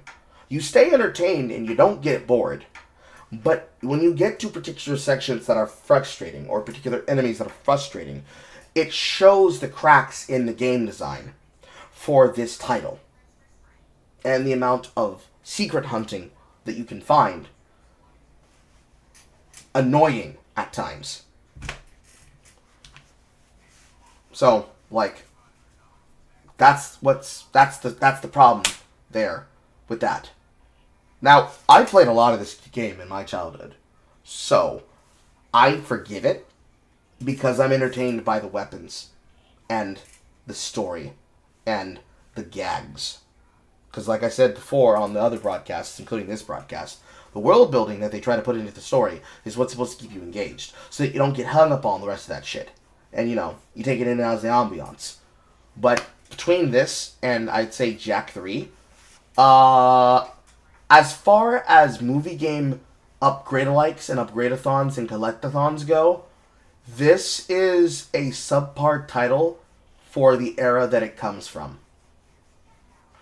without the weapons and the gags and the story and the character acting and the character acting from the voice actors that are specifically carrying as comedic relief in general, you would be fucking annoyed with some of the things that are in the game. Now, that's fine, but as a title inside of a franchise, it is probably maybe almost potentially the weakest, despite being potentially the most developed. We'll know what my full opinion of that is once we've gotten back to Ratchet Deadlocked, which would be the final part of the PS2 quadrilogy. But at the midpoint of this game, you're very much just boom, boom, boom, boom, boom, boom, boom, boom. So, for example, Blackwater City immediately had to choose between going there or then heading to Annihilation Nation. Then you head to Annihilation Nation to pick up the next video comic. Then it's telling you to choose to win all your challenges optionally. Then, after you finish Blackwater City, you now have access to the gravity boots, which then give you the ability to go back to Aquatos to collect more sewer crystals, since you can now fully explore. But you might as well just re-explore Falana and Arcadia, because there are sections, such as that one section before the refractor, where you're going to just need to go up and grab the bolt and leave. Or for any other section that requires you to re-explore on a second exploration, should you have not found the bolts in question, of which, let's look at my actual hit ratio. 0, because it was just a straightforward section. Obani, 2 out of 2. Dax, 2 out of 2. Tyrannos, 1 out of 2, so I missed one somewhere. Aquatos, 1 out of 2. Actually, 2 out of 5. But some of them were definitely going to be in sections that I couldn't access at the time. Annihilation Nation, 1 out of 2. Don't know what the extra one is. Maybe it's one of the challenges or a bolt. I don't know. Arcadia, 1 out of 3. But it's like, some of them were definitely in a section I couldn't reach, but maybe we're not. Starship Phoenix, all of those bolts are in side content. And Florana, 1 out of 2. So somewhere hidden in the level where I didn't look at or couldn't access yet. It is kind of pretty much a case of cleanup. Let's compare it to something like Legend of Zelda Ocarina of Time. Both the child segments and the adult segments together, collectively as a whole, throughout the entirety of the game. And then also Majora's Mask. The kind of fun that you would have expected to be carried by with the characters in Majora's Mask is supposed to be the same appeal in Ratchet & Clank as a franchise, since it's always been non-stop fun in the sense to do those contents. Have I done the trooper missions? Of course, you have to do some of them straightforward. And no, Blackwater City didn't have any other missions, Alex. I mean, I know from what I'm looking at that this guide of SumUp says that Lot 42 at Hollow-Star Studios is the background of the game, because there's another 1, 2, 3, 4, 5, 6, 7 planets before the end of the game. So the system's claiming that Hollow-Star is the middle of the game. But I wouldn't say that it's the middle of the game, because I probably have a lot more sections to go back to and revisit. But, in Legend of Zelda, for Ocarina of Time and Majora's Mask, the kind of re-exploration and cleanup of sections to redo puzzles that needed to be complete in a single cycle so that you can receive the Great Fairy rewards for having completed them, you don't get the same appeal in Ratchet & Clank. And for all the other side segments of content, of upgrades and expansions, none of that exists. Because the way in which the game wants to reward you for the content is it wants to reward you through use of your bolts, rather than through the use of your time and your skill to become better at the video game. And that's just on the factor of how the game is met, right? So, comparing it to something like Crash Bandicoot, it'd be closer in line with the kind of expectations you're getting. You complete a level, then you revisit the level once you have power-ups to go down a certain pathway that you couldn't go down to either take place with the one life and one-shot death course, or attempt to find the secret puzzles or the secret sections inside of it that control your ability to get the additional content. This more optional in that one section of Crash Bandicoot 4, It's About Time. Now, originally, I had bought Crash Bandicoot 4 for my Switch, but I sold that shit back to GameStop because it just wasn't fun. It wasn't fun. Like, the revisits of sections, the revisits and replays of the stuff, it was boring. Period. Like, it was just boring. Usually when you have a game having you backtrack, it is because it wants you to get to a particular point, but then allows you to expand upon the things that you cannot do at the time which you're there.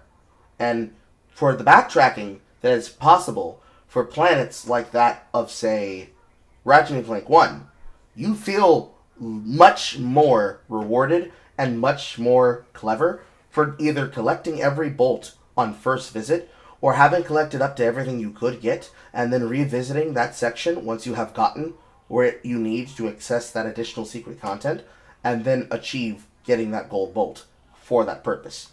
I don't include skill points in this because skill points are just optional challenges that are a flex and nothing else. But re-exploring in Ratchet & Clank 1 is only made annoying by the fact that certain sections are designed how they are for you to have to put in a lot of work. So, the Visigun rocket section on Hawksor. And then into Ratchet & Clank 2, you didn't have a single section that was like that for that bolt. Or even comparative, not even close. In Ratchet & Clank 2. Whereas in Ratchet & Clank 3, it's less of a straight shot, and it's more of a serpentine curve. And that serpentine curve doesn't really reward you for the amount of effort that you're putting into it, because you are at the mercy of the game telling you, you cannot go here at this time. And where Crash Bandicoot doesn't tell you that, it just shows you a path, and you gotta figure out if you have the powers that are necessary to achieve that path. That's all up to you finding it and dealing with it. I'm thinking of a particular section in Wrath of Cortex as a tornado path that you have to actually, like, very hardly work towards and mash your fucking buttons to be able to achieve. Versus, in here, revisit it with a broken gun, you'll probably win. More or less. I think the breaking point for this is the impossible challenge, I think. And by that I mean that challenge that I almost completed, but I failed, because I just didn't have a weapon that could hit that boss. Maybe if I returned with the Rhino 2.0, or whatever other weapons I hadn't bought yet, maybe I would have been able to win on that challenge, because we said that I needed to have the shield charger. And probably if I revisited that challenge with the shield charger, and whatever weapons I needed, like the Black Sheep Maneuver, maybe I probably would have won, because then I would have conserved enough ammunition to take that boss out on that attempt, in non-challenge mode. And then, whatever I would have needed again, in challenge mode. In that is a section where it's like, if you win, that's great. If you didn't, visit it, and maybe you'll win again. And then when you visit it in challenge mode, since it expands from 60 to 100, that's when the game gives you the challenge of, okay, you're experienced enough to be able to handle this now, so let's see what you think about this. It's the kind of challenge that, when I said before that something is designed in such a way where if it is impossible, it must be a red herring or a shitpost, that this is very clear with the design. Because intelligent design dictates that your experience cannot be ad nauseum annoying. Because who buys a game to piss themselves off unless we're talking about the ARPG genre? This is not an ARPG, and yet it sometimes feels like my ability to win is dictated more on whether or not I was prepared for the challenge rather than I was skilled enough to survive the challenge regardless. So if I'm over prepared for the enemies that I can't aim at with my weapons, that are just full trace locking onto me and shooting the shit out of me, I basically have to say to myself, I know this enemy is going to be here, or I have to expect that an enemy of like this is going to be here, so let me keep this shit on my fucking weapon ring, and when that pops up, let me have it ready so I can swap and and then I just focus on dodging. It's like having a minion build in an ARPG. I make a build where all I gotta do is just dodge the mechanics of the enemy's attacks, and the DPS of my automatic turrets, or the equivalent of automatic turrets in the form of minions, will do the damage for me. which is the same reason why the Agent of Doom was probably one of the stronger weapons in Ratchet & Clank 1, and why the mini turrets in both Ratchet & Clank 2 and 3 are so goddamn powerful, because I can't kill those goddamn things without them. That is not skillful. That's not rewarding of my talent. That's not me recognizing the vision and seeing what is ahead of me and taking advantage of it and using it thusly. That is the game telling me, fuck you, Carl, and that's me telling the game, no, fuck you! It's not a challenge. It's just busy work. And not every planet's like that. There were some planets in Ratchet & Clank 2 that they were very much busy work on Revisit, or even on First Play. But in general, some of it is just flat out busy work. But because the section goes by so quickly, you're less annoyed by the fact that it's busy work, because it's over. Like, you get in, you get out, and you're done. Like, there's nothing that makes you have to search for bolts or even redo optional choices for sewer crystals. But because money is a factor, you are forced to. Now, it's better in the sewer crystal section because it's only one planet, and it's twice the benefit for the reward.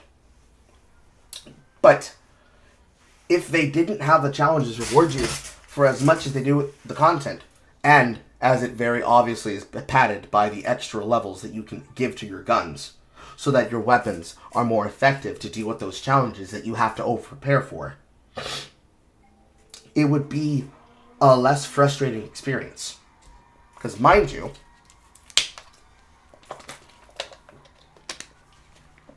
considering that the mascot genre in the form of Sly Cooper, Jak and Daxter, and Ratchet & Clank are your example of the mascot collectathon, or just the mascot upgrade-alike.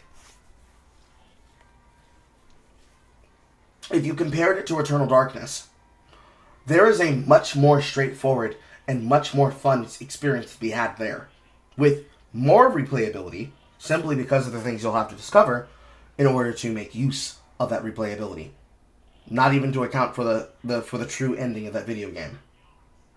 For all of its mechanics, apples to apples, and then apples to zucchinis, and then apples to durians. Across the mascot franchises, Ratchet & Clank is at the mercy of Insomniac's desire of trying to keep things going and keep things together, while still trying to build upon the foundation of the last game and keep things in tone. And they are definitely suffering in Ratchet & Clank 3. Comparing apples to oranges, across franchises, they shout out Jak and Daxter a lot. And in the comparison between this and Jak and Daxter has the same kind of problem. Like, we talked about it in what? Was it Ratchet & Clank 1's series and 2's series? About specifically how on Jak and Daxter, Jak and Daxter 2, in Jak 2, that Struggler said that he hated the fact that the races were so fucking unfair. Me, in my experience, when I got to play them, I didn't have the same experience that he did. But it is very much some bullshit, I can tell you that much. Some of the challenges of Jak 1, Jak 2, and Jak 3 have the same frustrations and learning curves and problems as it would be in them.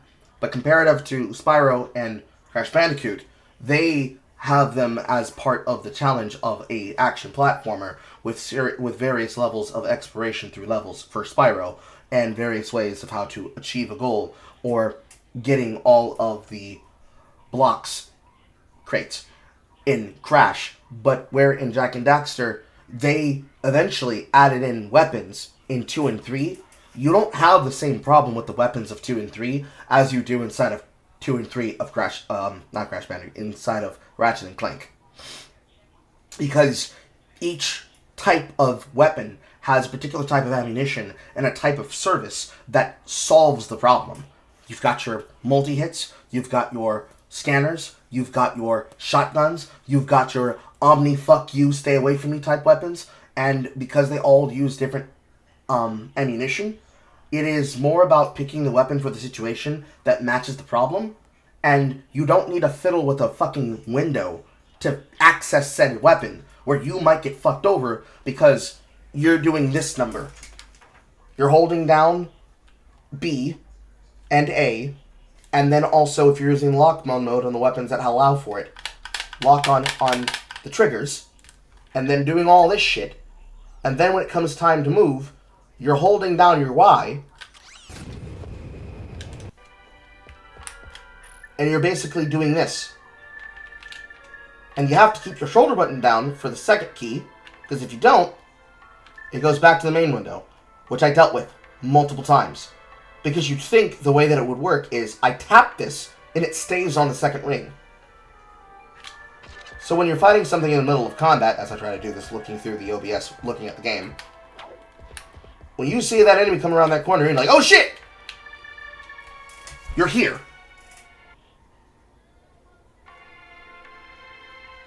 That's not fun or exciting. Whereas in Jak and Daxter 2 and 3, even if you got the weapon immediately for a weapon roll, they put that shit on the D-pad. Bow, bow, bow, bow, bow, bow. Responsiveness is a problem, as well as the design. But we're talking apples and oranges between Naughty Dog and Insomniac. But comparing apples to durians, when I look at other franchises in the same field and at the same time period, developed on other platforms, namely the GameCube, when we're looking at those games, there's no excuse for them to be that goddamn good, and them to have not picked up some skills, and then introduce those into those games. Across, on a different platform. Maybe not using the exact same mechanics, but using the exact same philosophy on game design to make the games better. So, you have multiple problems that can easily be addressed, that in hindsight to us, the entire goal of this be, of course, to compare it against the thing that it's been used in, which is in the games that are now exist in the future, with that of South of Midnight. Because remember, the series is called The Bones of South of Midnight. I would have to say, between all of these franchises, considering the three that we chose to use as reference, if Ratchet & Clank is the bones, and Jak and Daxter could be considered the mind, it is Rayman that is its heart and soul, especially when it comes to the music and the tone. And in the bones of South of Midnight, the design philosophy that makes up the rigature, that makes up the musculature and the ligature of level design, straight through game philosophy, game design, metagame design, humor, writing. Outside of Catfish, there's nothing humorous about it. Meanwhile, inside of Ratchet & Clank, even if the puzzles piss you off, you're still entertained by the story. If Ratchet & Clank did not have the story going for it, or any of those other things, it would be a worse video game. But because it happens to be one of the examples of mascot gameplay, at least to the point inside of South of Midnight where they introduced Crouton, the same comparable standard that I can say about the mechanics inside of Ratchet & Clank as an entire franchise across this quadrilogy. So basically, ask me this question again when we finish, or halfway through, Deadlocked. I'm willing to overlook the problem and forgive them. Because these games were designed to be played by children. And that's like the caveat. These games were designed to be played by children. Children who wouldn't give the fuck up because they were born in the era of SNK and Nintendo Hard. I know little Carl whooped that ass in these sections, completely bored out of his mind, because he was only allowed to buy a handful of video games and had to play them religiously, because he wasn't going to get other games if he didn't buy them with his own money. So I know I destroyed this game and didn't think anything of it and moved on with my life. Revisiting it as an adult, I have the words and the vocabulary in which to criticize it in which I did not think to or care to when I was a child. But South of Midnight is an adult game, meant to be an adult, serious process. And none of its factors meant to keep you engaged with its material, its context, its plot, its world building, its story, its characters, or its gags ever play like they understand that they tonally have to be the same to each other. So, as I'm looking around in that world, taking in stock of all the shit that's there, and then noticing things like, wow, they chose to use an AI-generated fucking picture that looks like a throwaway YouTube account as a storefront for the game store, I'm looking at those things and making those notices because it can't do that in Ratchet & Clank. The world oozes spirit and soul and life, whereas South of Midnight did not. But even then, there are things about Ratchet & Clank that I can criticize it for that I can't even begin to have that criticism inside of South of Midnight, because South of Midnight doesn't even fucking have it. It doesn't even choose to engage in the problem for it to be considered a mistake, which in and of itself is a detriment. So, TLDR, while I could write a dissertation about most games I play, I cannot do so with South of Midnight without writing a scathing review of how badly it fails at the things it's trying to copy. And from the era in which the original gameplays came from, so none of the remakes, just the straight originals, the quintessential spirit of the franchise is suggestively okay to a fault. And we forgive that fault because of all the other benefits that it has going for it, and all the other parts that it has going for it. So, for example, if we were to translate this into South of Midnight terms, that discussion, or rather that section of praise that it gave about side characters and gag characters like Captain Cork, there's no comparative character like him inside of South of Midnight, and if there were, he'd be a lazy fucking right-away villain who would be considered an evil white man that took the shine and credit from a hero like Ratchet, and Ratchet would have been a black man who's known for being good with his hands. Clank happens to be his business partner. Ratchet and Clank's Automotive Prospero Home Repair, where they repair your home, your house, your car, your bat, your shoes, and they always do it because they have to, because slavery, slavery, slavery, slavery. Cork would be a throwaway evil white racist villain in that game that is responsible for turning Ratchet and Clank into a giant fucking monstrosity in the form of the Iron Giant or some shit. And I'm not kidding.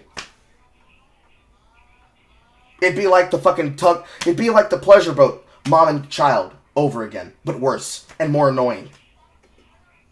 Because where I would want to understand the section that deals with them to understand how it ties into the story, about how the evil, racist, white grandma is the worst thing since sliced bread, sliced white Wonder Bread, I still wouldn't be able to care, because in order for me to give a shit, I have to be able to, like, write back on those memes. So, if you remember, that line from Extra Credits, where they said, you'll replay sections fondly, these things will become shitposts and jokes that they'll make reference back to, that's when you choose to internalize the game and its quirks and simply appreciate it for what it is and make jokes and memes out of it. We don't have things like that inside of the modern day games that these are meant to be comparisons and throwbacks to, because the throwbacks that existed in the originals were better, even if they were out of tone written for the time.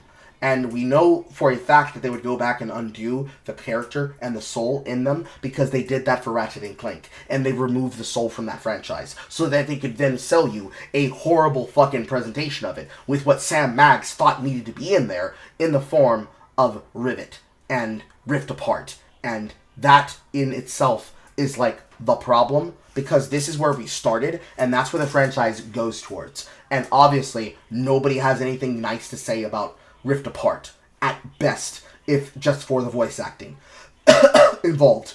The writing's probably bad, the gameplay is probably passable, but is meh, and ultimately, it's not worth your money. Whereas, these games, they'd be worth your money to replay. I wouldn't tell you to do so. I would tell you always emulate them, but they'd be worth the time of the replay, whereas anything else would not be. So, that's what I think. Thanks for your question. It was insightful. Anyways, it is now 7:40, so I must leave you, chat. And tomorrow, I will come back to you, because we will be doing a yappin' early. I need to do the thing that I said that I was going to be doing, which is putting together the filter, and then setting up the private league for those that would be interested in Path of Exile 1. And then, on Sunday, there will also be an additional yappin'. So I'm doing a yappin' on Saturday, and I'm doing a yappin' on Sunday. So that'll be 11 and 12. And then later in the day on Saturday, there will be a versus chat specifically about the particular drama that just happened today. I'm going through the details, I'm writing them down, and I'm making the thumbnail. But once it's done, we're in it like Flynn, baby. Anyways, I'm leaving for dinner. If I return, I'll be doing something completely different from Ratchet & Clank. I don't know. I feel like I should. Because, like, I have until the 5th to try and get done with Ratchet & Clank as well as Expedition 33. But I might not be able to. I won't be able to tidy it up all that much. So, if I end up going off broadcast on Sunday, I'll probably continue from there. For tomorrow, it's very much probably going to just be maybe mailing out the filter, talking more about that content that I have prepared for CGG for the server this month, as well as the other things that I have planned. Then on Sunday, I maybe pound it out after I'm done with that part of the Yappin'. And then on Monday, I try to do as much as I can and get done as much as I can inside of Ratchet & Clank 3 and 4.